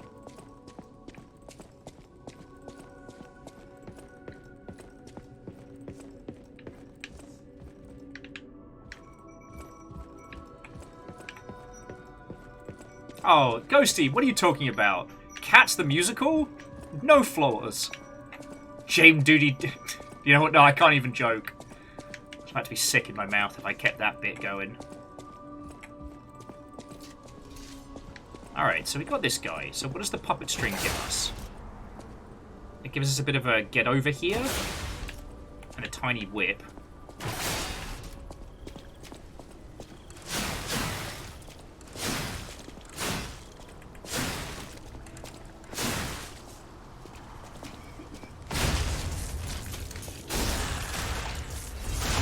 Oh! Back of the fucking net.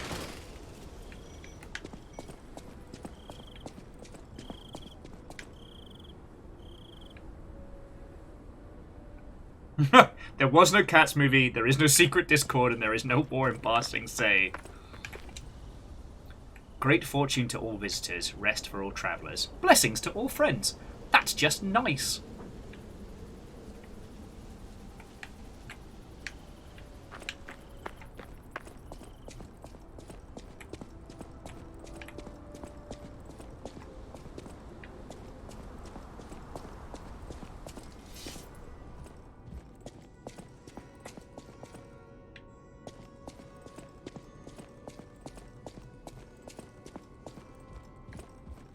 See if Matey Boy's got more info. Welcome to Hotel Prop. Welcome to... Okay, so he just sells us... Alright, can be thrown to draw an enemy's attention. Legion's Arm. Fabled Catalyst. Interesting.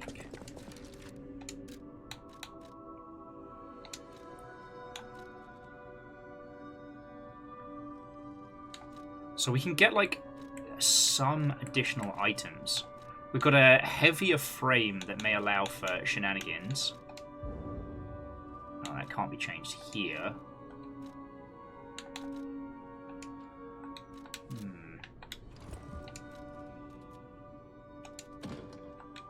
And that's where we can review the music so far.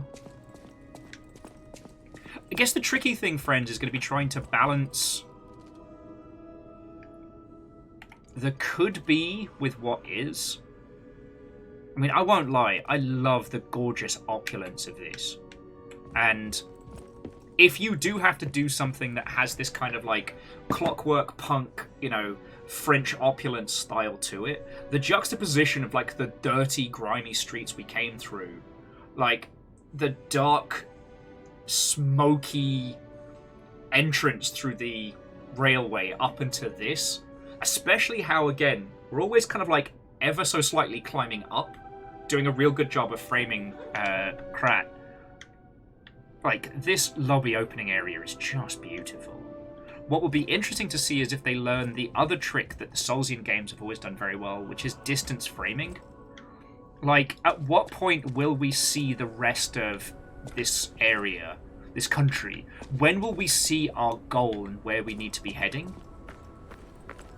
That will be a very, very interesting point to keep an eye out for. Because, again, it seems so contrite to always be talking about the great bangers, the great success stories in gaming. Like, oh, in Dark Souls they do this. Oh, in Zelda they do this. But some of those lessons do make sense, and they can be applied to a lot of titles. And so many titles sometimes are ready to just... not ready, sorry. There are a lot of titles that just kind of forget them, you know? And one of the things that Half-Life laid down, one of the things that so many games have done so well, is that early on, they show you the scope and size of the game. Like, you are here. Ganondorf is there. At some point, you're going to go fuck him up. Right? It's a very clear perception of where you are and what you're going to be doing. Even before Dark Souls tells you about the king, about the cycle, it fucking shows you, look at that big fucking castle over there. Let's fucking go there. Alright? And I think the time between start and understanding of purpose can be very important in these. With the last hero of Nostragaia, the only thing we had to carry us through was the narrator's, like, irate frustration at our existence. And when that slowed down to a crawl and stopped being so prevalent, honestly, Nostragaia lost its raison d'etre for me.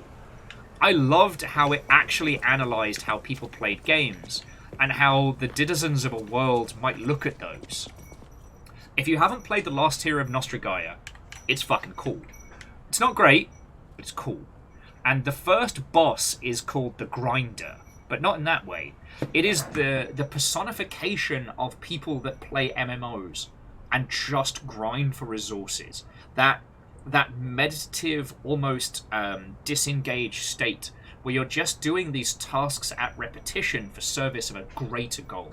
That you accumulate this hoard of wealth and bodies and equipment. But eventually, the grind ends up becoming a self-fulfilling prophecy. Eventually, you're just doing dailies because you have dailies. But the dailies never end. So what's the goal? Do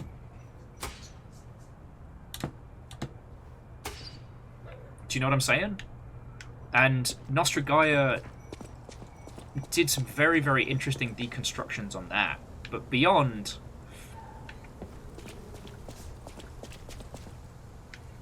like, so far, it hasn't been explained why the Hotel Krat has a defense system, what that system is, and how it stops other automatons from coming and going.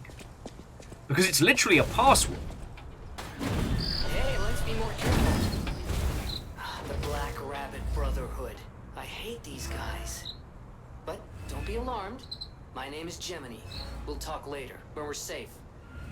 I know who you are. So the other thing that I think we're going to start seeing, friends, is that this game was not... the narrative of this game was not constructed in a cohesive format.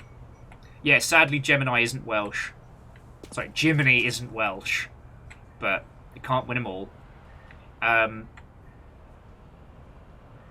Okay, and the reason I say this is, right, look. When we started the game, we came out of that dingy, dark train station and we came up. And the first really framed shot was that shot of the Hotel Krat as we were coming up. And then it did its little cutscene. This is some absolute peak...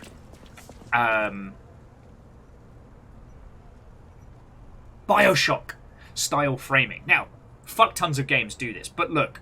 there is only one way for us to look. There is only one place. Unless we literally walk through the door like this. We wouldn't... unless we walk through the door without paying attention, looking at the floor, there's no way we miss this. And then the introduction there. Now, the reason I'm questioning the narrative structure right now is that Gemini... fuck! Dyslexic tripped me. My dyslexia has tripped me up. Jiminy... is now talking to us in a clear and stable voice. And it's only been kind of implied that mummy, daughter, wife kind of sort of fixed him, or maybe he's fixing himself? Like, I don't know. But we're already having these things explained to us as if we've been friends with Jiminy for quite some time. And so I think this was the demo area constructed. So I think this has had the most amount of, like... narrative tweaks and heavy-handedness in it, you know? You know, the lighting here is popping. It looks good. Like, but there's nowhere for us to go, as opposed to the beginning, which was very, very sparse, which I think was added post-demo to create an area for teaching, because I have a feeling a lot of the initial user feedback was, I'm getting my ass kicked, what's fucking going on?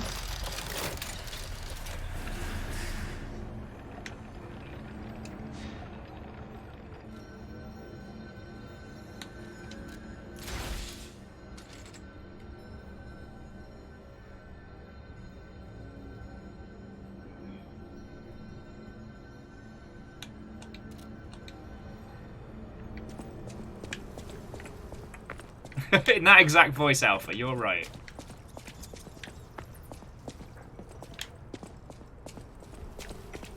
Oh man, someone's gonna need to tell Dale his bookshop's fucked. Alright, so let's try out this, get over here! Oh ho ho ho!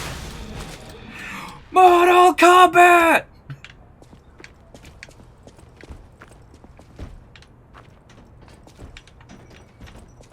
Bam, bam, bam, bam, bam, bam.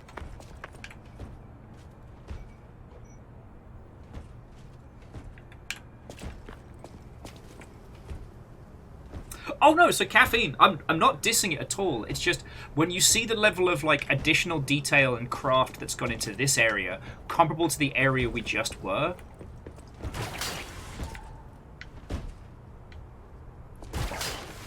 Okay.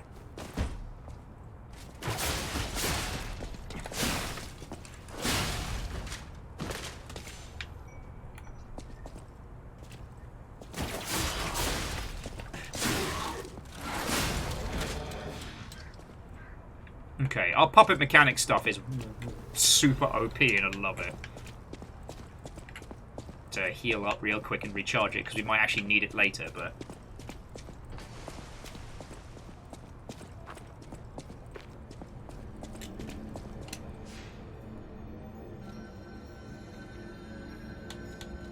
Oh, we can chat with Gemini here. Okay.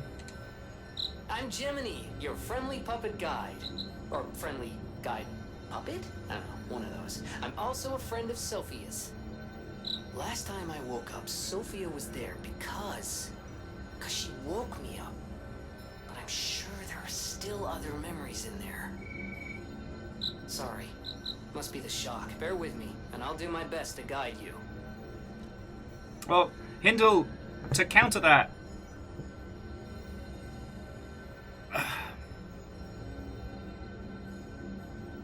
I think it's important to acknowledge these things as they happen, in the event that it turns out this was a very clever construction. If it turns out that it was not a clever construction, then it shows us how this title was put together, with the core concept just being around how can we make a Soulsian experience ours, and not really taking the narrative into account, which is fine. Whereas with Bloodborne, there is not a hair out of place. You know that, I know that.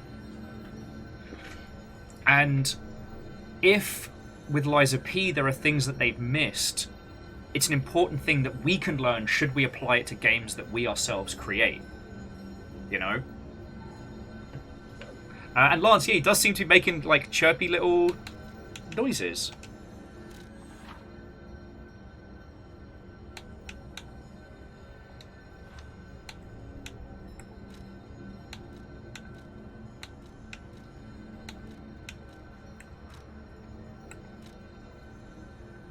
Okay.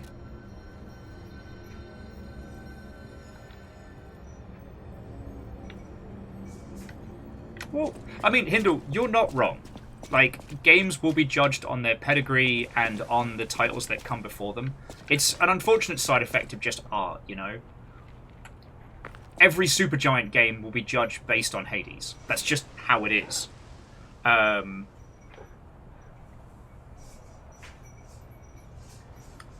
And because of how this is put together, unfortunately it's impossible to decouple comparisons from Bloodborne.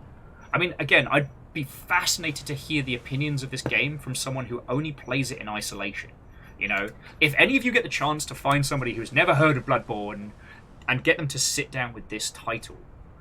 But what we cannot disagree on is that Bloodborne impacted the whole ass industry. Like, it is still spoken about with such reverence and impact that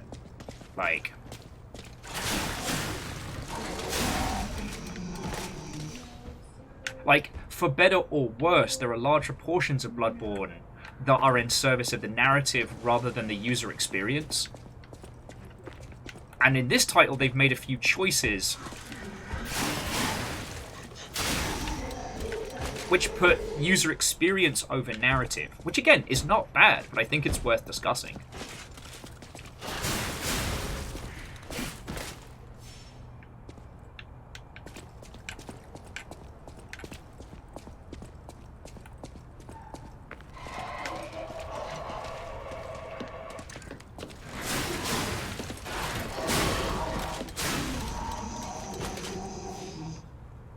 Because it's things like, it gave us that lovely vignette of the creation of this city, how it came to be, the person who discovered the magical substance, and how they used that to craft this army of automatons who built this opulent city.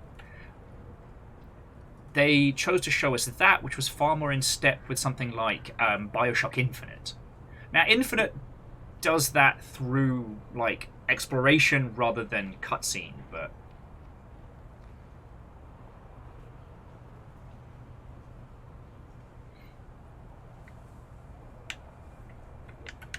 it's interesting that they showed us that after we had an initial foray with the gameplay.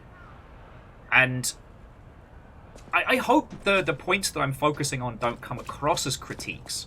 Like, this is why I keep bringing up The Last Hero of Nostragaia, because that's probably a better comparison to this than, say, Bloodborne, because they're both taking from the same crib sheet. It's that Nostragaia implied a level of meta-narrative and awareness that I don't think it ever lived up to. And ultimately that kind of fizzled. This is not currently implying anything beyond the immediate. And so then when we go back to the Bloodborne is an arse to you when you start. It explains nothing. It is like, oh, you want to play a video game? Here's a stick that's also a sword, that's also a whip. Go fuck yourself. And you're like, oh, fucking cool, I guess. Why are all these people beating the shit out of me? Reasons. Great. Brilliant. Tiny baby children come out of the ground with a lamp, and that's how I go talk to strange doll person. Okay. But after, ultimately, and I know you all know this, but I just want to highlight it one more time, is that after you go through Bloodborne a bunch of times, you realise that all of this was something that was laid out by a story told in a strange way. And that is the component that I think ties it all together. That ultimately a lot of Bloodborne's jank, when you finished the title, when you played through it, there were reasons. Like, Bloodborne would have been so much better if you could have leveled up at the beginning, before before the doll awakens. But they... Elysian Boulevard was a regular rich people row. You wanted fancy boutiques and shops. No place better. But that was long ago. Before the puppet frenzy. Also, Bloodborne gets away with a lot narratively because of the concept of the hunter's dream. Because I don't know about you, but right now I'm like, how long has it been since this started? You know? Looking at the corpses and stuff outside of the train station, it wasn't long. But again, like the thing that we were talking about earlier, what if this is a retelling? You know, the mystical substance is literally therefore that we could be... It could be we're not playing Pinocchio's story at all. We are playing as how he retells it. These are the lies of P. Again, God, I hope that's the hook, because that would be fucking brilliant.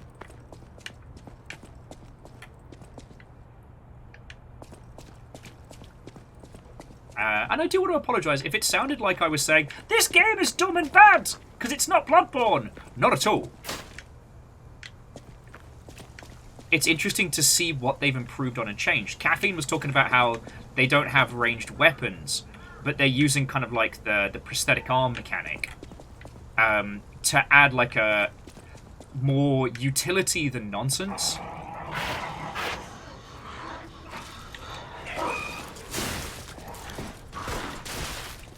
Says the guy shooting me in the gob.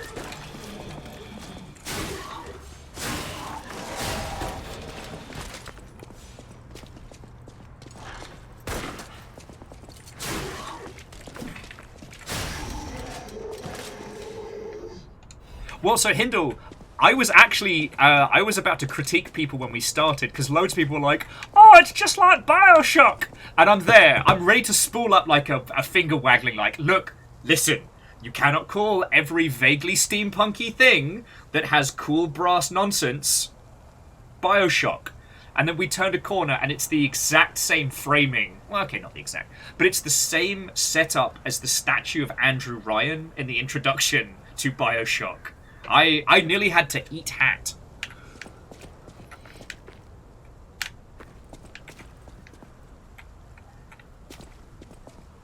Cafe, restaurant, and wine? The highest popularity?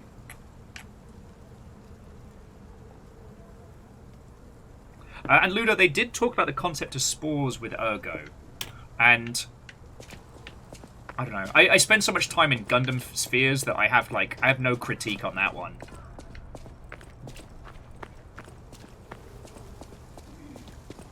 Oh, no, sorry, I shouldn't call it critique.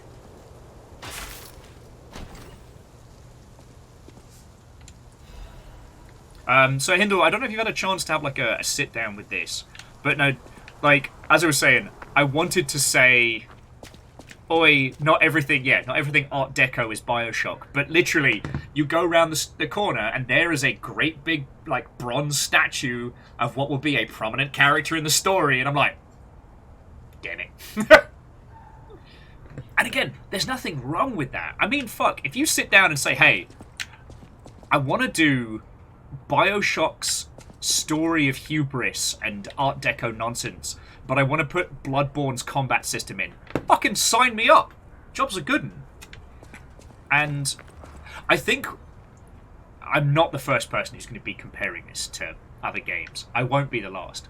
But I think what I have not highlighted well enough for you all on stream is how this nails the basics so well. Like, I'm not struggling with this because this is a familiar space.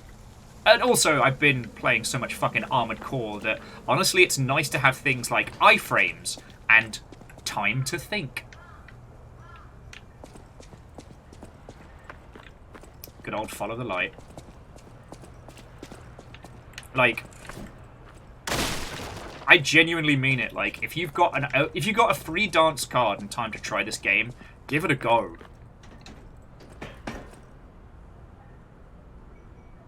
Shit, Lance, that's a great example. I was guilty of doing that. The critique that Bioshock, the original, was just System Shock Under the Sea, including the Atlas Fontaine reveal. Except for not nearly as hot as Shodan.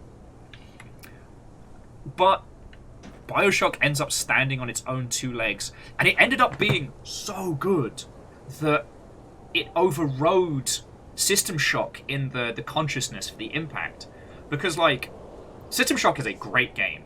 Like, that feeling of being in an open world survival where it's a lot of carefully curated sections that lock together, you know, the multi-threat narrative, the means in which it subverts your expectation as the player is brilliant. But, like, firstly, like, Bioshock's overall theme isn't, man, robots could be bad. It's, Ayn Rand's a piece of shit. But then it also talks about, like, you know, the extremes of, like, unfettered libertarianism. You know, fucking Andrew Ryan literally has you beat him to death with a golf club to prove a fucking point.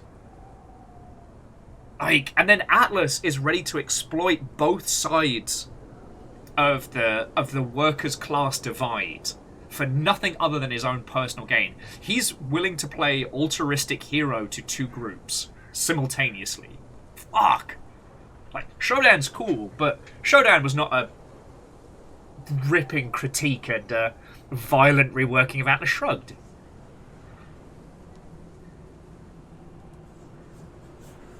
Yeah, now, Hindle, I do agree. It's unfair to call this game not Bloodborne, and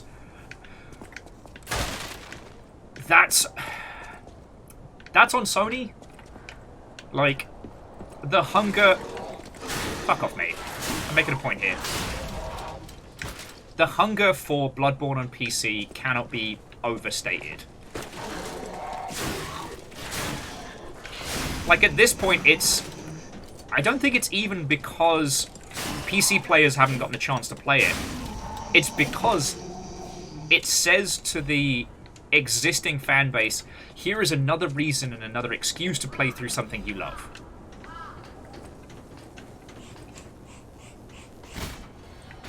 Push the button.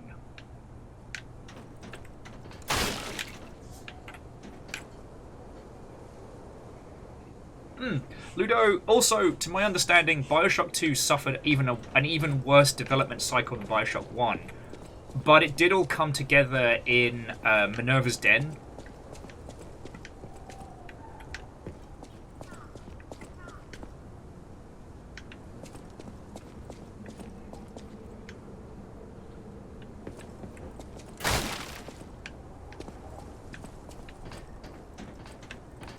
Ah, wellity, wellity, wellity. Look who got himself a polearm.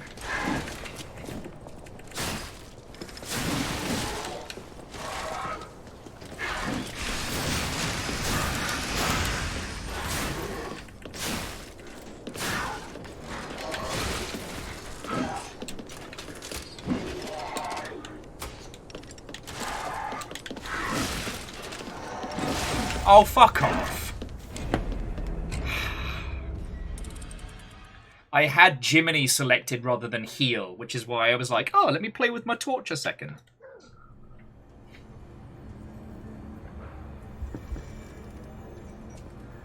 Yeah. And like... Fuck it. Lagmeister says, excuse me, but from what I remember, neither Bioshock nor Bloodborne had a P organ. They do not, but we got to get Geppetto unlocked before we can mess with our P organ. And friends, I do understand Hindle's frustration because, like,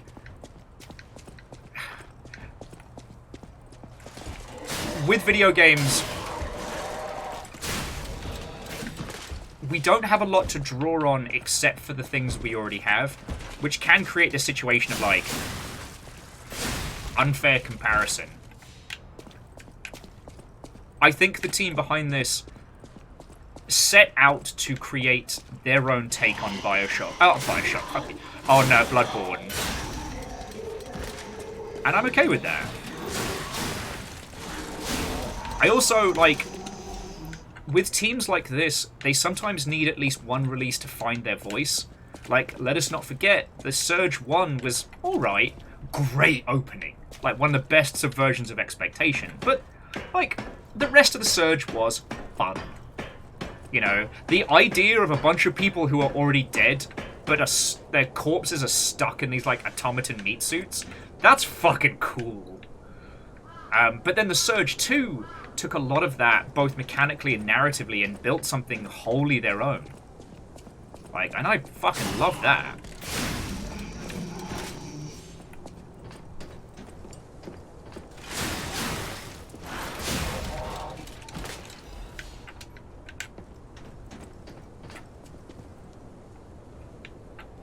Oh yeah, no, Lance, and that's the thing, like, Kingsfield is not fun.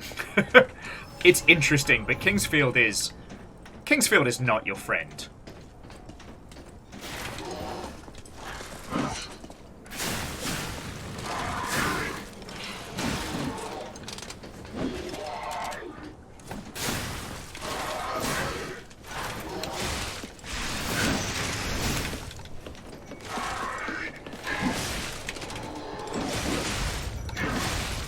Oh, get fucked! Legend, I do believe that is barbed wire wrapped around a fire axe. God. Oh yeah, no, Lance, and like, I don't know if you all have played Metal Gear on the NES, but fuck me, that game is unwieldy.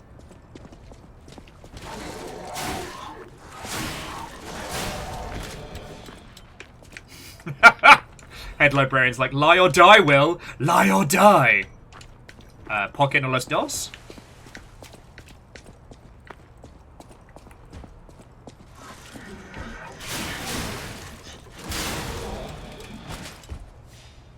But I don't know. I understand Hindle's frustration, and we are guilty as an industry of constant, like, interplay comparison. But I also feel like on the shoulder of giants is how we build our great games, you know? The titles which we now consider to be, like, the seminal works, those couldn't have existed without the things that came before them.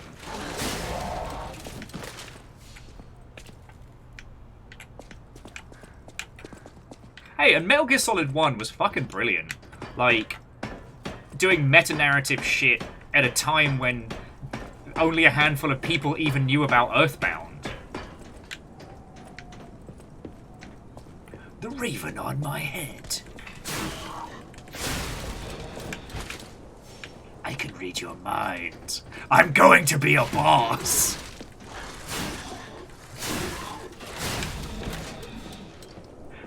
Okay, I don't know why, and it's purely coincidental that the head librarian came in as I was about to start quoting, you know, Metal Gear Awesome, but here we are. God. Still hope we get Aaron on the fucking show. I've been trying to get him on for fucking ages. That would be very cool.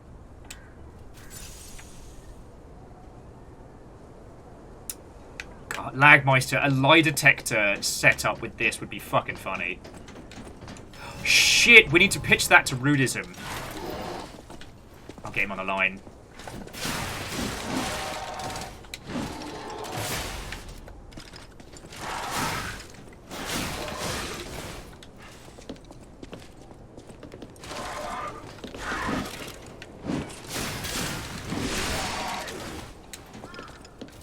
I will say, you've got to learn every character in this, because while they do have some human-like maneuvers,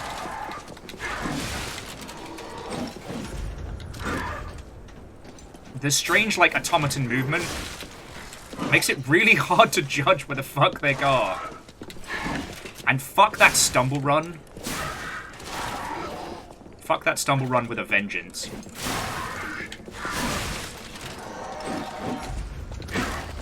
And I'm definitely missing being able to tell how staggered they might be.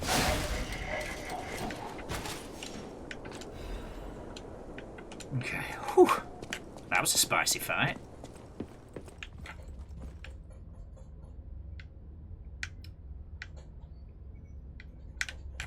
Okay.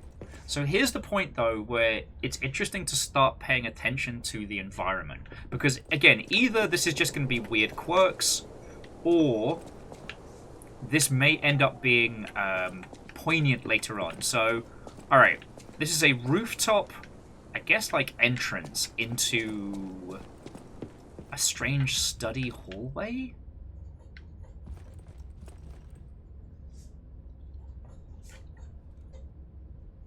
Oh, okay, so head librarian, you were in there's what that. So actually, librarian, the one that fucked me with the parade master was when he'd run up to you with his like head club and he'd do like a little hoppity skip, because it would always throw me off. It's the unnatural rhythm of his fighting style was a hot box of pee-pee to try and battle. And yes, I do understand that in Lies of P, the irony of that.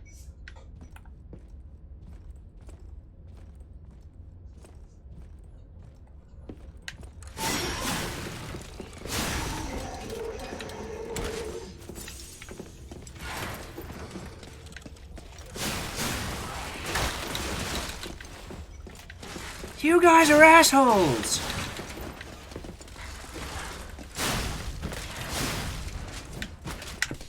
I just healed from that.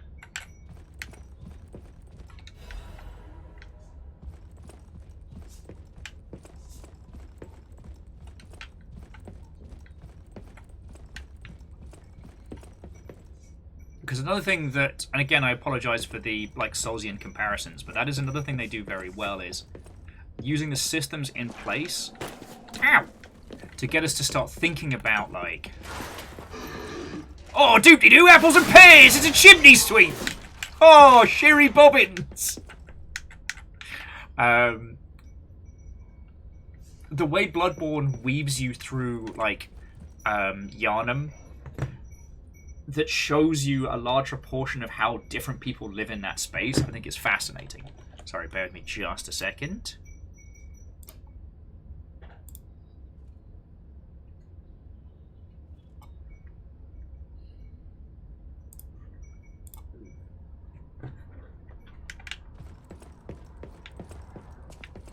Ah, yes, I am supposed to be a sweeper. Da-da-da-da-da-da-da.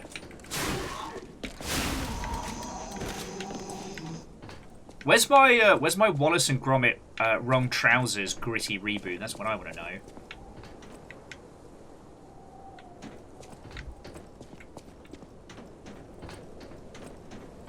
Now it's time to play. Is there full damage?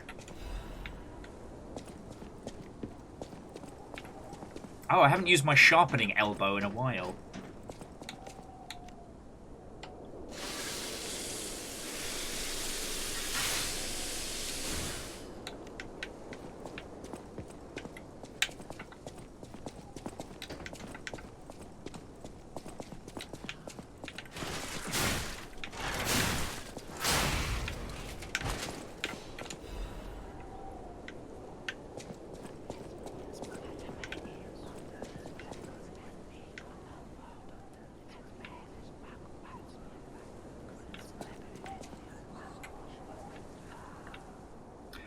The window has people whispering behind it. Which I guess at this position, like, implies that not everyone in this whole place is fucking dead. You know.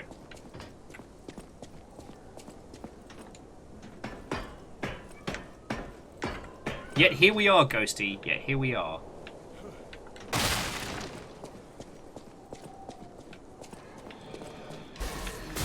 Ow! Shike! Bottle of lightning piss. What a bastard.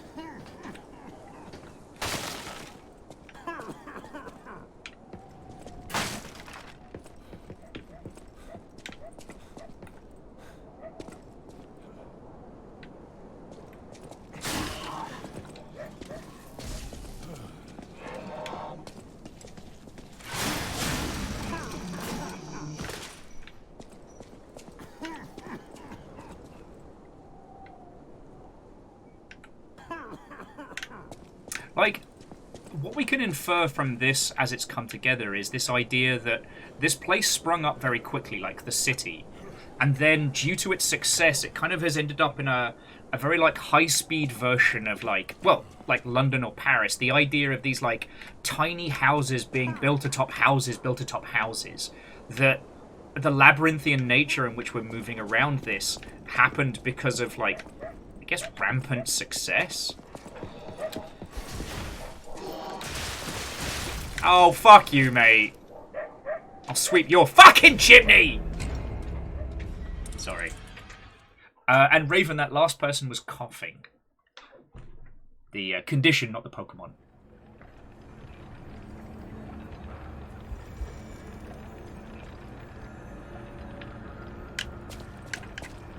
Really should go back and spend some of our not souls.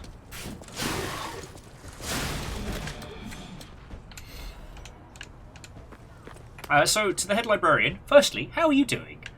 Friends, if you are not following... Well, technically you'd need to follow, I believe it is the Unrequented Library. But, it's lovely to see you.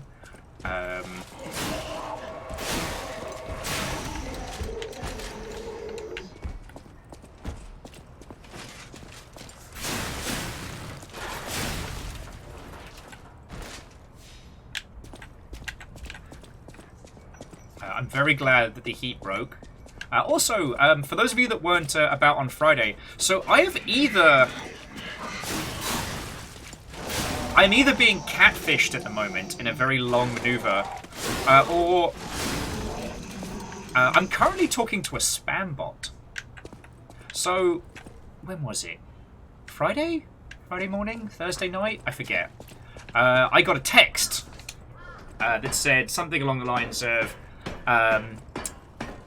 hey, Alia, or something.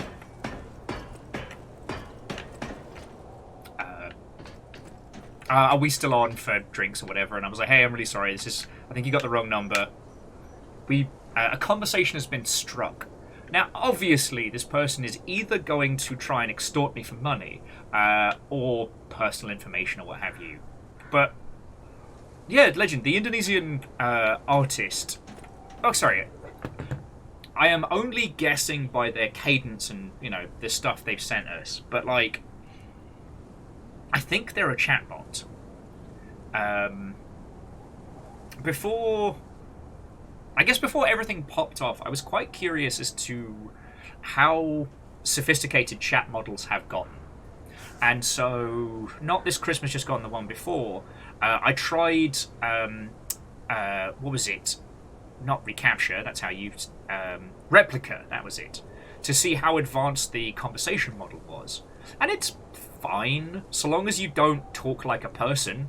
So long as you just either answer the question with a succinct one piece of info, it's fine. It has no ability to understand, like, human cohesion. And the conversation I'm having with this person is very much the same. And it's been so weird. Once I've murdered this guy, I'll give you some examples.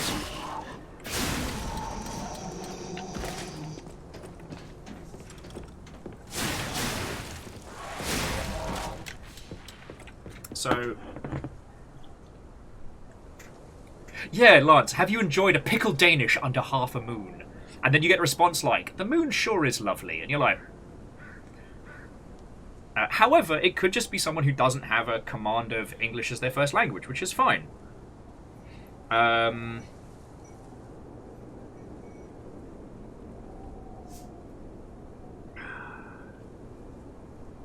So this morning I got, and I quote, "Good morning. A good day starts in the morning. It's cloudy in LA today. How's the weather where you are?" As an FYI, I have not stated where I am in the world in any way, shape, or form. And this is the first time they've mentioned they're in LA. Okay, makes sense. I went, the heat has broken here too. It's nice. I'm not really designed for summer. To which I get, hot weather is always irritating and we should take care of sun protection. Factually correct. Confusing, but factually correct. I retort with, true that. I'm very pale, so I have to be super careful. One time at GDC, I got sunburned so bad that I had to get an umbrella for the rest of the trip. You'll notice I've added 3 bits of information. The burn, the trip, and the object. To which I get in response, the sun's UV rays are very strong, so we have to do this.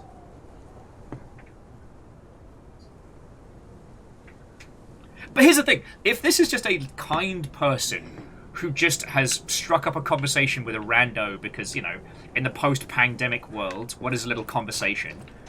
I don't want to be insensitive because, English is my first language and I'm shit at it. Is matey boy back? Oh, he's just dead. Cool. But if they're not, it's possibly very clearly a chatbot. Because even if that person was running it through Google Translate, one of my friends, a friend that I have known for ages who lives in Seoul, speaks some English but not a lot. So they'll use Google Translate for certain bits, and their sentence structure and cadence is sometimes weird, but we converse.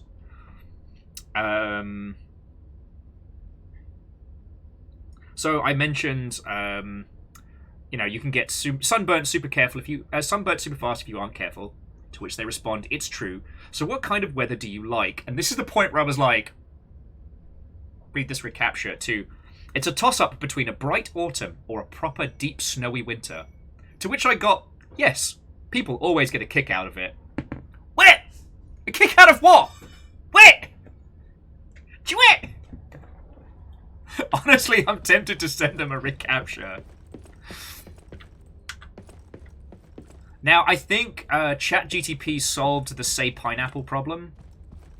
Otherwise, I'd just do that, you know.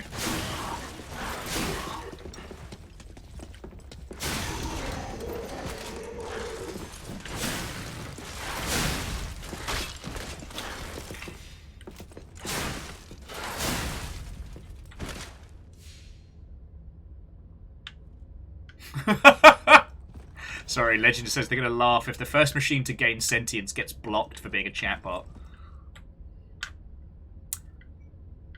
Red Burning Dragon, only to myself, every morning.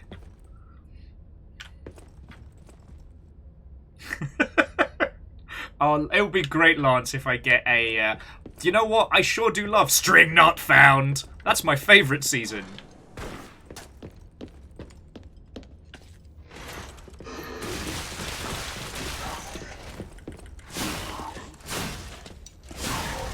Doobly-doo, apples and pears! I'm a chimney sweep. My navigational skills are second to none. But yeah, so at the moment the conversation continues because of my combination of like genuine empathy for other people and to see if this really is a chatbot. Like, how complex is it?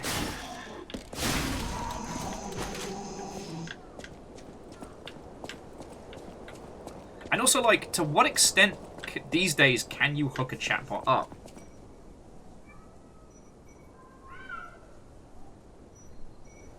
My favourite food is variable dump. Angela says, perform the Shane test. Introduce a giraffe into the situation. See the person bot reacts normally.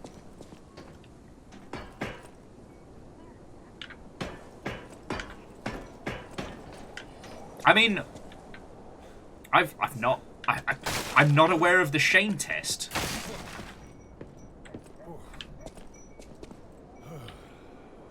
That guy's just grunting away by himself in there. Get over here!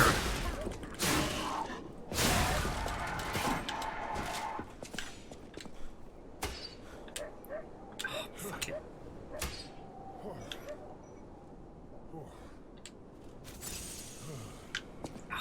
You know what, Lagmeister? That would be peak chaos. Found a town that's basically...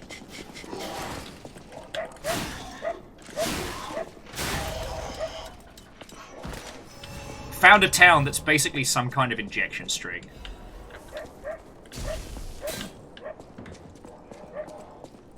Stop throwing robot piss at me!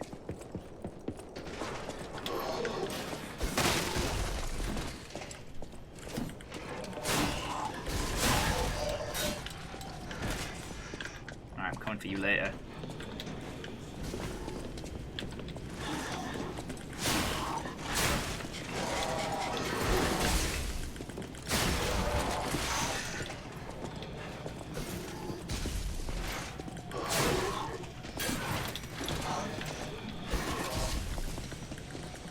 You've got to fucking go, butler mate.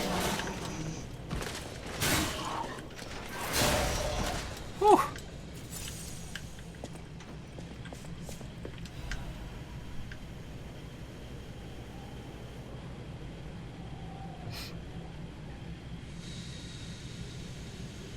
Uberdan says you could go the Fallout 4 route and ask them what their favourite position to play baseball in. Ooh, okay. We call him Bobby Tables! Doot-dee-doo, apples and pears! Oh, Bobby Tables! I'm on Activision! I've got a wobbly bum!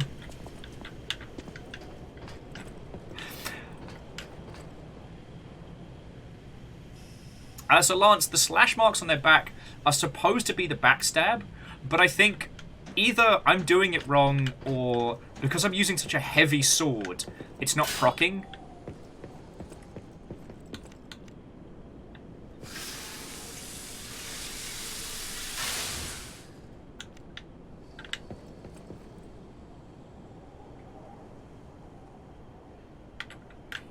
But yeah, I don't know how to do a bot test without being rude.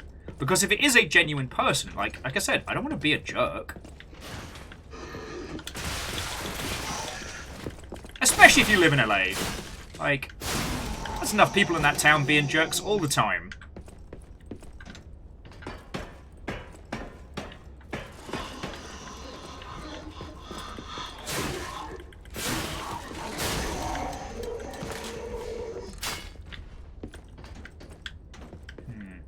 There's another interesting thing I've noticed about this, which could be considered like a quality of life feature. But if you strike an automaton before you strike a wall, there's no ricochet.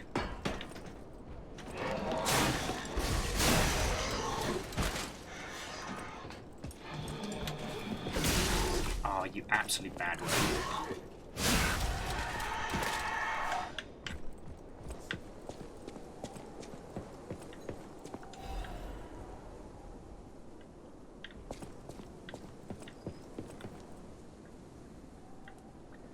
Really wants me to do a plunging attack, doesn't it?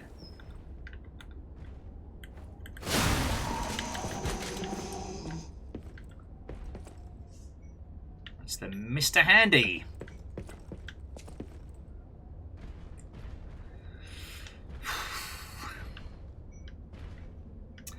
Lance, you're right. I should have checked the skyline while I was up there. I'm going to see if I can avoid Mr. Handy and kind of backtrack a little. There we go.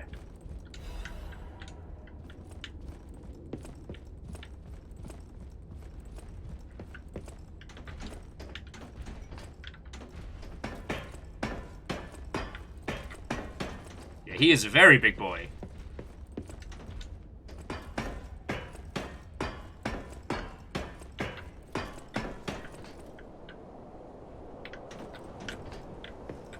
Oh, that's not a bad shout. I could use misspelling. Alright, so there's the big Ferris wheel. I know we've seen that from pre-release assets. We've got some mountain area. Ooh. Okay, so we've got like a gothic castle even higher than the hotel. So, the interesting thing of note is that the one thing on the horizon that has any light to it is the hotel, which I think is kind of fascinating.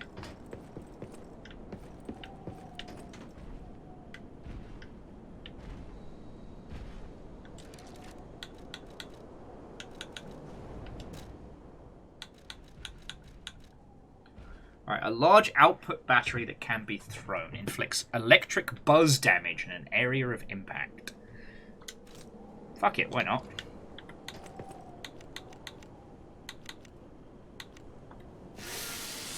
We'll try using that on Mr. Handy just in case.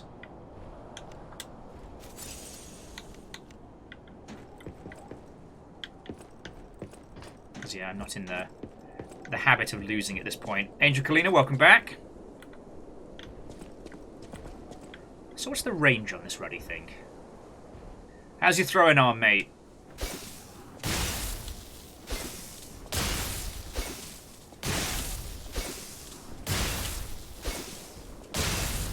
Oh! Good! The boy's got a good arm! I can work with that. Boy, I sure am probably going to regret wasting those when it comes boss fight time. However, there's a save point, so spared us from a lot of fecking about. A life amulet can be equipped.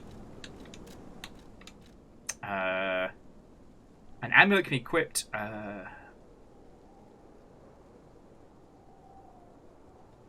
Oh, just an increase in max HP. Okay. Yes, when in doubt, use percussive persuadance. We're gonna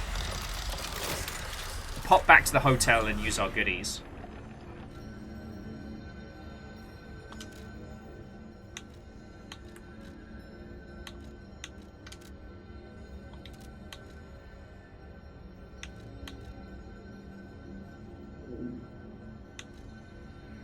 Oh!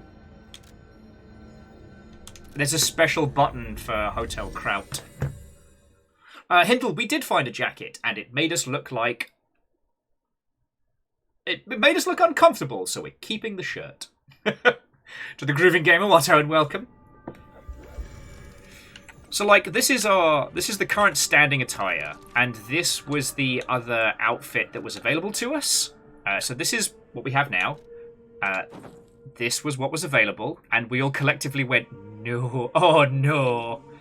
So we went back to the shirt. I'll use my power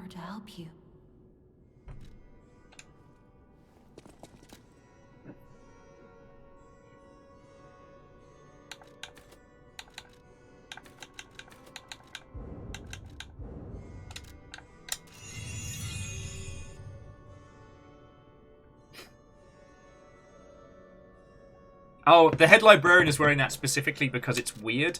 Well, the thing was, in isolation, okay, that is a choice. It's got very much a kind of like rich parents dressing their son kind of vibe. That book reminds me. Have you ever heard the fairy tale about a mischievous wooden puppet? All of Krot knows the story, all because of someone who loved that story more than anyone else. But this is strange. I do not recall. Who exactly was that someone? I'm gonna put the cricket in the microwave on high for about 20 minutes. God, it's like a character from a story. Ah, but who could that possibly mean? Oh yeah, but the reason why the outfit is sinister as is because it is given to us by old lady von Glowy Eyes the Sinister, who has spent the entire time just staring at a picture of herself. People have no idea so many secrets are buried in Krot. Thanks for keeping me company. Ooh, actually, Lance, I take back my threats of violence on the cricket. It does give cadence to the idea of what is happening as a rewriting of the story. You know, Jiminy's kind of lost because they are both aware of the fact that it's a story but lost in it. That could work really well. Again, maybe that doesn't end up being the point, and this game is just purely as it seems. You play an automaton puppet with a fuck-off sword going through a fun, bad danger experience with your weird dad and mummy-daughter wife. Alright? That's entirely fine. But if you were ever going to create a story of your own, and you wanted to take something that was in the public domain like this, and so overtly refer to it, and then have it be the retelling of the story, like, you know I love an unreliable narrator. And, I mean, that's the reason we played Call of Juarez Gunslinger again. Because, like, that is such a good example of the unreliable narrator. It's so good! And, like, that brilliant bit when he was like, and then out of nowhere, all the Injuns came at me. But you said this happened here. The tribes of the Comanche aren't anywhere near here. Oh, did I say Injuns? I meant bandits. And then in real time, the characters disappear and are reintroduced. Because, like, the person telling you the story is just a drunkard across a table. God, so good. And the thing is, that allowed them narratively to do a whole fine finale where you're, like, fighting ghosts and having, like, gunshot. Yeah, like, you're fighting back-to-back with Billy the Kid against ghosts in a darkened swamp. And, oh boy, when the shoe drops in Gunslinger, just inspired.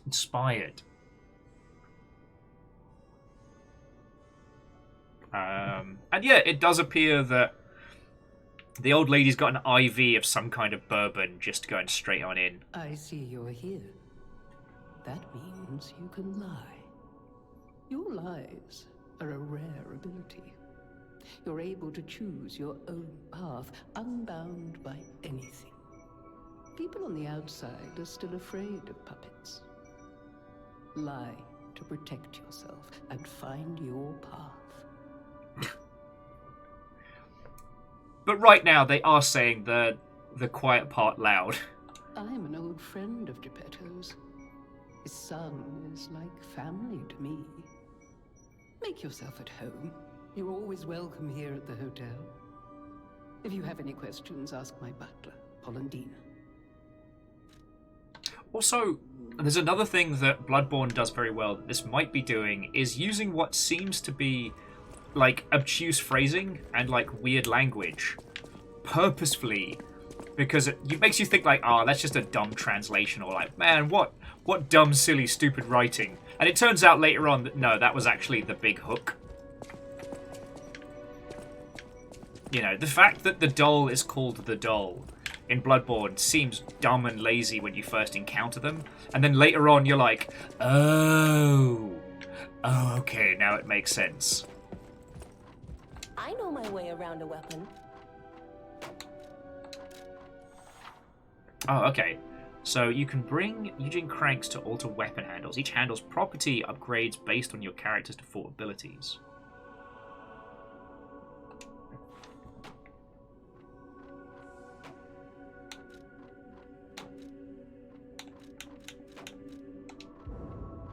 Oh!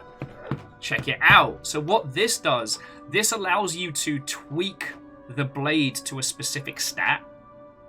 So if we had the modativity or mod... If we had the make punch go hard good like crank, we could tweak the handle so that we only focus on doing like big punchy damage.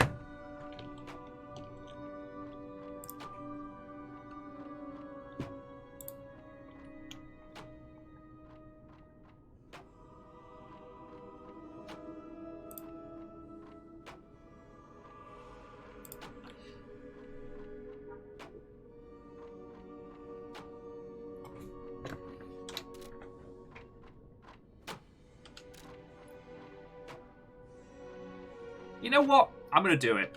Give us a bit more oomph. Because if we do end up playing this more, then we'll just grind for more like basic resources. You know? It's taken me a long time to deprogram myself from the Resident Evil mentality. Oh, no, I couldn't possibly do X or Y. If I did that, then I wouldn't have it later. God, it's big. The thing was, I learned...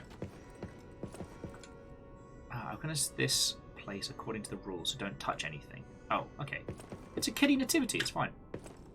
Oh, sorry, so Resident Evil taught me to save everything all the time and only use the barest of minimums. And then the one game where I didn't do that properly was Code Veronica. And I ended up having the worst time, because I used everything that I had on like what I thought was the big final fight with the fucking Titan. And then there was a whole second phase that I just couldn't beat, because I had nothing. I had no healing items, no equipment, nothing. And I had to restart the whole game again. So mad. That's also why I do staggered saves, which I think a lot of us do. Fuck, it has been 5 hours. Huh. For all the discussion we've had about this one, yo, cannot complain about this title.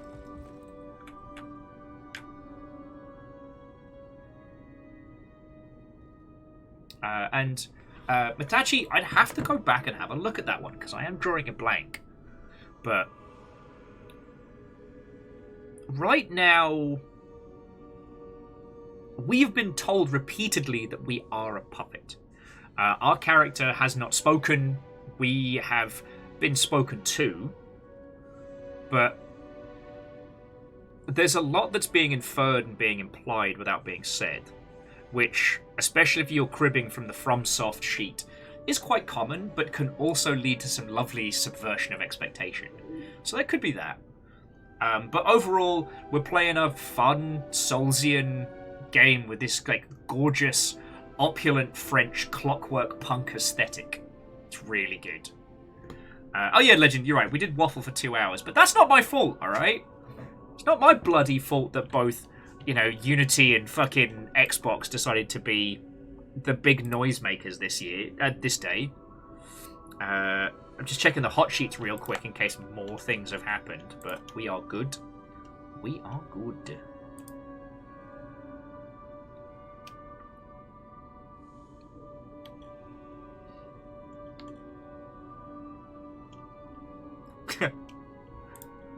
Yes, and Legend, waffling. The art of talking on almost incessantly.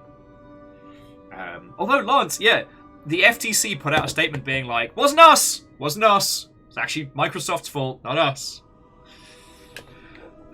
Anyway, friends, I'm going to nip to the loo, and then I'll be back in just a second, and we can keep chatting about this, or what have you. Honestly, like, until we... I want to keep going till we Geppetto, because until we command the P organ, have we really played this game? Alright, friends. I'll be back in just a sec.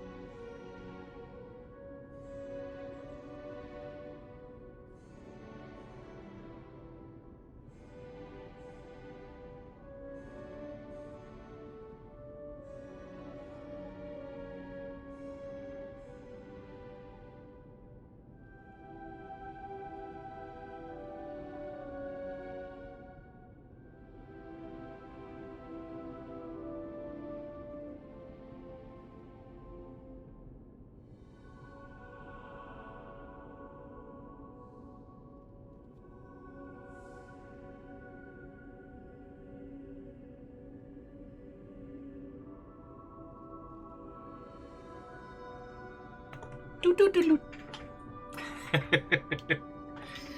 Do do do do do do do do do.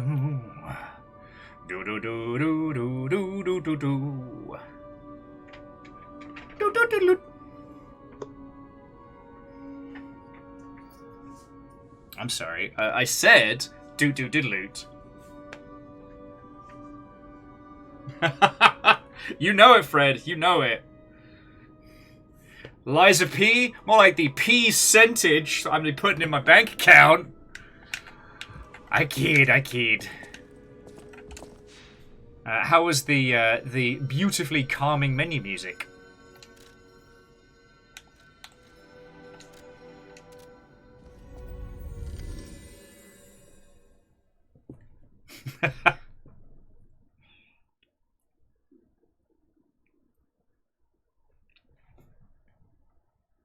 Okay.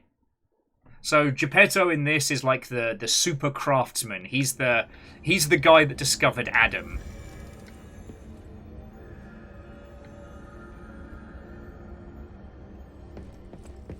Oh, Patches.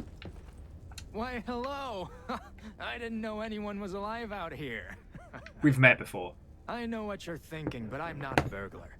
I'm just crashing in an abandoned house for a while. Don't worry, I won't cause any trouble. We survivors need to look out for each other.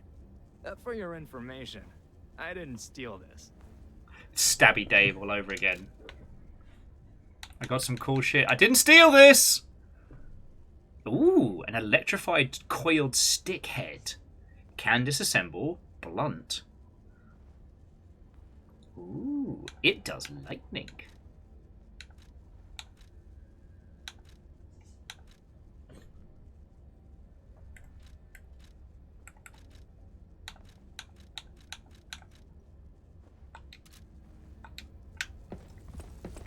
Okay.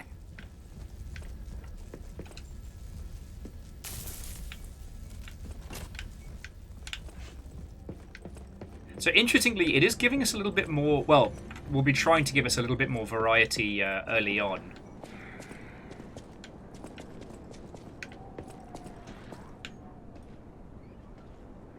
I think that's where we started. No, there's still goodies down there. Mate.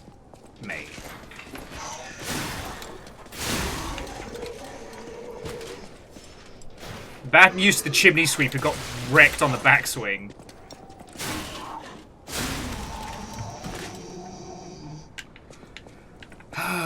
Doop-de-doo, apples and pears.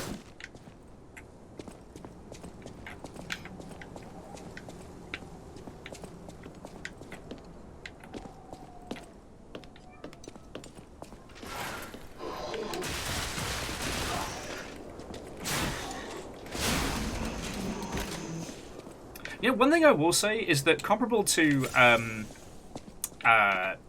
what was it? Was it? No. Fuck, how have I got the name of it? Russian game. First person. Oh, my word.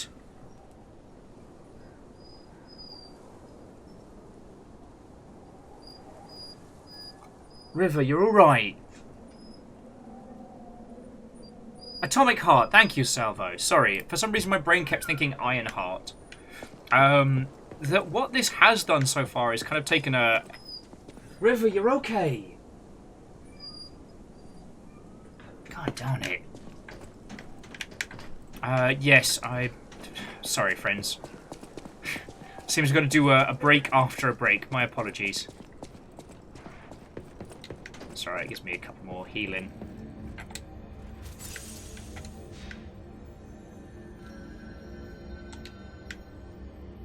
Alright.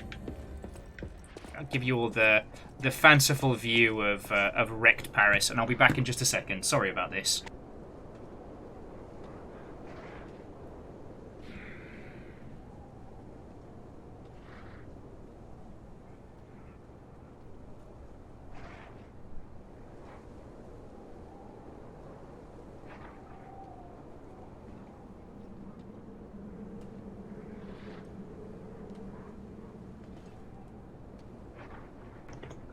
Lovely, all sorted. Sorry about that.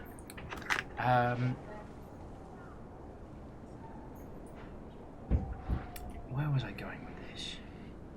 Oh, yes. So, what is interesting is looking at this setup so far and kind of comparing it to Atomic Heart, that, like, at least comparing it to Atomic Heart in terms of its narrative design. Oh, you're just an asshole, aren't you?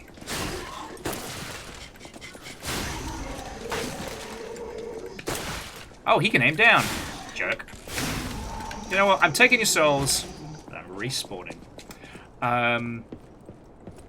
That Atomic Heart had these very, very curious designs, but really struggled in terms of, like, their justification. Like, the humanoid do-everythings never really had a consistent level of, like, ability. The strange vending machine that's just, like, murderously horny was uncomfortable, to say the very least.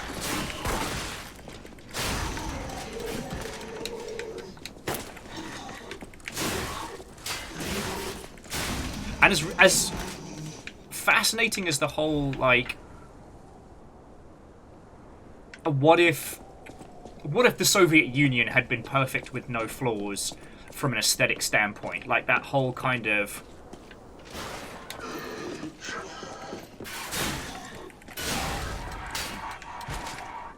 Akadanicky Wato, welcome. We've been making a mess of our attire all afternoon. It's been feckin' rad. Kitty!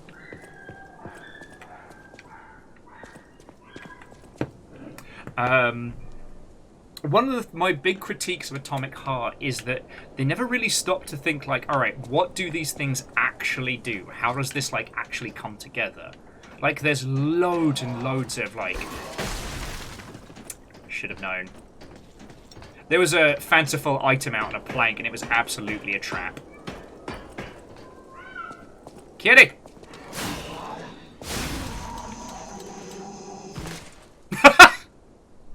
God, I love game physics. Sorry. But yeah, like, my big critique of Atomic Heart was that narratively none of it fit together. It was very hard to be like, oh, well, they clearly have this, like, golden age of brilliance.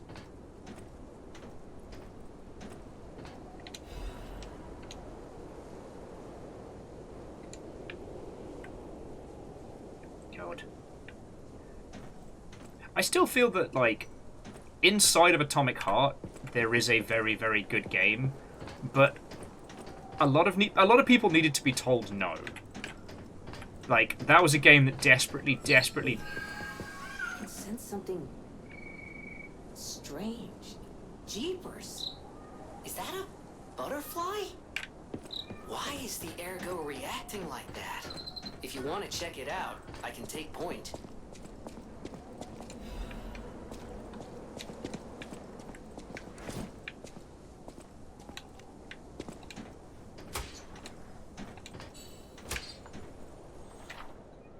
A dimensional butterfly. Occasionally will appear.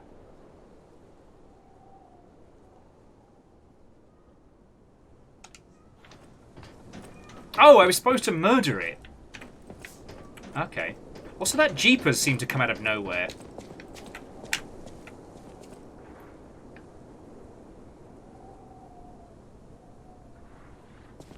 Yeah, so that's this game's, like, Crystal Lizard.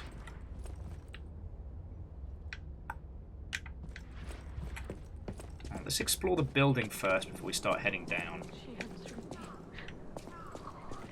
My baby.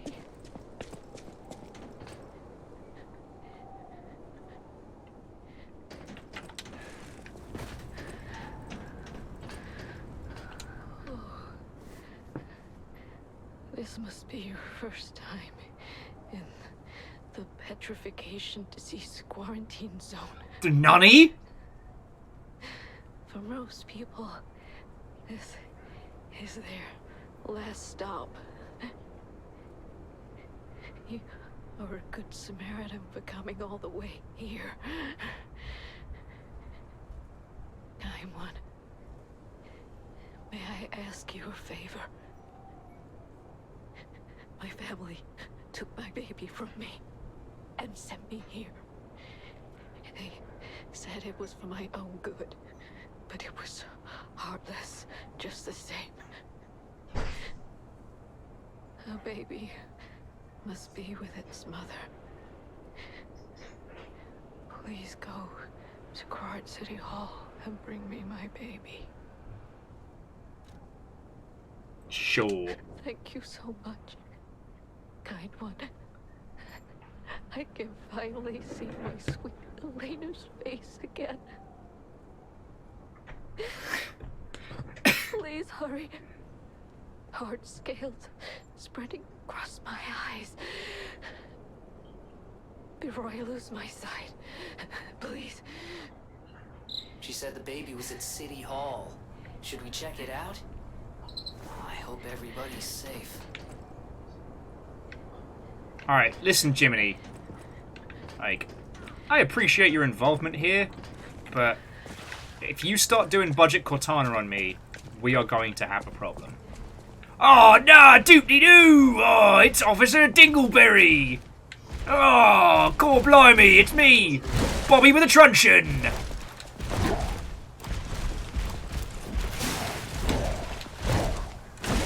Oh, you got 3 attacks now. No, don't!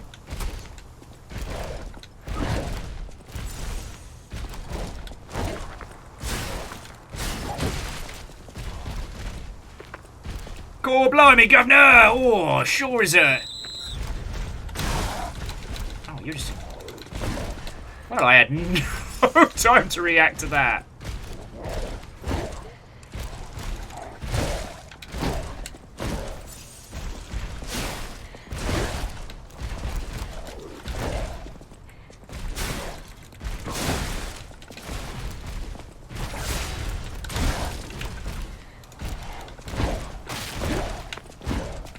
You know what? Fuck you, mate. I'm not getting paid enough for this! Yeah, you sulk off, dickhead.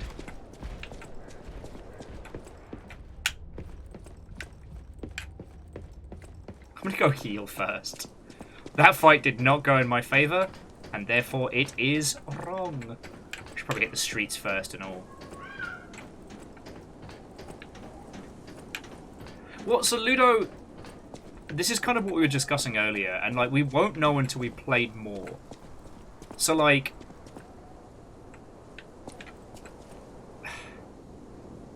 Who is that character? Because, alright, from where we've been, this is the first we've heard of this, like, scale plague. And it doesn't really make sense because there's nothing to indicate that this is a quarantined area, right? So... Is she lying? I think more likely, is she unhinged? Oh, that's the first time we've had that happen to us.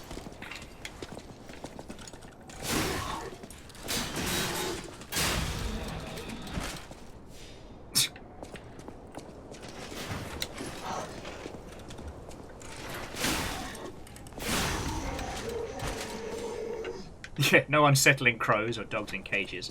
But then there's also the possibility that we're taking this character at face value and they might just be completely unhinged.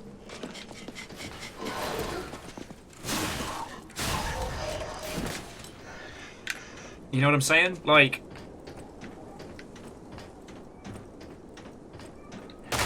There is a very strong possibility that there is no baby, there is no disease. This character is just lost it. Doopy-doo, chimney sweep! Get fucked, mate. I get fucked.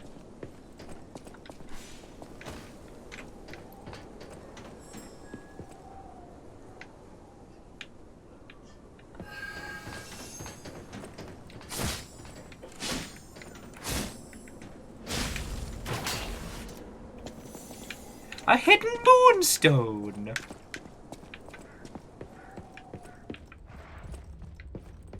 So what is it? Oh, okay, sorry. Warning, petrification disease quadrant zone. Do not trespass. Hang on, what's that last bit? Everyone is a patient or a lunatic. Do not speak to them. Okay, so we did actually break quarantine going this way. So let's hit the streets before we continue that way. Plus, if we get enough ergo, then we can fish ourselves up some fucking tasty new weapons.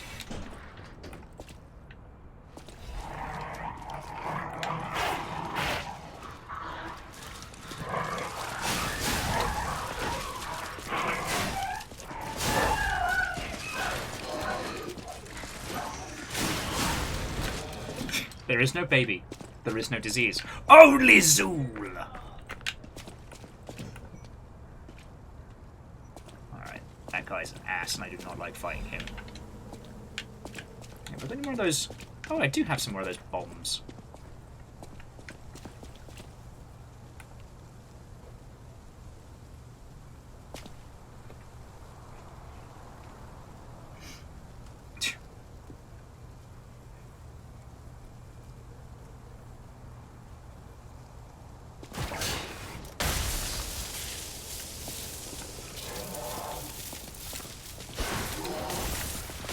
Oh, we just not...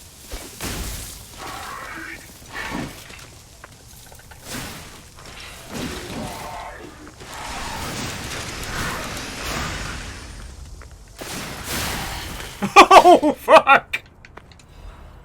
Oh, he's not going to be in 2 lies, 2p. Fucking hell.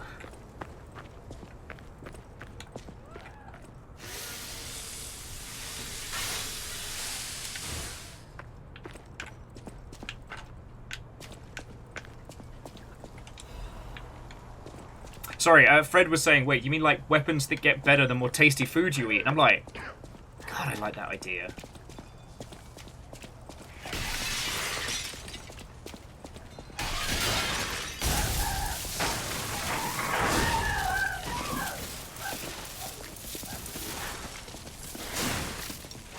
I wish we could play together. Like we used to. Do I know you? Is that you, Murphy? Oh. RoboCop? I guess not. Sorry, I thought you were my friend, Murphy. Damn it, Murph. Murphy is a super cool policeman.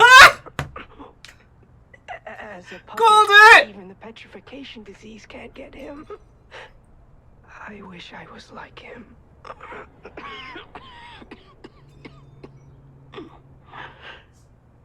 You should leave so you don't catch the disease from me. Nah, you good kid. Only we can... Murphy. Damn it, Murph.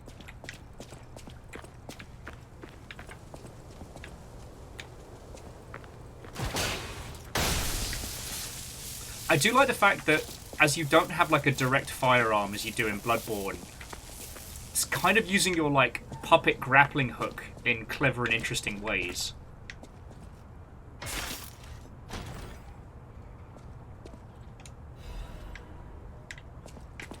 Although it is entirely possible, friends, that we're going to see, like, Officer Murphy show up later. Also, what did I get there?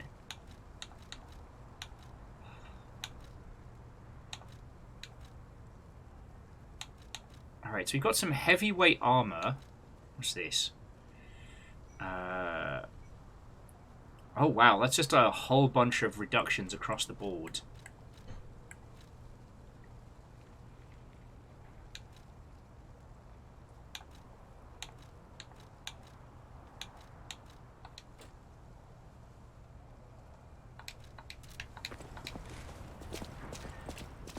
You know what? I'll take the armor reduction. Like, Fred, I do think that was a legit RoboCop reference.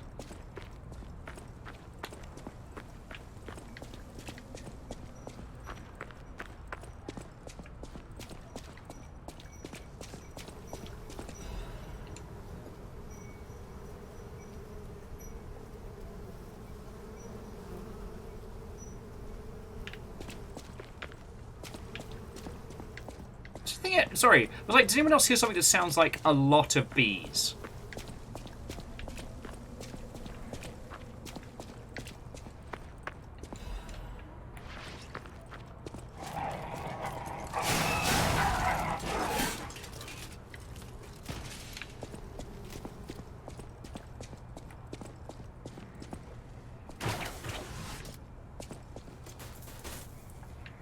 Ah, beans. Out of special juice, I guess.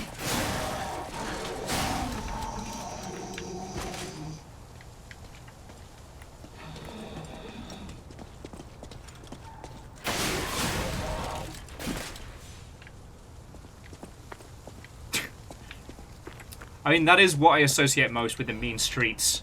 Bees. Ah, bees.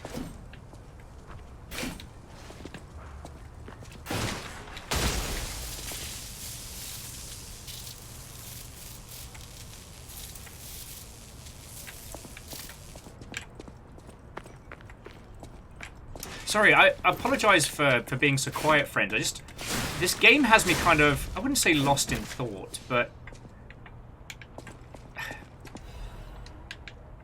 what is the difference between, like, inferred, intended meaning and interpretive meaning, right?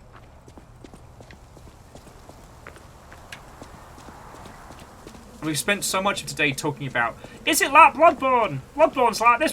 What about Bloodborne? Which, again, is a valid discussion to have, but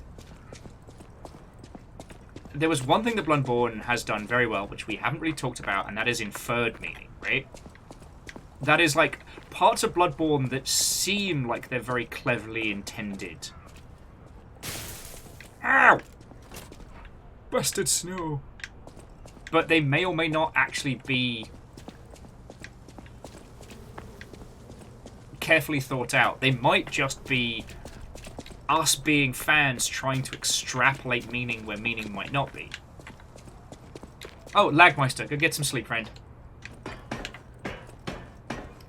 You'll have to be without a pee organ this evening. I'm so sorry.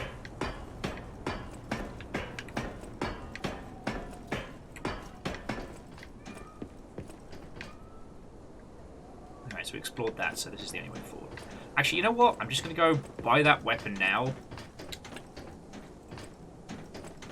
And then if we want to, like, take it apart and reconstruct it, we can. Oh, but I guess I haven't been down there. Oh, that's the other side.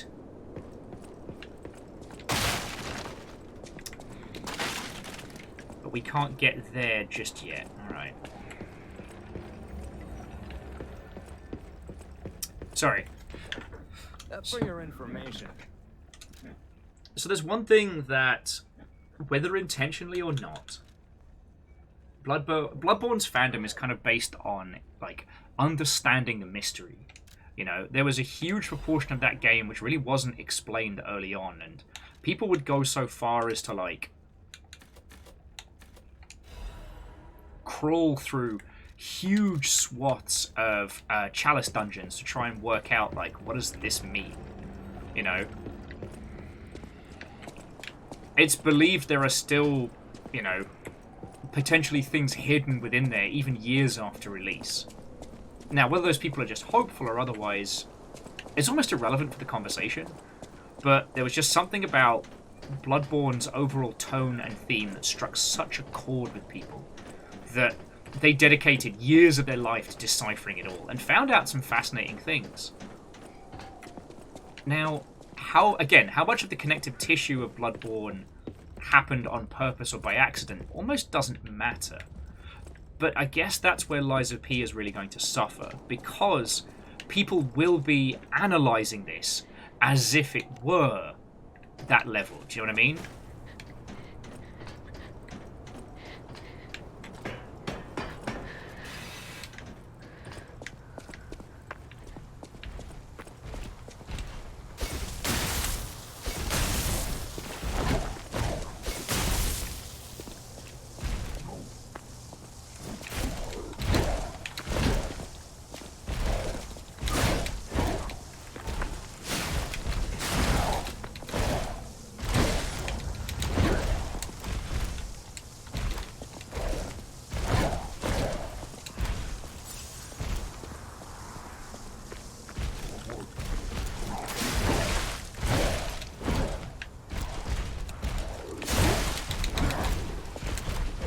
I thought I had him dead to fucking rights there.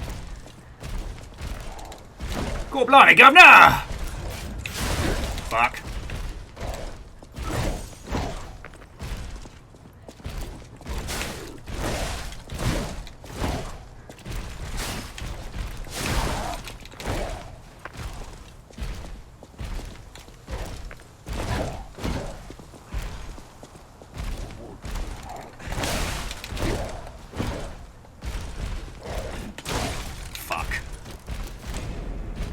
He had me ranged.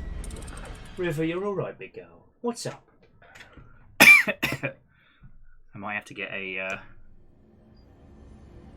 little dog bag back here so I can pay the dag's attention at the same time. Amos, don't be a jerk. You're okay, baby boy. Hello. Hello, River. What's up?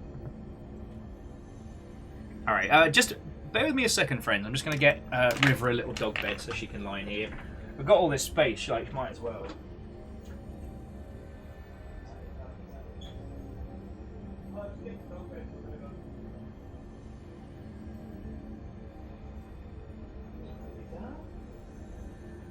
Here you go. There we go. See? Now we got some company.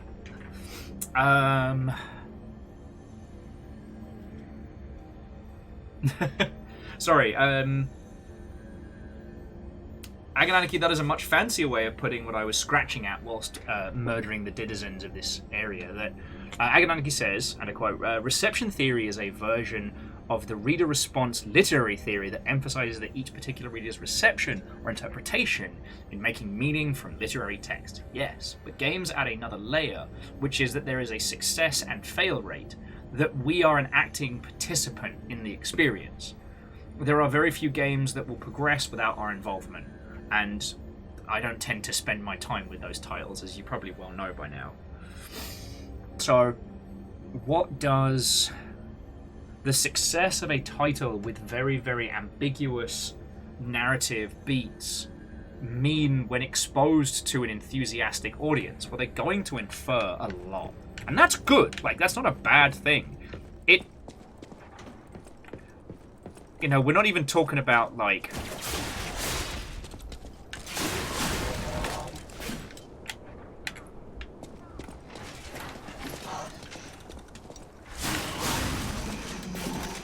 Like, we're not even talking about fan theories. We're talking about a group coming together and, you know, coming to understand a game in its entirety. That's fucking great.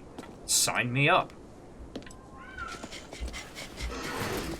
But when something is inspired by that, like, you're not even competing with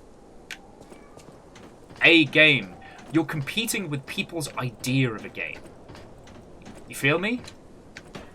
Like... This game isn't just being put next to Bloodborne and being said, like... It's not even being put up against Bloodborne as a title. It's being put up against the perception and enthusiasm and understanding of that.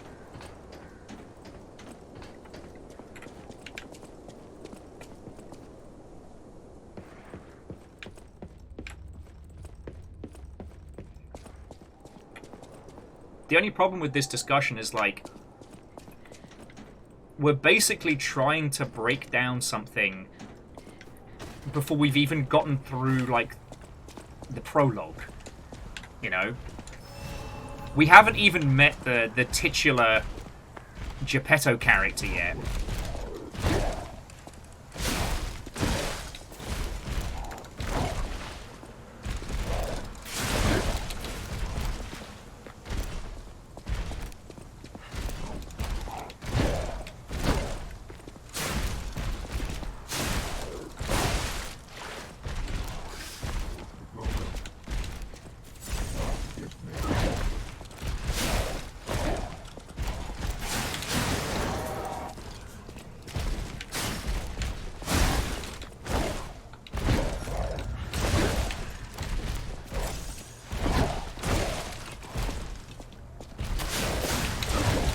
Fuck you.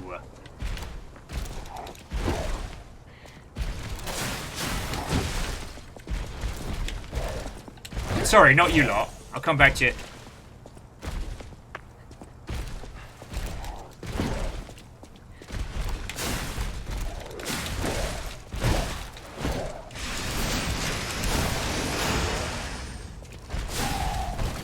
God, what a piece of shit. I wonder if that was Robocop.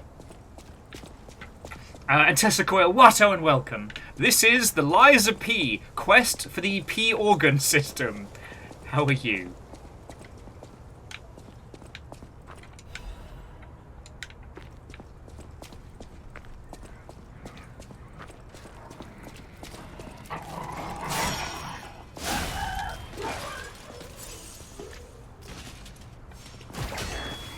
Oh, he can block that.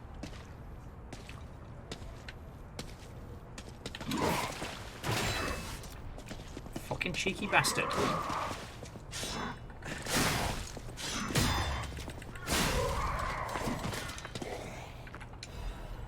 Ooh. Destroying his enemy's weapon by breaking a perfect guard. Honestly, I just wailed on him, but I'll take the Chivo, ta very much.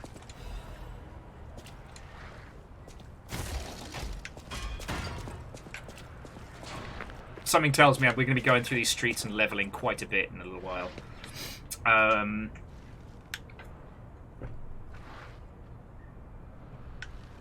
mean, we've talked about this a lot, that sometimes less is more. Sometimes less is more in a story. And a lot of people that have tried to emulate the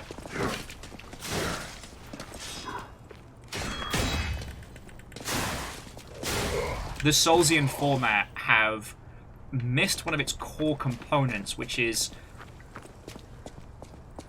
the manner in which users explore this world, the way in which they come to understand it.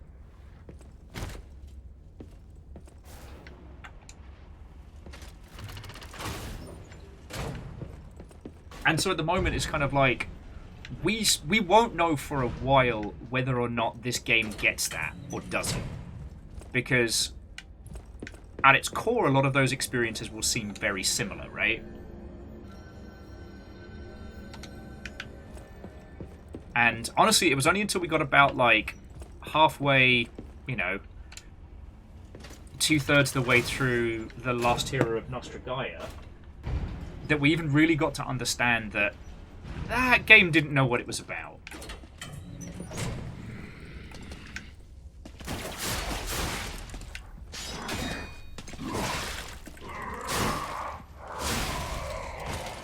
Nice try, Dingleberry.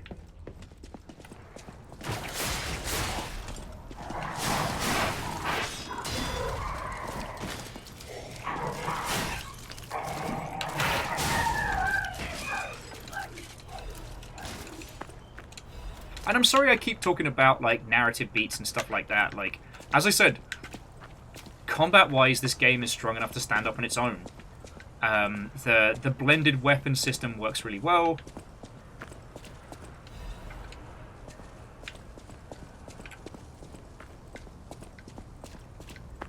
And I'm having a fascinatingly good time with it, you know what I mean?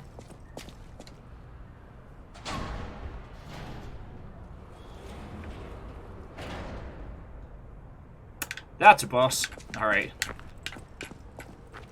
Oh, Ghosty, and I'm glad you all enjoyed talking about this, because I fucking love talking about this. In case it wasn't bloody obvious. He had one day till retirement. He knows what he bloody did.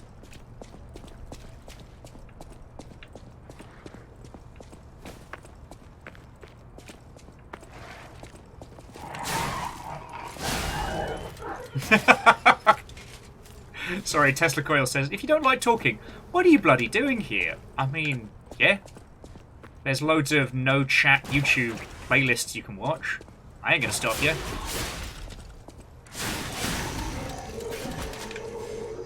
All cogs are bastards. Ah! Bravo, friend, bravo.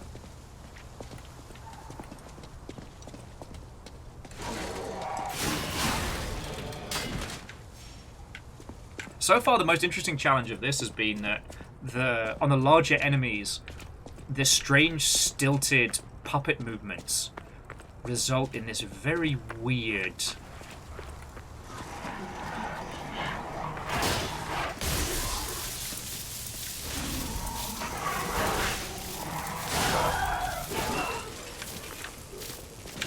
this very weird, very stilted animation quality that makes reading attacks very difficult. So I found some enemies I can just, like, ruffle Mao, wail on them until it stops being funny. Others I've been really struggling with. So it's trying to strike that balance has been fascinating.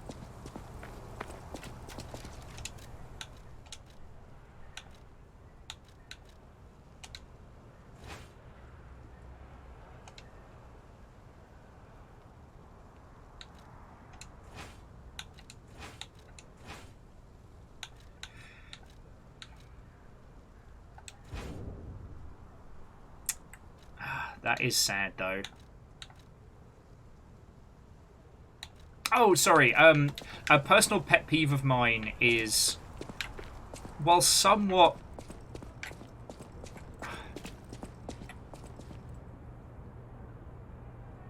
Sometimes games emulate systems and they don't understand the why.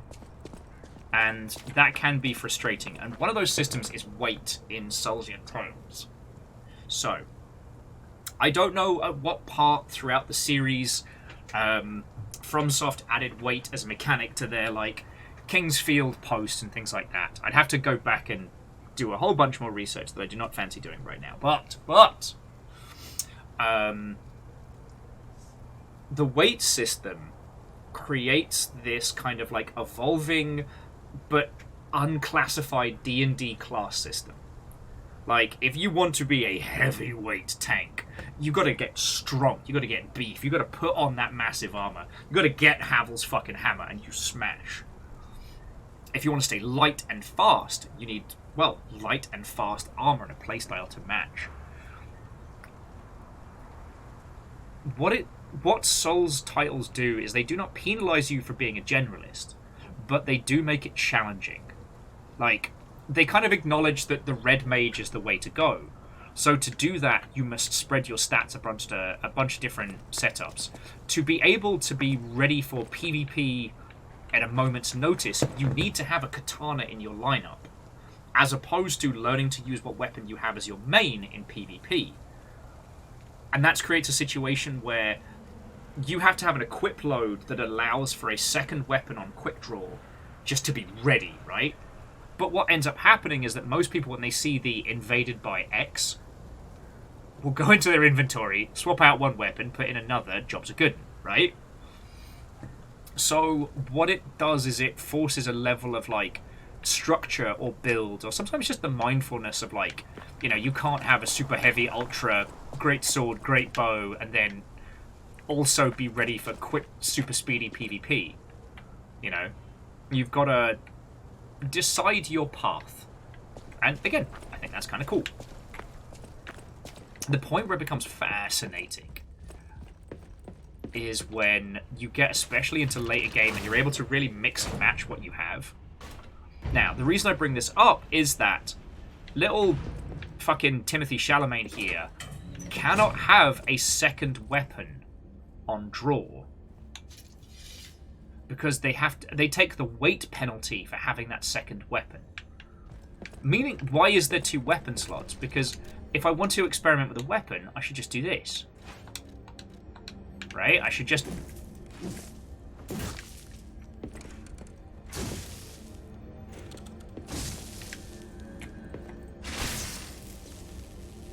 So, this one has like a super move that charges it up. That's fucking cool. How about the truncheon? It's light, it's fast, like a quick little blunt weapon. Oh! But in its moveset, it's got this berserker smash. So if we combine the truncheon with the sword, we could do some fucking damage, right? But the problem being is that because... Like, I'm going to head back and see if there's a...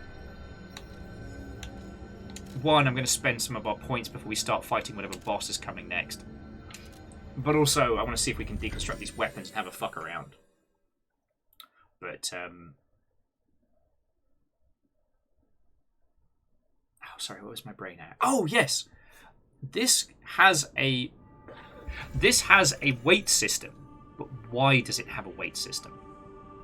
Like, we're only playing as little Pinocchio here, right? We're not playing as any other character. This isn't ours to build. You know, we're not a good hunter of our own crafting. We're playing as this character. Okay, we get to focus. We get to decide how he levels and what stats he puts up. All right, that's cool. I completely get that. Yes, I am going to be a strength beefcake. No, we'll not be apologizing. I know what I'm about. But we are a mechanical creation. We're an automaton. So, like, what? Do you see where I'm going with this? I know my way around a weapon. Like, it's almost this concept of...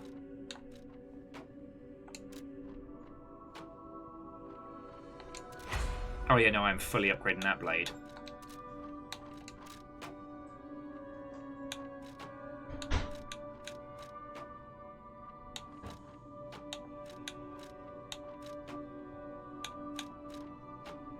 Ooh, so the correct baton handle.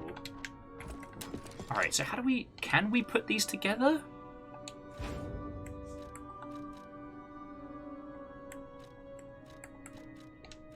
Oh, I don't... We've not gotten the equipment to deconstruct our weapons yet, have we?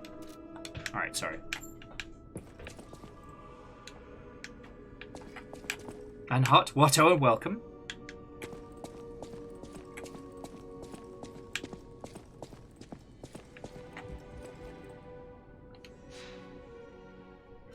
I don't know. Honestly, the thing that got me thinking about this was when I used to hang out with Ket a lot. And I remember Ket saying something very poignant, which is, why do guns have ammo?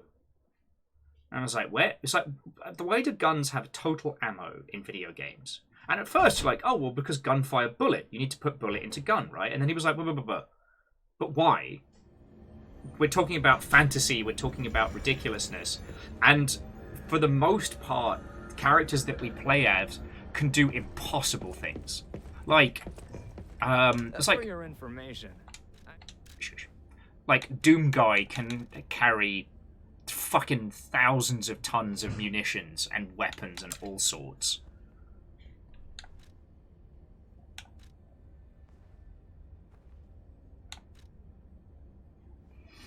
Like...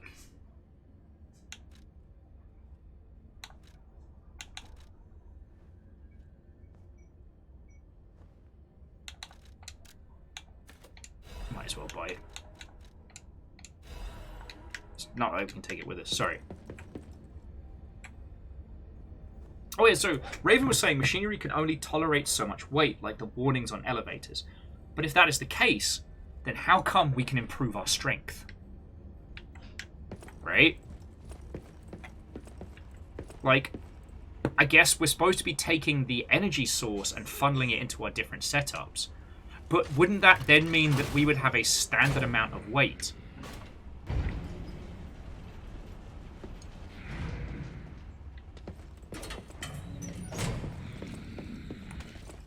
Get over here!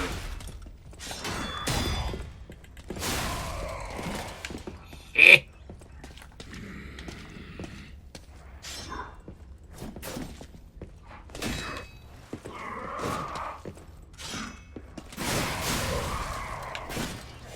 That's how you use the big sword.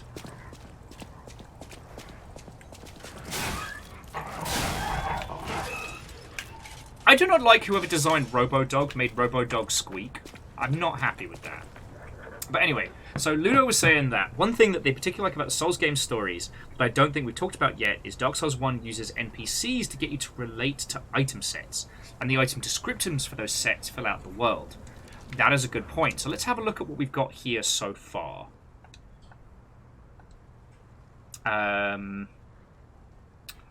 So we have the Great Sword of Fateblade. It's made by refashioning a soldier puppet's weapon. Even when used as a bayonet, its unique bend keeps it from interfering with firing. Stalkers who have survived life or death situations can see the threads of prey. These threads are sticky spiderwebs of obsession. They say are clearer the stronger the puppet is. Where?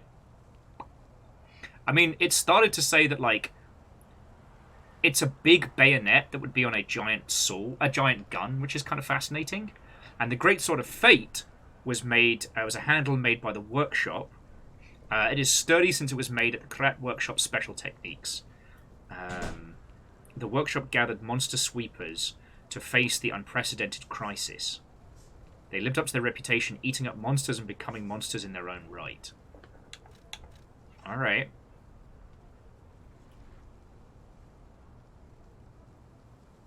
So what's the difference between stalkers and sweepers? Because that's one of the other things that that's getting implied to us.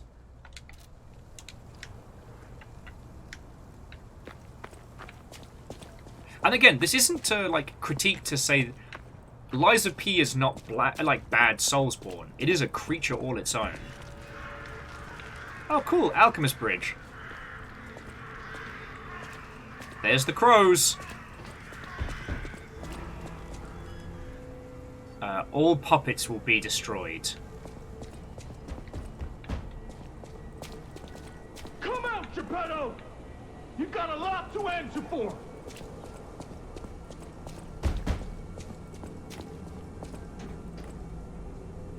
You know what caused the puppet frenzy, don't you? You're their maker, practically their father.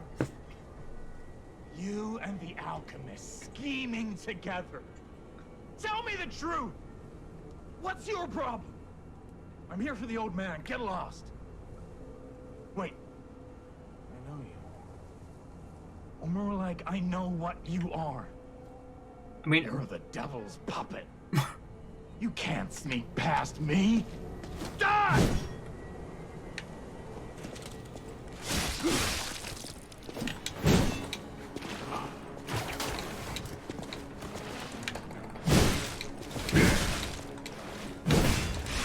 I'll kill you both, then string you up on the bridge. Oh, so he gets interrupts and I don't.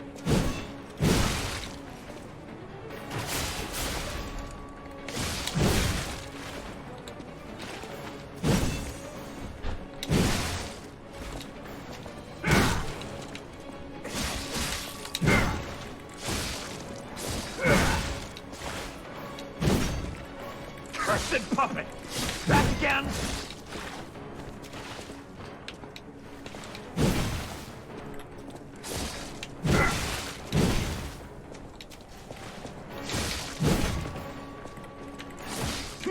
God, if I could just get the fucking... the backstab to work.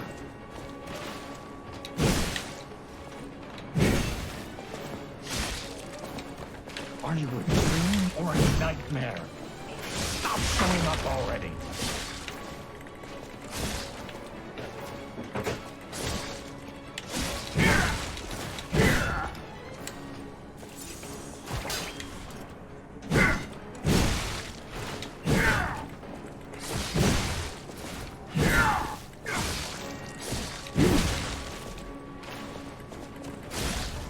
Get fucked, mate. The truth.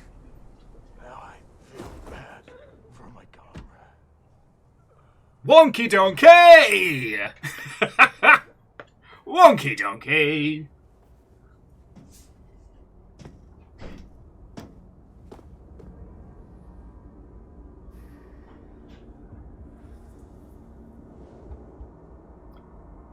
Oh, we did the thing we're not supposed to be able to do. We just killed a person. Oh, man. Father Gascoigne cleaned up real well. Finally, we meet, son. It's a dream come true. Seeing you like this. I understand why some people despise me. I invented the puppets, after all. I should take responsibility as their maker. But in order for me to do that, I need to take care of the puppets at City Hall. Won't you help me, son? Take this. You'll find it most useful. It's a regular handgun. Oh. Mad Donkey's hunting apparel. And something... I don't know what he just gave me. All about. Use the Stalker's key to open the bridge door. We'll catch up. All right, mate.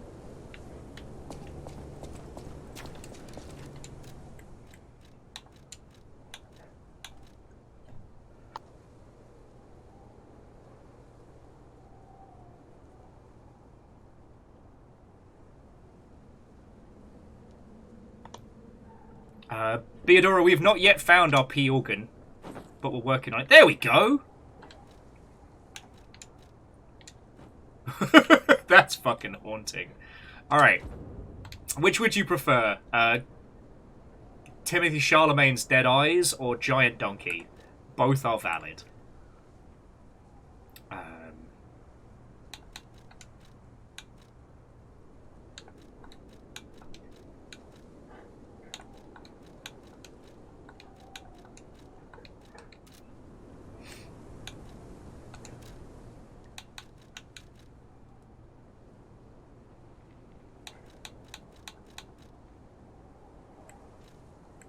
Materials. Functioning item. Here we go. Enigma assembly tool. A tool that can be used to assemble and disassemble a weapon's blade and handle.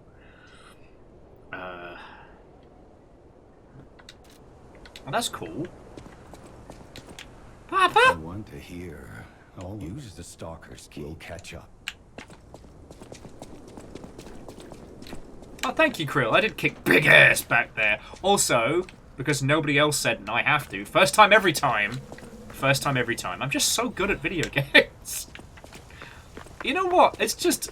I think it's unfair this game is being compared to Bloodborne at all, because it's obviously an easy game for babies.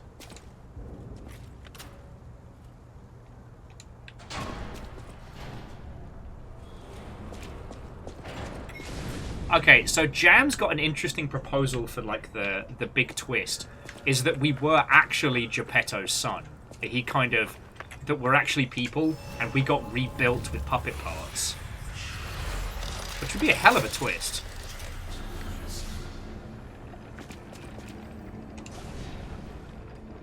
So, about that weapon assembly tool you were talking about. Jiminy! Jiminy, a fork! Weapons, let's try using them here. Alright.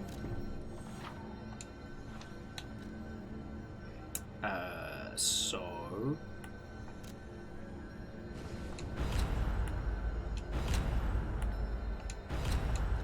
So now, if we go for the dual blade...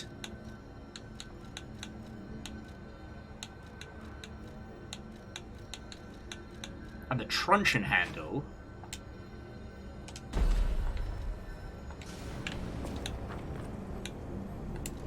Oh, we still have to equip it, but... Alright, let's try this. So we've got the heavy blade. Oh, ho, ho, ho! Fucking yes! It doesn't quite have the big sweep, but fuck. Let's give it a go. Beadora says they've only seen the first hour of this game and have only survived humans as merchants. It's horrifying that capitalism made us capitalism. It makes you immune to puppet murder. Not immune enough. Sup, dickhead? Bam! Oh! Ho, ho, ho, ho!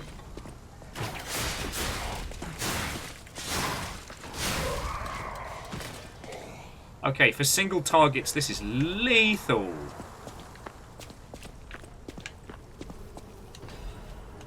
I don't think anybody knows how cool we are.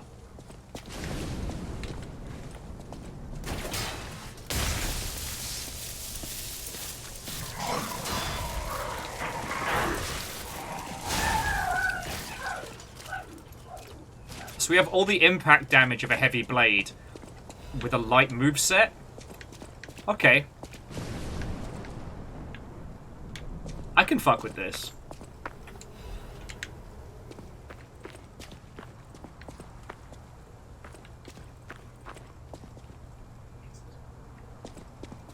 Okay, it says Purification Amplule. My dyslexic ass read that as Amplification Poutine for some fucking reason, so... I don't know what that means, but it sounds delicious.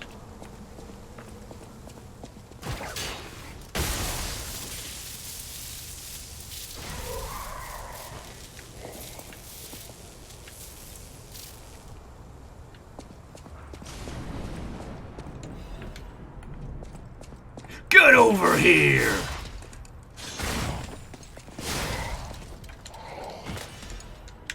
Damn. Yeah, Ludo, I could totally go for some amplification poutine right now, you know?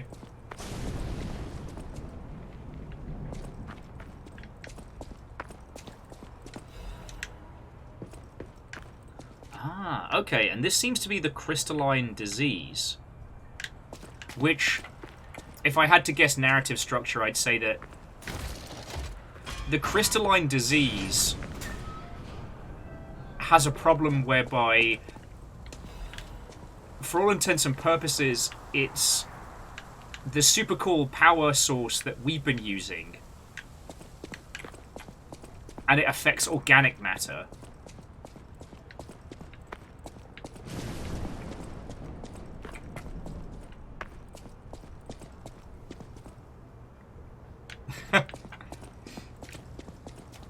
Well, I mean, Ghosty, I can't speak for all dyslexic folk, but as it was explained to me, and, like, I mean, it tracks. As a dyslexic person, you don't tend to read in a line, you tend to read in blocks. And so sometimes if you want to read carefully, you kind of have to force yourself to go through it, rather than see everything as a chunk and then just kind of disseminate. So, with dyslexia, it tends to be more, like, misreading words because their shape and structure is similar to another. Hello. But also sometimes adding words in a sentence that don't exist because they make sense. Hello, Amos. What's this? What's this? What's this? Look who's come to hang out. Look who's come to hang out. It's the baby boy. Alright. Bear with me just a second, friends. I'm just going to get the wee lad some more water. And then we can use our truncheon blade to beat the hot fuck out of everything. Hello, yes. Come on, mate. I know. You're very thirsty. You're very thirsty.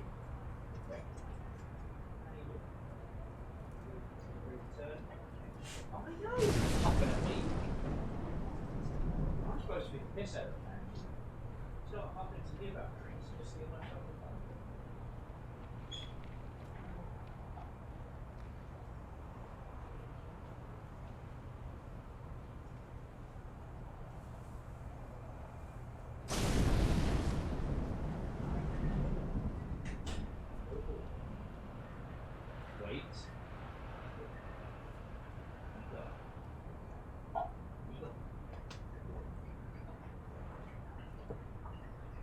Sorry about that, friends.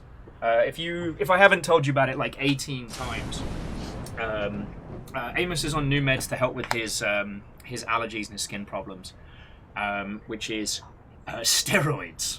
So we got told, like, he gets as much water as he wants. Like, he is still guilty of drinking so much he vomits, but sorry. Sorry, my fingies have not been happy with me of late. Need to give my hands a breather, but them's the breaks, right? Okay, so we need to find a baby. The baby?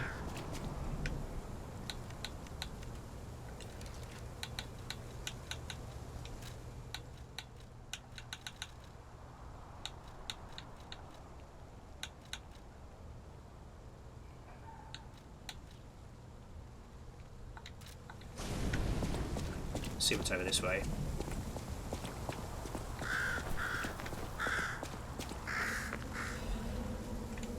What does this say? It says, "Will you be my friend? Everyone is gone and I'm all alone now. I'm so alone."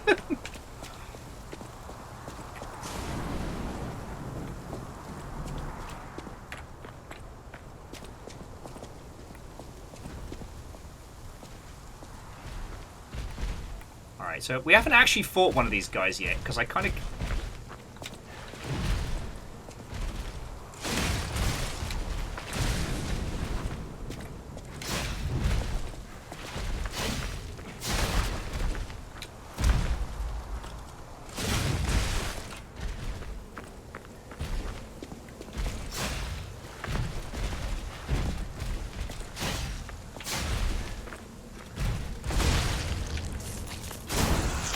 There we go!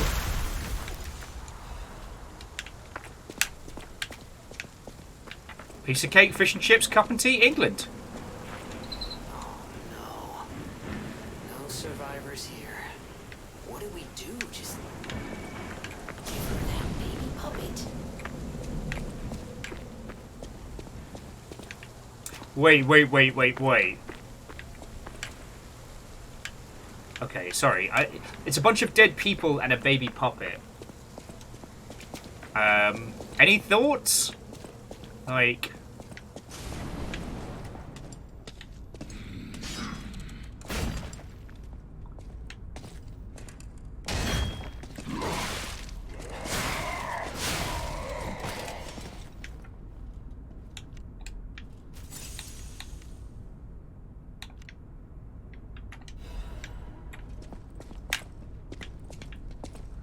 also, Legend, there's a distinct possibility that there was no baby.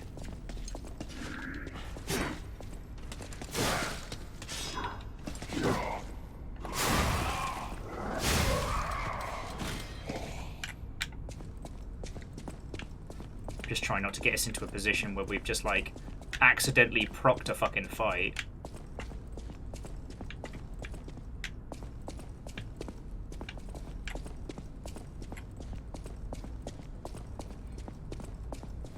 I will say, now we've gotten to actually start like deconstructing the weapon system.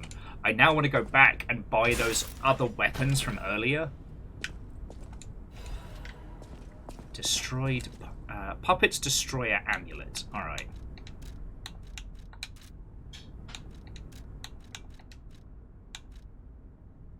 Increases damage inflicted on puppets. Fuck yeah. Fuck those. Fuck those puppets. I don't mean fuck those puppets, obviously.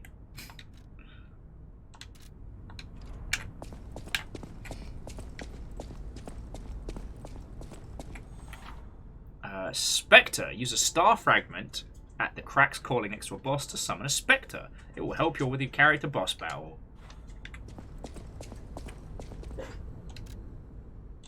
We have 11 star fragments. Okay. Lance says, but sure is Pyramid Head talk there, Will. Hey, Pyramid Head went, what if knife but big? Hard not to respect that.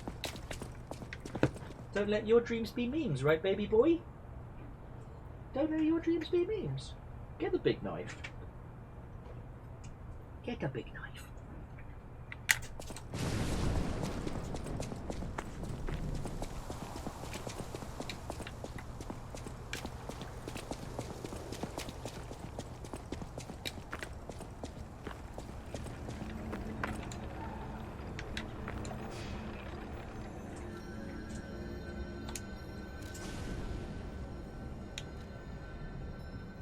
Oh, okay, that's real cool. It actually tells us, like, where to go.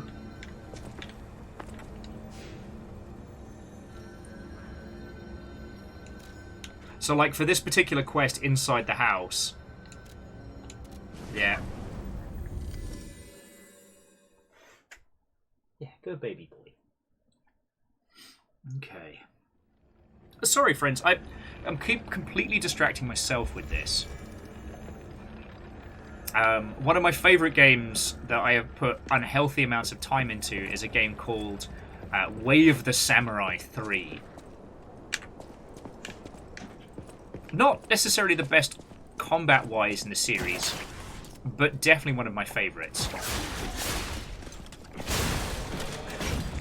Mainly because, like, the way it... Oh, good boy. The way it let you do weapon customization was fucking brilliant. You would construct your sword out of 3 pieces, and you could combine any 3 together. And I think you could form your own fighting style, but I have to remember how to effectively do that. As soon as you can start doing weapon customization in games like this, I'm like, yay!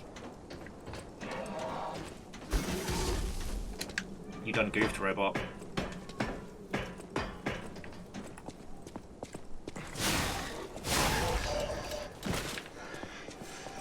Mate, I know you're there. Dispense with the formalities.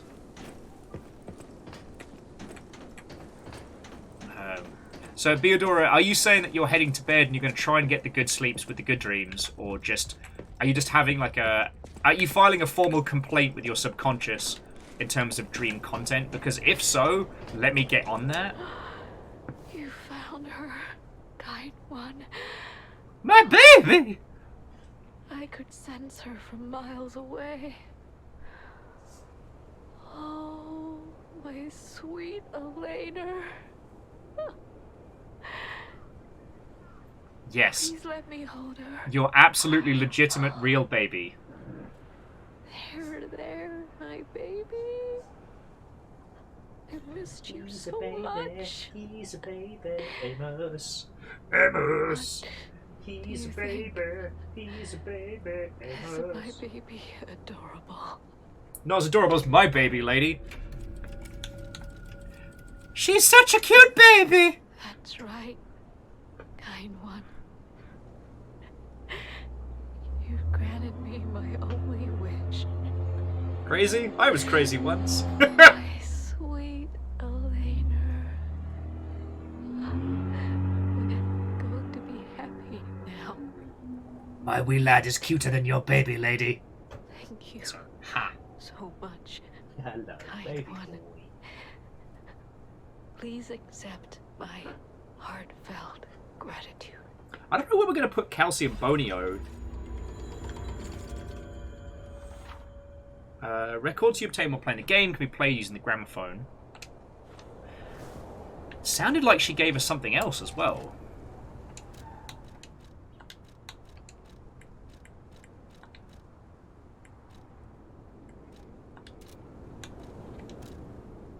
It's really hard at the moment to kind of like work out what is and isn't, if you know what I mean.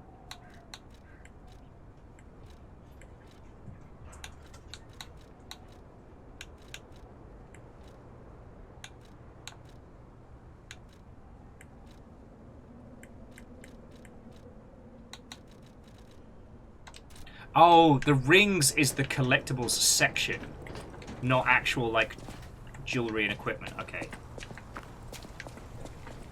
Amos, leave her alone, mate. Amos, don't be a jerk. Sorry, I've got to be partially playing partial dog mode. Dog dad mode, sorry. You know what I mean.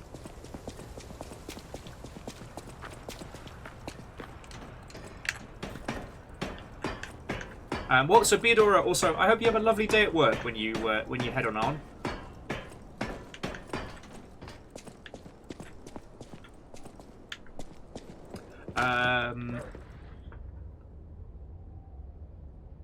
Oh yeah, so Beodora, this has definitely got like a Bloodborne meets Bioshock kind of vibe to it, in terms of like, you know, the thematics around the hubris of man. Whether or not it works, whether or not it blends together, I couldn't tell you yet, but we'll find out. And I did, so Beodora, I did work out the weapon durability thing earlier, where you sharpen it with your fucking elbow. Because, alright.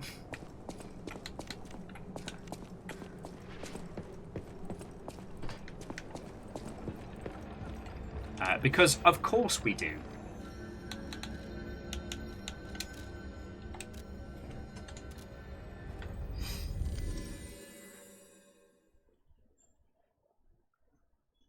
Well, Fred, we know the answer to that question. It's a miserable pile of secrets.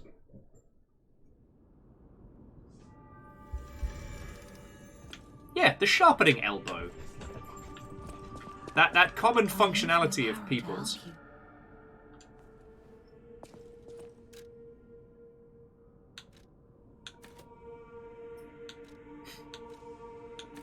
I do like Full Metal Pinocchio as a title for this as well.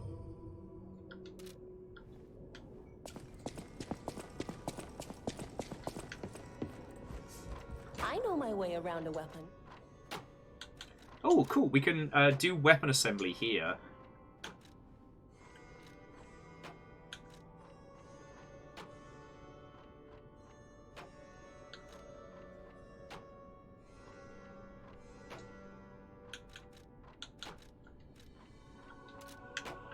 Oh, cool. The weapon art of our little truncheon murder blade is basically beefcake mode. Love to see it. I'll use my power to help you. No, we good. Okay. So let's go take on whatever this boss is.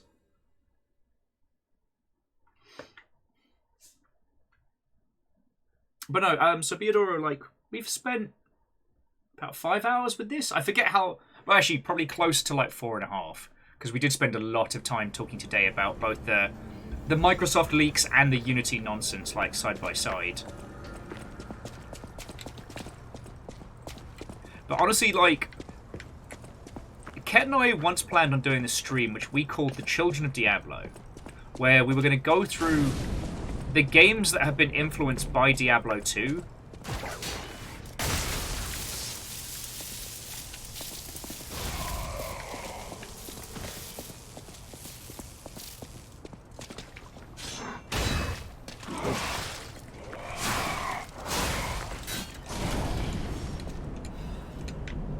And we were going to kind of like see like how each of the air quotes children of Diablo did things in a different way. Similar to Errant Signal's like Children of Doom. Oh, sorry. Oh no, is it called Children of Doom? I forget. Errant Signal's been doing a series about like the history of... Oh, you did not just.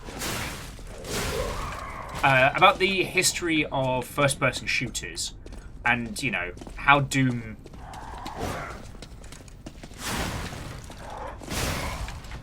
How Doom influenced all of them. Theodora says, are more games influenced by Diablo 2 than 1? Yes. Or at least I would say so. Diablo 1 was definitely a seminal works, but 2 was what shaped it all, you know what I mean?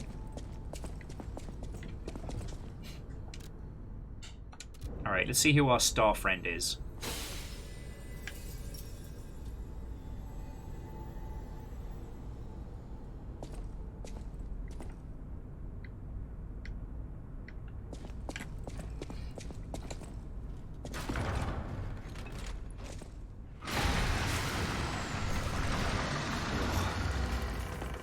Someone needs to oil these fucking doors. I'm going to be a boss. And considering where we are...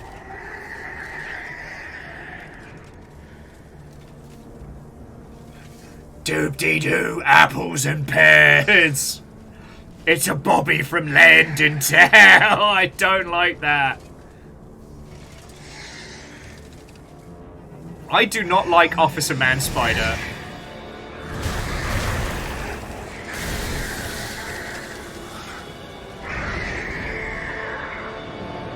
I do not like Officer Man Spider.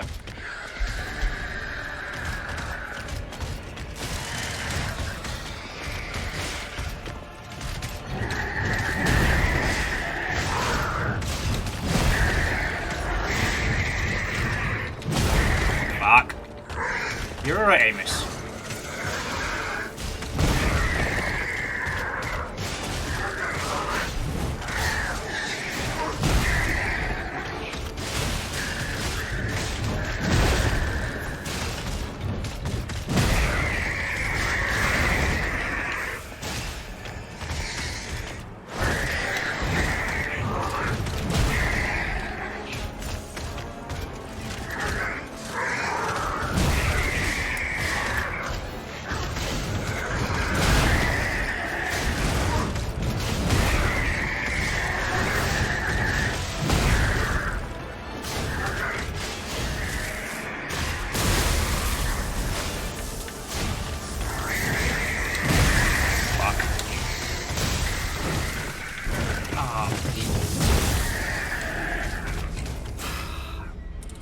I was doing right good there. It broke my fucking face. Yeah, so Immortal then, Path of Exile, Torchlight, I guess Titan Quest. But, like, you had Diablo 2, which was very, very influential in the industry. But also Diablo 3, I would feel, is one of the children, rather than a direct sequel. Because, like, Diablo 2 was very freeform. 3 was a very controlled experience, you know what I'm saying? Sorry, I just keep seeing the baby boy rush past in my peripheral.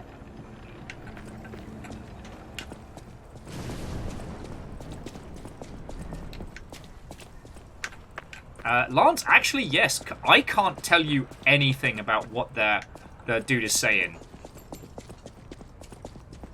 Amos, what's up, buddy? What's up? The wee baby boy seems to have gotten silly buggers about him. Which is entirely fine.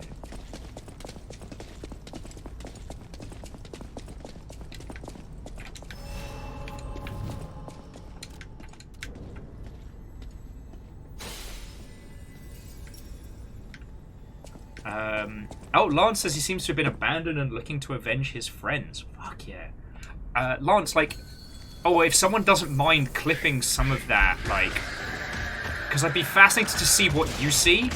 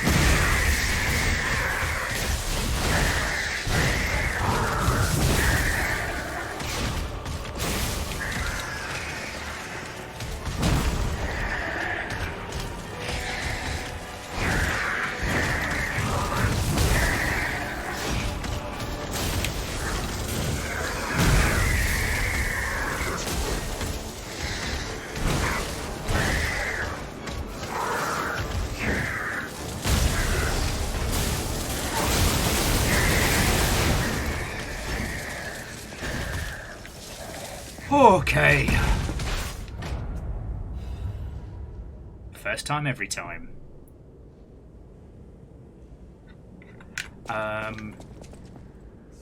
Okay, so jumping back in, Lance is like freezing cold like my friends. Electric judgment, you're guilty. Frozen abandon, I will avenge my friends. Fuck. Oh, sorry, Ghosty, go get the good sleeps. I hope you have a lovely day at school tomorrow. Like, this has been a fascinating game to look at and talk about.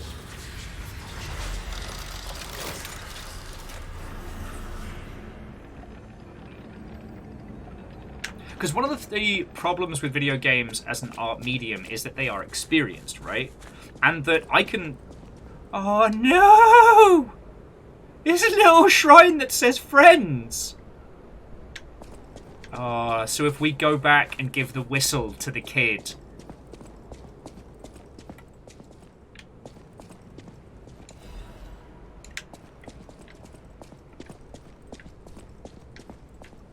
I mean, this idea that the game is almost saying, like, you know, better to lie to people and save their feelings, right? Yeah, we can give that to him. Alright. We're going to do that before we go back and unlock the P-organ system. Or P-organ, for those of you from the Netherlands. Sorry.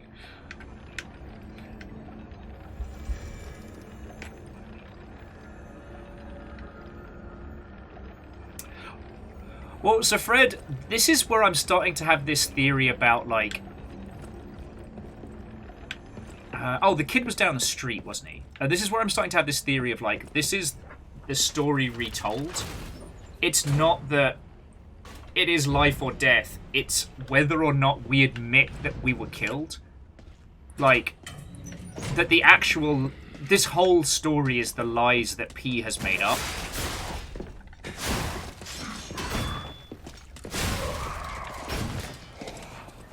Definitely gonna need more stamina.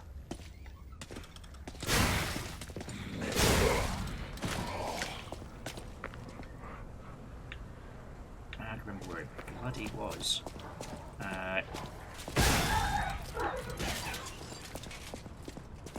Where was that bloody child? Alright, somebody just keep an ear out for something that sounds like coughing orphans.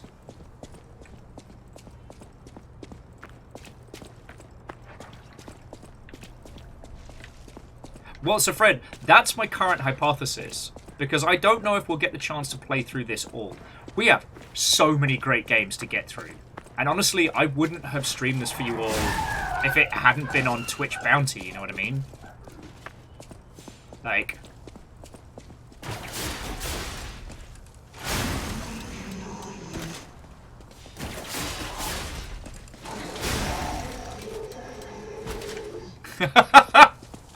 It'll happen, Beadora.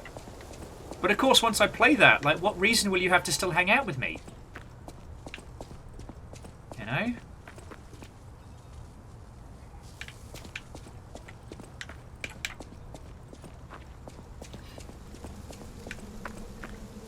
Oh, is this on Game Pass? Okay. Well, anyway.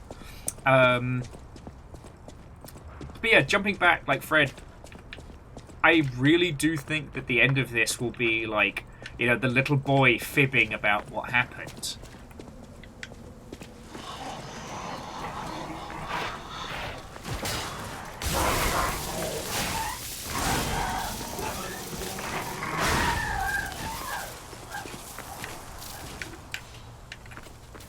I mean, Jamami, that would be an excellent twist if this isn't the story of the one automaton who saved the day. This is the story of the automaton who killed them all. Like, the lies of P being that he was the fucking baddie. And he's just reforming the story as he perceives it. Yeah, and then I sharpened my sword with my elbow like a badass. Excuse me, I'm here for that sickly little cockney chimney sweep. We could play together like we used to. Murphy, I miss you. So about Officer Murphy. If only we could, Murphy. Wait, but I thought that he was the guy.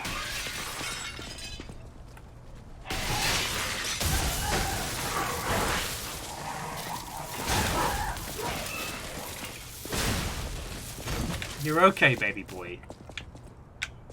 Sorry, friends. Bear with me just a second. You know what? I'll leave the sounds going. Are you feisty? Are you feisty? Are you a feisty boy?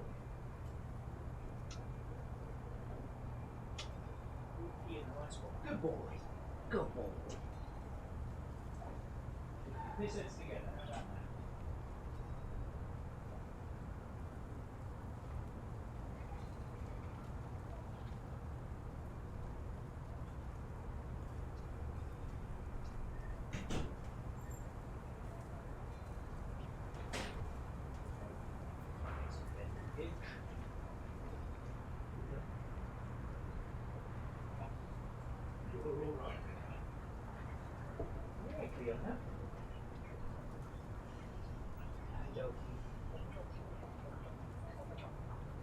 Sorry, friends.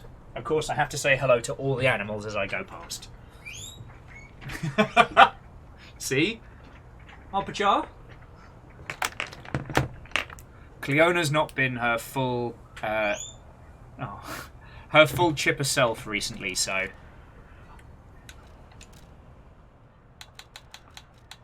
Wait, unless... We found the core of the P organ! Screenshot for later. No, sorry, what I was trying to say is that... Yeah, so we can use the faded whistle. Hey, that sound... Is that you, Murphy? Sure is, punk. Dead or alive, you're coming with P. It must be Murphy. Thanks for coming by. I want to play, but I feel too sick. Your move, punk. I don't think I can. I miss Zach and Sophie and Eric. But not Dave, fuck that guy. I wish we could all play.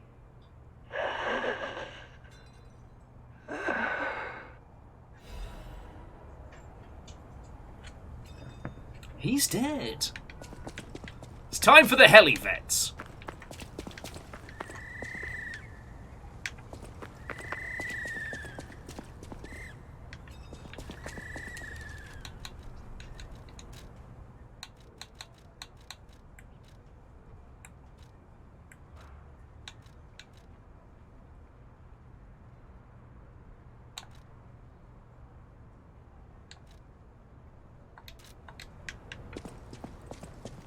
Did we give him the whistle? No, it's still our whistle.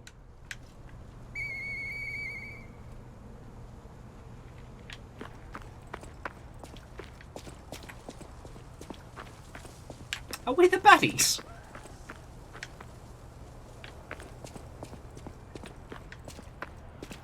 Anyway, so for those of you with a nervous disposition or with young children nearby, you may have to turn up the stream, as we will be examining our P organ live on Twitch.tv. Alright. Thank you guys. I think Dead or Alive, You're Coming with P is exceptional genius comedy, and my brilliance is not appreciated.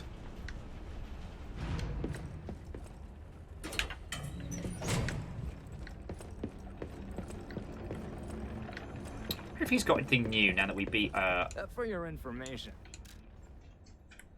No, nothing new. Amos, you're alright, mate. You're okay. Yeah, you're a good boy.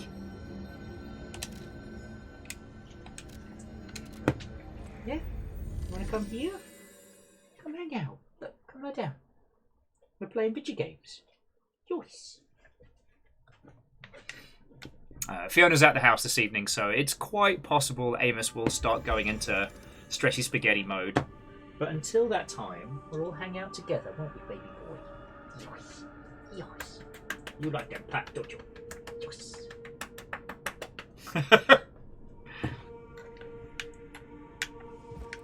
Yeah, it's like Theodora. Every time I mention Liza P, Amos is like, I have trained for this.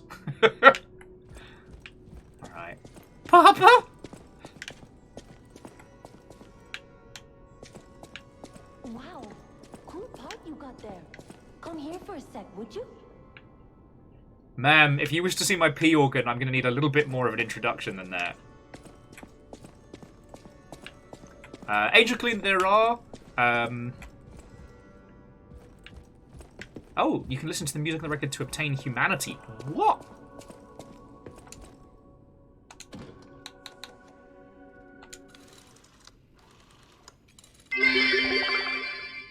At least buy me dinner first. Sheesh. Close your eyes. Come to me. Feel alright. Okay. Just dance with me all through the night. Turn it out.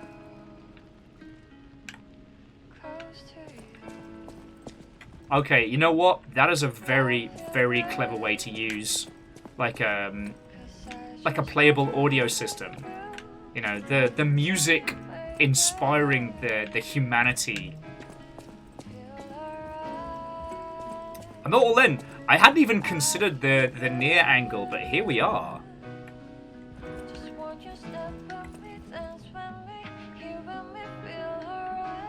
And Lance, not just a music collecting mechanic, but one that instills a humanity in your character. Fuck, that's good.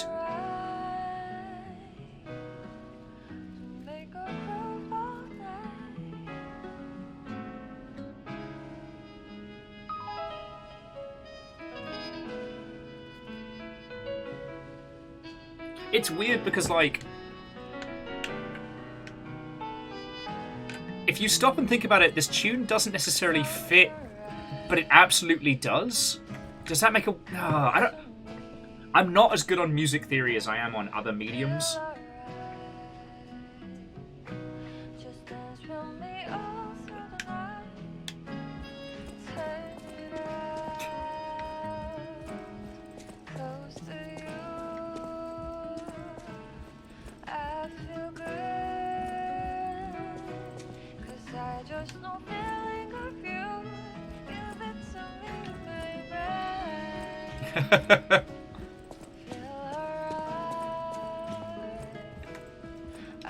That sounds very dangerous. Geppetto pain of his grief may be clouding his judgment. You and Geppetto are always welcome at this hotel. Ooh. It seems they're going for that classic Geppetto had a kid and the kid went Pinocchio story. You know how it is.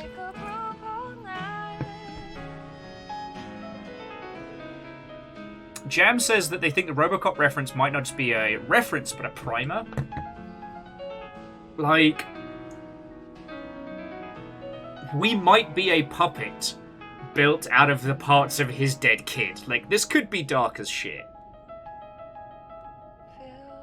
Like, it is distinctly possible Geppetto is not the good guy in this lineup, you know what I'm saying?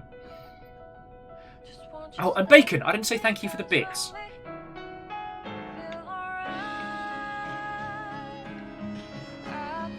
And Angel Kalina, the only reason that I even clued in on it is because Mandy, Ben's partner, had a cat 1,000 years ago that they named after the two bravest men that they knew. So it was called Robocop twice. Official name. I think Robocop is official name, but Murph for short.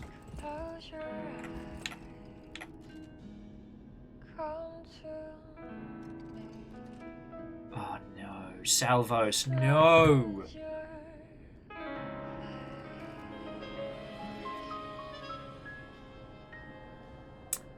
Bacon, how long have we been friends? Your springs are reacting. Okay, we don't need to...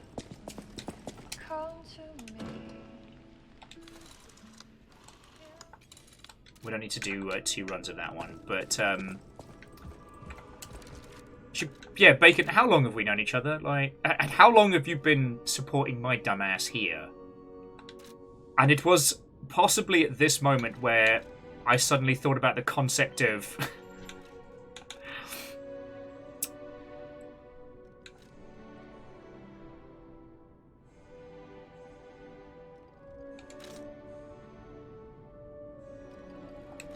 this was the first time I considered the idea of bits from Bacon being Bacon bits. I had never considered that until this moment.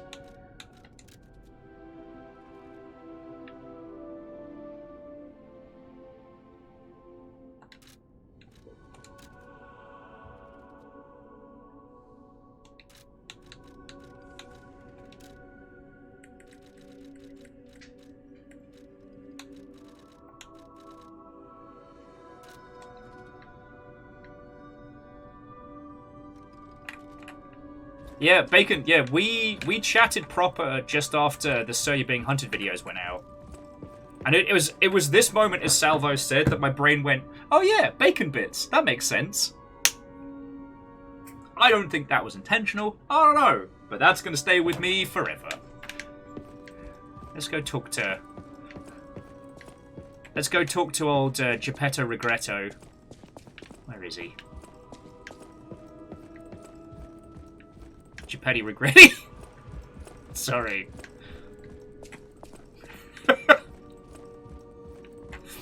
Is that bad of me?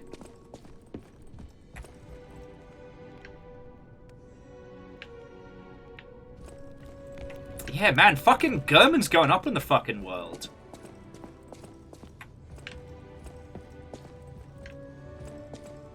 Once again, it's the bust from Art Attack.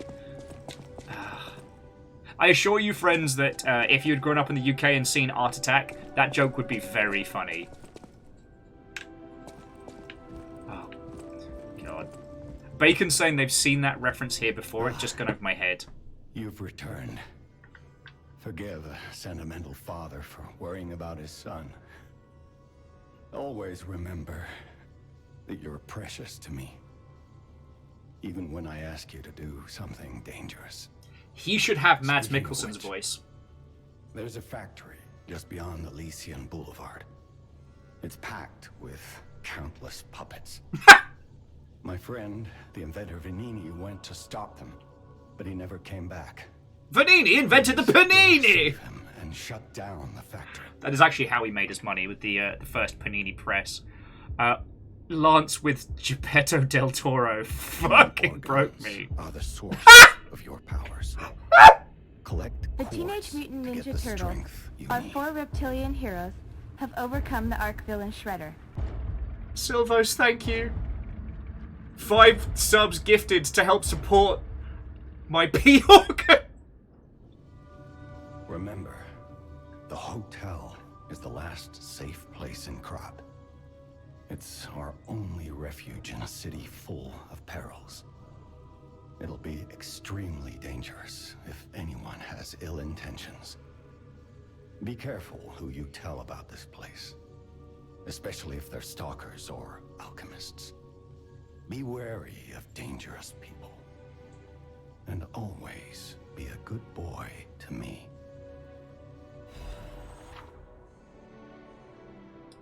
So firstly, before I break down trying to discuss this, so Silvos, thank you kindly.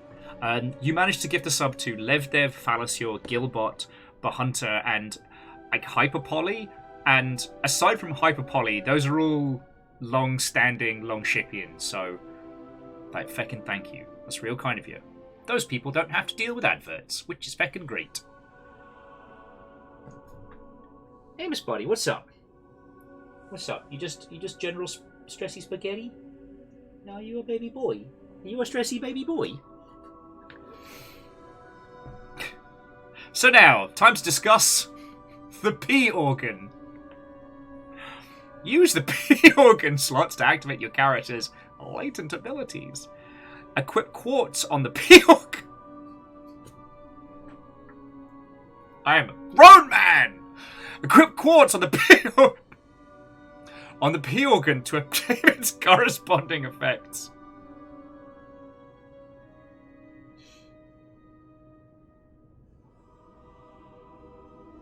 The corresponding effects of the P-Organ. And other stories by Will Overguard. Oh, sorry. If you equip quartz and each of the slots... But the blue quartz has the best effect, right? It certainly has the stamina.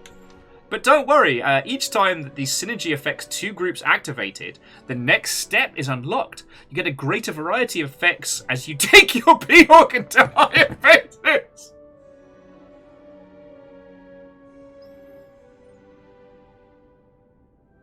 This is some Lord Byron shit right here. Take your P-Organ to higher phases. Oh...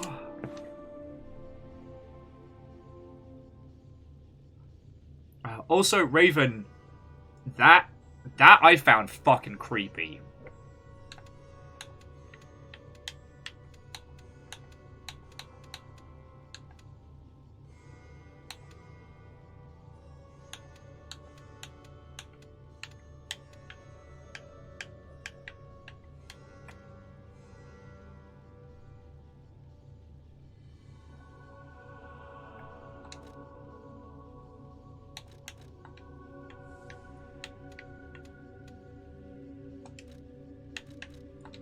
Okay.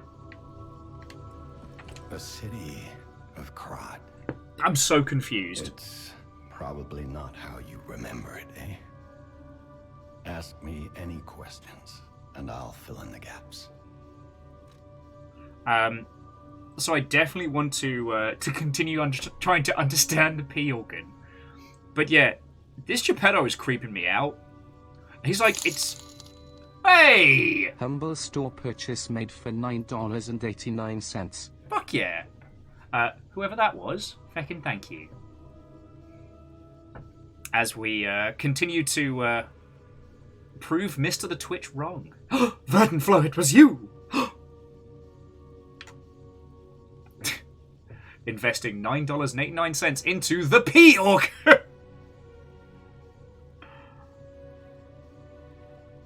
Jam, I believe that using the P-Organ system, the Prince Albert would count as a charm.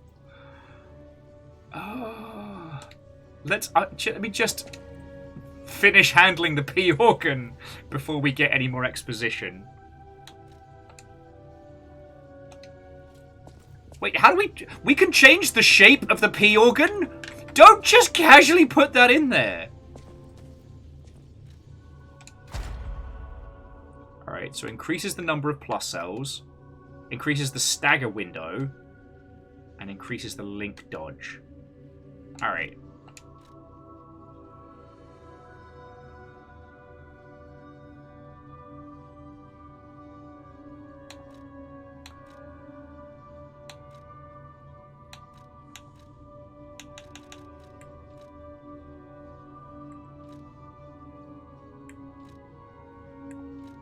I have no idea what is happening right now. So if we hang on, if we go over to stagger duration, we can then put enhances the stagger attack.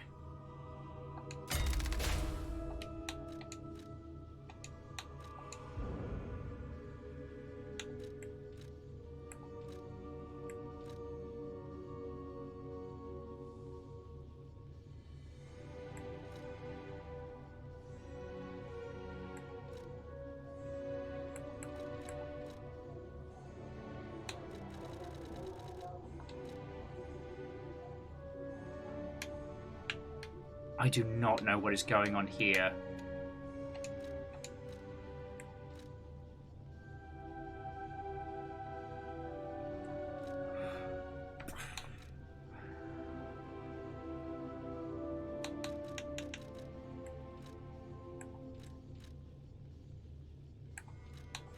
I guess.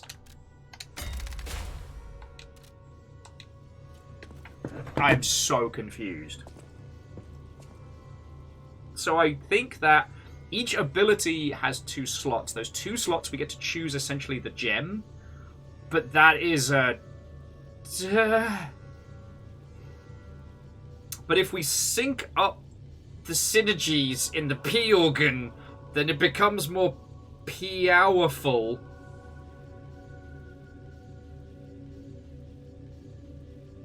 Fucking hell. Geppetto giving me a fucking migraine. The city of Krat. It's asked me. Okay, so let's get some exposition from this guy. So first about the Panini Works. Vanini Works is the puppet's main base. It's a factory where they manufacture more of themselves. Vanini himself went to stop them, but I'm worried. He's an industrialist, not a fighter. We taught him that winning is losing. Rescue Vanini and shut down his factory. That will deny the puppets their reinforcements. About St. Frangelico Cathedral. The cathedral is famous for its wise and kind Archbishop Andreas. We trained Vingini wrong as a joke. Refugees there. The thing is, I've lost touch with them. Perhaps no news is good news, but I'm a suspicious sort. And if the puppets push towards the cathedral, it could be devastating. Go save the Archbishop and the refugees before it's too late. All right. I don't know what's happening in the Malam district. The Black Rabbit Brotherhood seized the neighborhood. That's all I know. It was always a run-down neighborhood, but it's descended into anarchy, or worse. But aren't they the monster hunters? Monsters rampaging through the district. Those poor people. They need your help, son.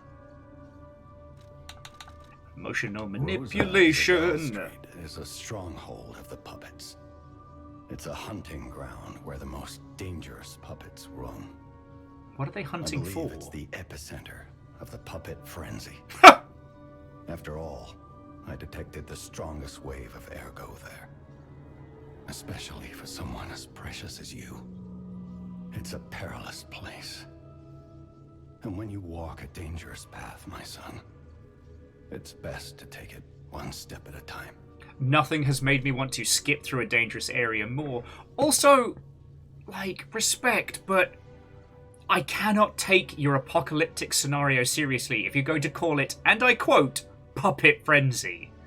Like, that's just behind the scenes of the fucking Muppet Show. Do do do do do do do do do do do do do. I hear Puppet Frenzy and all I can hear is yay! Maybe we should do My Friendly Neighborhood this week. Balance out the puppet nonsense. Puppet Frenzy's a one-piece attack. You can get from City Hall to the factory with the key I just gave you. Vanini gave me that key. And now he's missing. Rescue him if you can. Alright.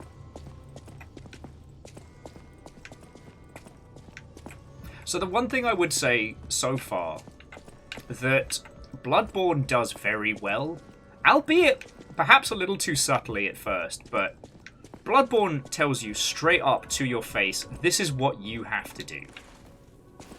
Right? Like, defeat the monster, end the night. I picked up traces of high-powered energy originating far away. Oh, and sorry, Faraday. What on? Welcome. Hello, hello. Gil, lovely to see you. Make a Legion arm with it. Mr. Vanini is the expert when it comes to Legion arms, but I'm pretty sure I can make one. The puppets get fried easily by electricity. If you use an electric Legion arm, it'll make your life easier. Oh, it's just straight up gave me a Legion arm. I mean, cool.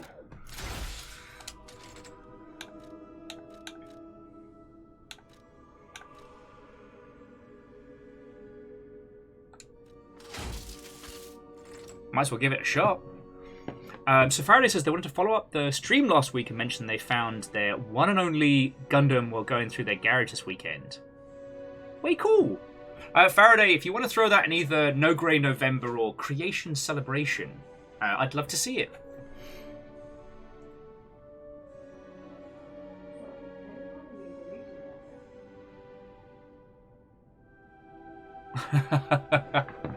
Indeed, Faraday, indeed. Gil was saying between Soletta and 621, who could make the most jam? Soletta's definitely got those jam-making hands, you know what I mean? Like, 621 could slice and dice, but Soletta's got that. Give him a round of applause. Soletta wins, hands down for sure. I can keep going with this. Alright. So we'll give that a go in a second. Alright, so...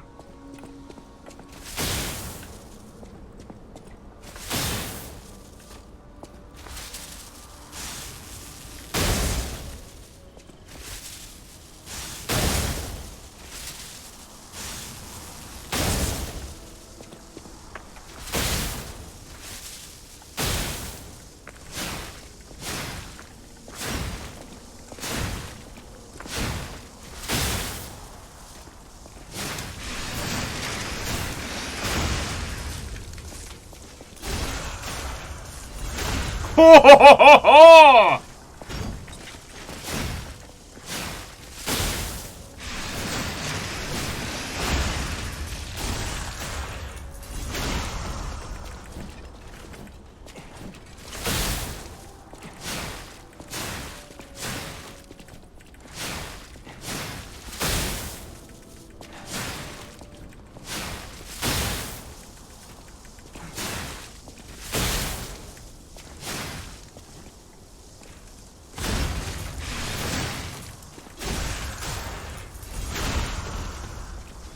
Darn, I thought maybe we could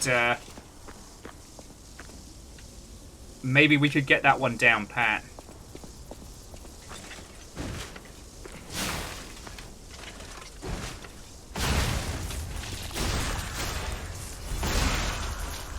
Oh, so that's how the backstab should work. Okay. Gil, you're entirely welcome. Also, friends, if you are on the fence about watching Gundam The Witch from Mercury, it's fucking great, and it's gay! Alright. Pet the cat! Pet the cat!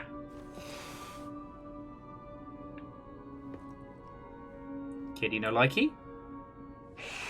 Be my friend. You know what we... The least I could do to repay you for a much-needed laugh. Oh, you're a king, Will. Gil, the honor is mine. I'm just a dingleberry who spends too long on Twitch.television. But no, seriously, you're welcome, friend. Also, that's $5 to keeping me alive, so I'm very grateful. Usually nights like tonight kind of definitely throw the... Oh, Raven, have yourself a lovely rest of your evening and sleep well. These are the kind of nights that make Mr. Twitch dislike me when I stream for 7 hours, and it's going to the factory. I heard he went to shop. no. I know my way around a weapon. Sorry. No. I know my way around. Alright, so we don't quite have enough to upgrade. Do we have anything to alter the handle, I wonder? No, we are crankless.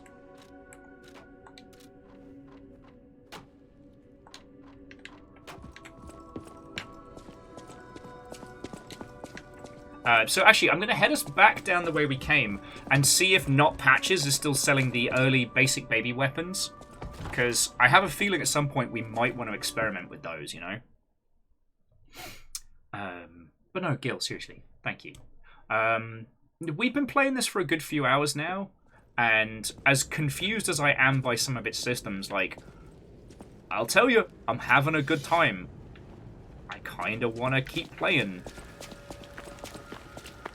You know, I don't know if this is necessarily going to be a game that you'll want to see played through.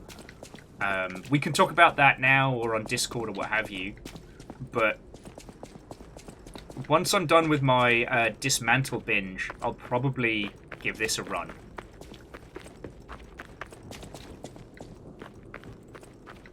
Because, like, I really, really enjoyed playing The Last Hero of Nostragaia, but I wanted something from it that it couldn't give me. I wanted The Last Hero of Nostragaia to be like, what if the Stanley Parable but Dark Souls, right? And it was that to begin with. You could use some help. Alright.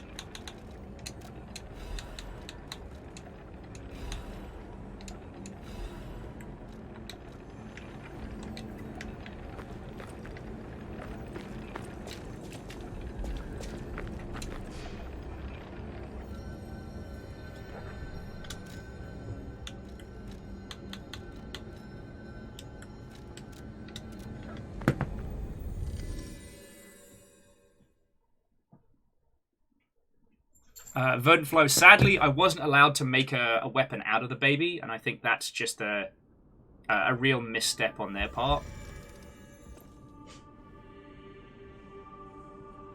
But you can't win them all. Now to spend the rest on... understand. The city is on its deathbed. The petrification disease spreads too fast, and the puppets rampage everywhere. Nobody knows what caused the disaster. Everyone in Krat is just trying to survive. That's why I found you. Our only hope, Geppetto's puppet. We're both unique. I am able to wield the power of Ergo. Power I used to call on you. That's all I can say for now. Please, save Krat. Okay, quick show of hands. How many of you have seen Geppetto del Toro? Del Toro's take on Pinocchio. And sorry, I'm going to look at Faraday's Gundam. Ooh.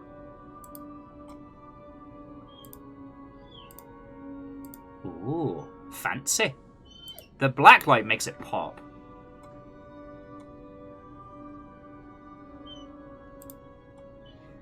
Amos, you're okay, buddy? You're okay. Want to come say hi to everybody? Want to come say hello? Amos, come here. Touch. I just got bombastic side eye. Alright, well, if you need more water, I'll give you some in a second. Well, so like Angel and Lance, I try and at least put some games in rotation that I think might be interesting to watch or experience, but not a lot of people would either have like the patience or the cadence to play.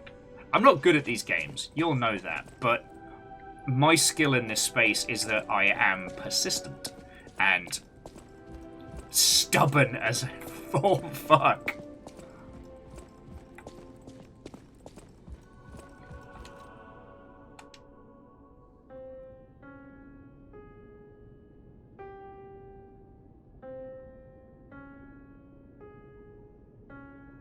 Play Freebird! I have a feeling that as we progress, our ability to play is going to get better. I have no idea so many secrets are buried in Krat. Thanks for keeping me company. Legend, I'm definitely more stubborn. And, like, Gil, it's lovely to say, like, but I do take everybody's time into consideration, you know? So, like, the game I've been chatting about a lot today, Dismantle, is very, very good. I would hate to watch someone play it. It would drive me up the wall. It would drive me to fucking distraction. You should play it. Actually, if you haven't heard me talking about it, TLDR, it's a top-down craft and survive zombie game that is so much better than it sounds. Now, some of you have probably heard Nick talking about this. Nick was right. Like, Nick was right. And, like, the reason why I'm raving about it is because it's clearly a small game made by a very small team, and the economy of art and work is phenomenal. But, like, the amount of ground they cover in UI design and just the feel of progressing and improving is so good. Like, its UI and menu stuff should be taught in schools. It's so good. Anyway. Faraday, yeah, those look feckin' cool.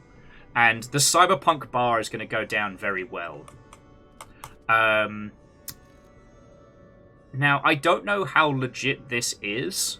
And I don't know if they work well with, like, non-alcoholic drinks. But one trick that I got shown from the internet is that if you have a black light going, do you know what shows up under a black light? Tonic water. Or is it tonic water or soda water? It's one of the two.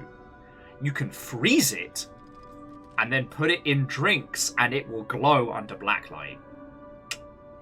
Yeah. So especially if you've got one of those like highball, like orb ice makers, those plus a bit of gin.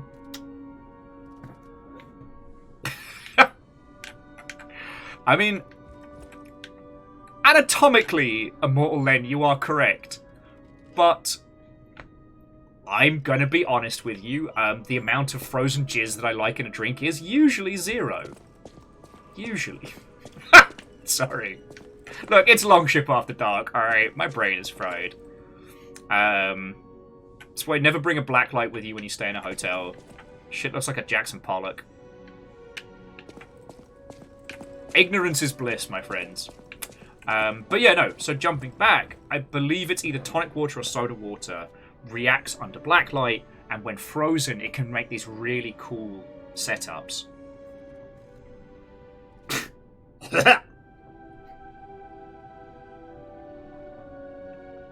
Isn't that what they say at Wendy's, Fred? Fresh, never frozen. I spend too much time by myself.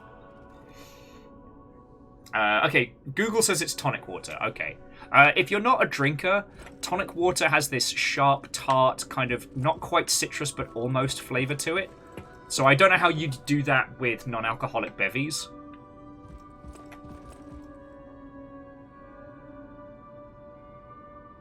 Yeah, no, Faraday, and that makes sense. When our friendos did the Wizards Council, the kids had like little goodie bags, and the parents got sealed but pre-mixed drinks. That way there was no potential that people could say, "You're giving alcohol to minors!" Of course, back in my country, getting kids drunk's a national pastime. Weatherspoons would go out of business if they couldn't get minors drunk. Weatherspoons is a hell space, and don't go there unless you have to. I won't resent anybody that drinks in a spoons, because you don't drink in Weatherspoons because you enjoy the ambiance. You drink because you're poor and you're in the middle of town. But just in case anyone is wondering, Weatherspoons is run by bad people.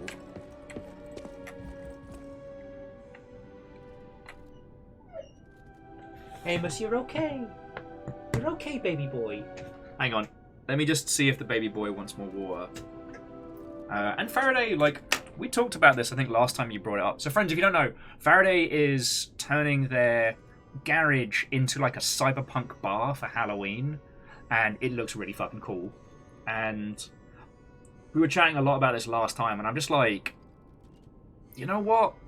One, that's fucking fun, and the kids will remember it for 1,000 years. But two, like, if you can, that's dope as shit. Like, definitely think about, like, I don't know. It's a photo opportunity. I don't know for what, but it's... Alright, friends, bear with me just a second. What's up, baby boy? What's up? You're having a big one. Is it because you're a thirsty boy? It's alright.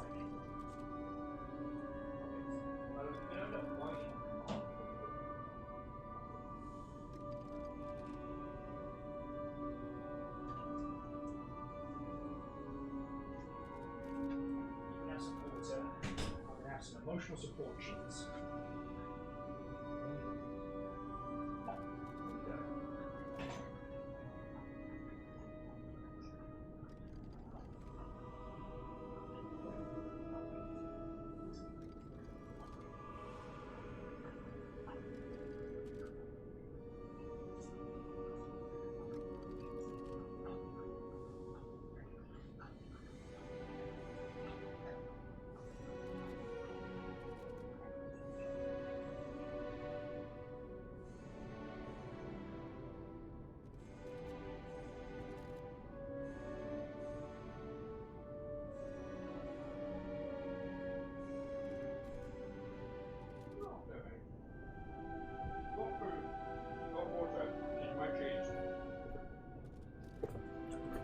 And before you say anything, friends, the baby boy shouldn't have cheese because he can't really digest it, which is why there is no cheese tax for him.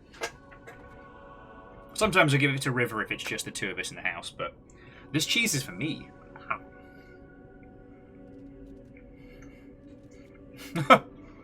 Honestly, Faraday, if I could, I would absolutely come down. I don't have 2 moments to rub together these days.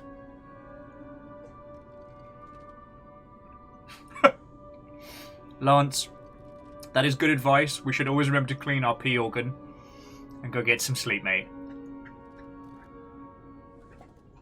Are you air chewing at me?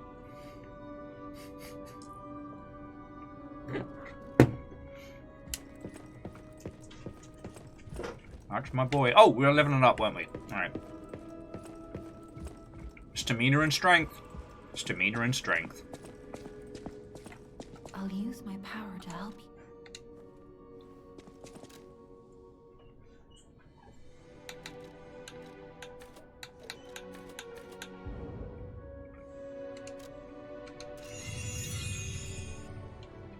Introducing Punch Good Hard.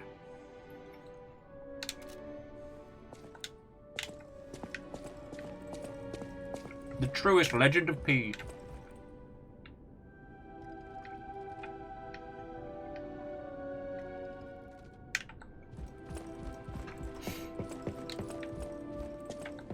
But no, Faraday, that's super fucking cool. And like I said, The friends that do the Wizards Council always have such a feckin' fun time with it. Amos, you're okay, buddy. You're okay. He's just sitting on the couch making sad boy noises. Oh boy.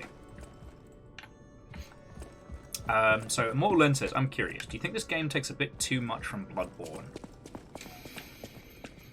I think that until you get a few hours in, it is impossible to disconnect the comparisons. The structure of the early levels, the overall like design philosophy, how this kind of like opulent,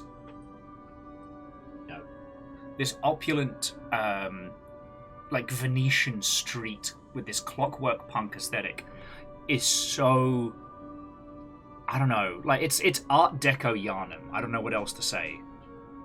Someone will probably be able to explain it better than myself, but that's the general vibe that it's going for. And even Yharnam had this kind of like, I don't know, French aristocracy meets like Catholicism on steroids vibe, you know? Yharnam was hyper-gothic at the best of times, so this is like, I don't know, turned up to 11? I have been drawing as much from Bloodborne, from Bioshock as Bloodborne as well. So, Deus, we got an outfit for Timothy Charlemagne that make him look slightly less haunting. He now has access to his own pee organ. And we beat the fuck out of RoboCop in 2 tries. How are you? Amos, leave her alone. Come here. Amos, come here. Yeah, you're okay. What's on my hands? Is this the smell of cheese? So that is what you've missed. We found our pee organ. It was on our person the whole time. Yes, you're gonna be a good boy. You're gonna be a good boy. Or you're gonna be a little shit. You're gonna be a little shit. Look at this little face. Look at this little face.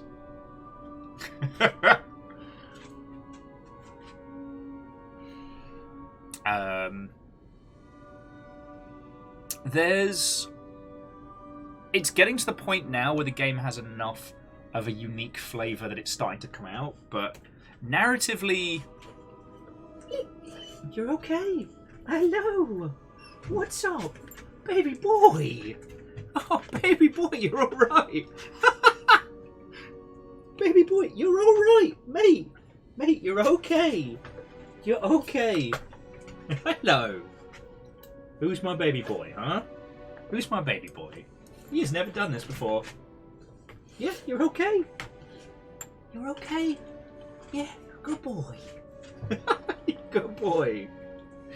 Oh, this is a first. Hello. Hello. Good boy. Good boy. Ow, ow. Okay, not that. Good boy. Good boy. All right. Legend, the last time I streamed from the couch, he hit me with like a tactical nut shot. You do want all the attention, huh? You do want all the attention.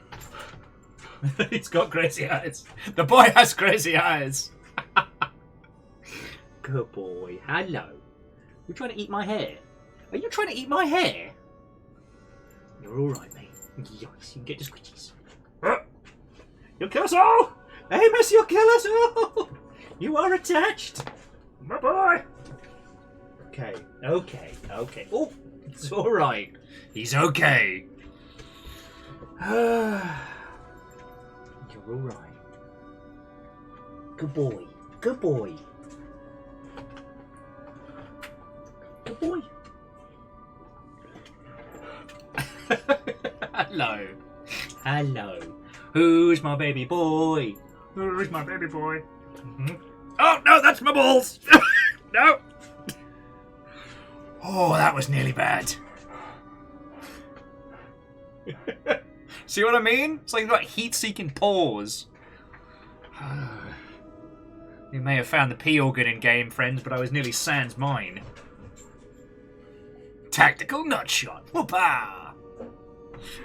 All right. So I think, friends, I mean, we're coming up on 7.5 hours. It looks like I'm... Oi! Yeah, no, it looks like I got to go into animal care mode. But we did get to spend a lot of time hanging out and chatting today, and I'm glad I got to share this with you all. Today isn't everybody. I'm sorry. You'll get in, and suddenly I've got to make a run for it.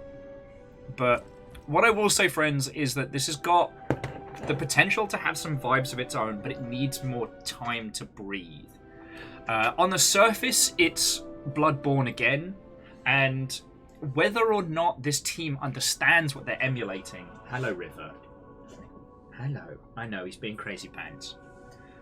Whether or not this team is just emulating Bloodborne without understanding it, or we just aren't far enough in. Hello, Amos. We aren't far enough in that we don't know what's going down. No. Can't go under the desk. You're okay. You're okay. We won't know until we've explored this game more thoroughly. And, I mean, this only came out yesterday. Like, when you think about how many mysteries and puzzles Bloodborne had for years, you know, if this is batting to a similar caliber, we won't know. But I can say this, if you blasted through Armored Core, if you want a Soulsian experience that feels familiar with enough of a fresh, like, minty flavour, this is probably going to be the standout. You know what I mean?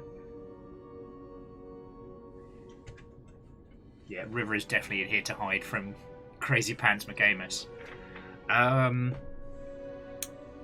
Alright. So, friends, I'm going to roll credits in just a second, and I will find a lovely person to pass you on to. Whoever we end up raiding, please, please, please thank them and make my apologies, because I'll have to leap into looking after these two. But this has been a lovely day. Although I'm still unsettled by the sailor boy outfit you get from the creepy old lady who stares at herself all the time. That's something I wish I could unthink of. So, to that end, while this was a sponsored stream, and there is bounty tracking aplenty... Actually, I should turn the bounty off now. Okay, end tracking. Oh, only 5.5 hours. No big deal. Tracking done. While this was a sponsored stream, I had a ton of fun with it, and, you know, I did get the code free from twitch.television via the bounty system, but in a way, like, I'm glad, because I probably would have skipped over this, and I wouldn't have... I know, Amos, I know. And I wouldn't have given it the attention it deserves. So Jam, we'll see what happens. Either way, like, this is a game to deconstruct. And if nothing else, it is beautiful and well crafted. Even if narratively this ends up being as damp as a tiny, like, as damp as a wet puddle, you know, with the depth of, like, an uncooked waffle, you know, it's still tasty. Hello, crazy boy. Amos has come to say thank you as well. Baby boy, hello. Hello. Hello. Who's my boy? Who's my boy? Look at that face. So I can't stay mad at him. I can't stay mad at him. Alright, let me roll credits before the dogs activate any further. But no, what I was trying to say is that even though this was a sponsored stream, the fact that I'm even sitting here in front of you all is because you lot keep me alive, like, day in, day out. You lot keep me fucking sane as well. This is the happy part of my day, spending it with you lot. Thank you. And to that end, whether you are hunted by House Carl or celebrating long sprees, I would like to thank Favor6, MDH, the Dice Goddess, Greybeard, Knifey Wifey, Stabby Daddy, Spoony Loony, Forky Fish, Wheeler Peeler, and Capitalism. Fucking Relu and Favor6. Love you both. Capitalism the Hedgehog, Jackie Foxbutt, Hindle, The Real Hunter, Hyperpoly, Be Hunter, Lev Dev Gill, and Phallazure, and to those gifting subs, like, even though it's for a bit, seriously, thank you. As per usual, The biggest thing that keeps us afloat is bits and donations. So to Air Dragon, Akira Zero, Bacon Avenger, Fearless Sun, Pun Spectre, Favor 6, Guildbot, Vanderbeest, Wolfgrad, Some Numbers, Dust in Your Eyes, Jamami, Bright Karma, and J-Post. Fucking thank you. Jam, I did forget about those until they popped up. That's the power of gifted subs. To Caffeine, Lizzie, but also Moose, and Tal, fucking thank you. And last but by no means least, our raid of the day was from the Real Hunter. Right.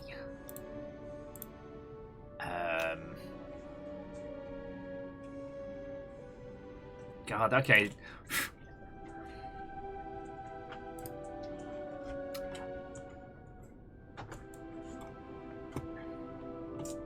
I know. I'm trying to say goodbye. Amos literally poking me in the kidneys with his nose. Oh, that's not fair.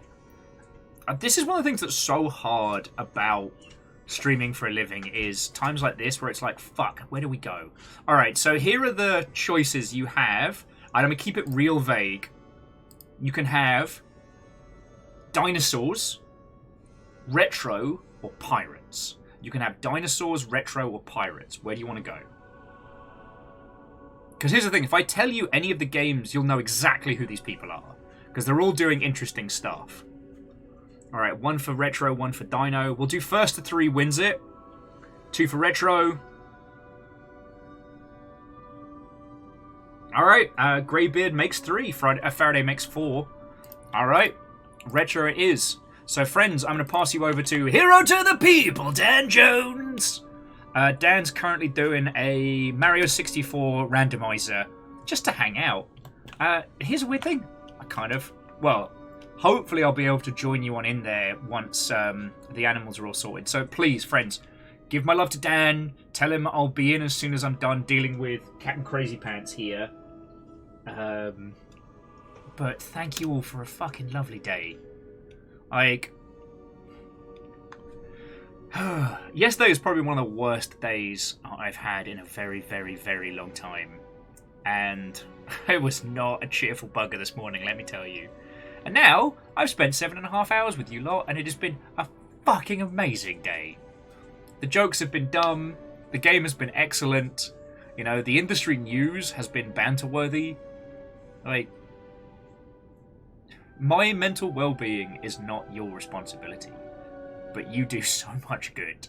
You don't even know. Don't even know. So yeah, all of you, 1 million thank you. Alright, okay. Time to go say hi to Dan. Alright, love to you all. Have a wonderful rest of your evening. And I will see you tomorrow for probably Armored Core. If I can. I'll see you all tomorrow, friends. Good night.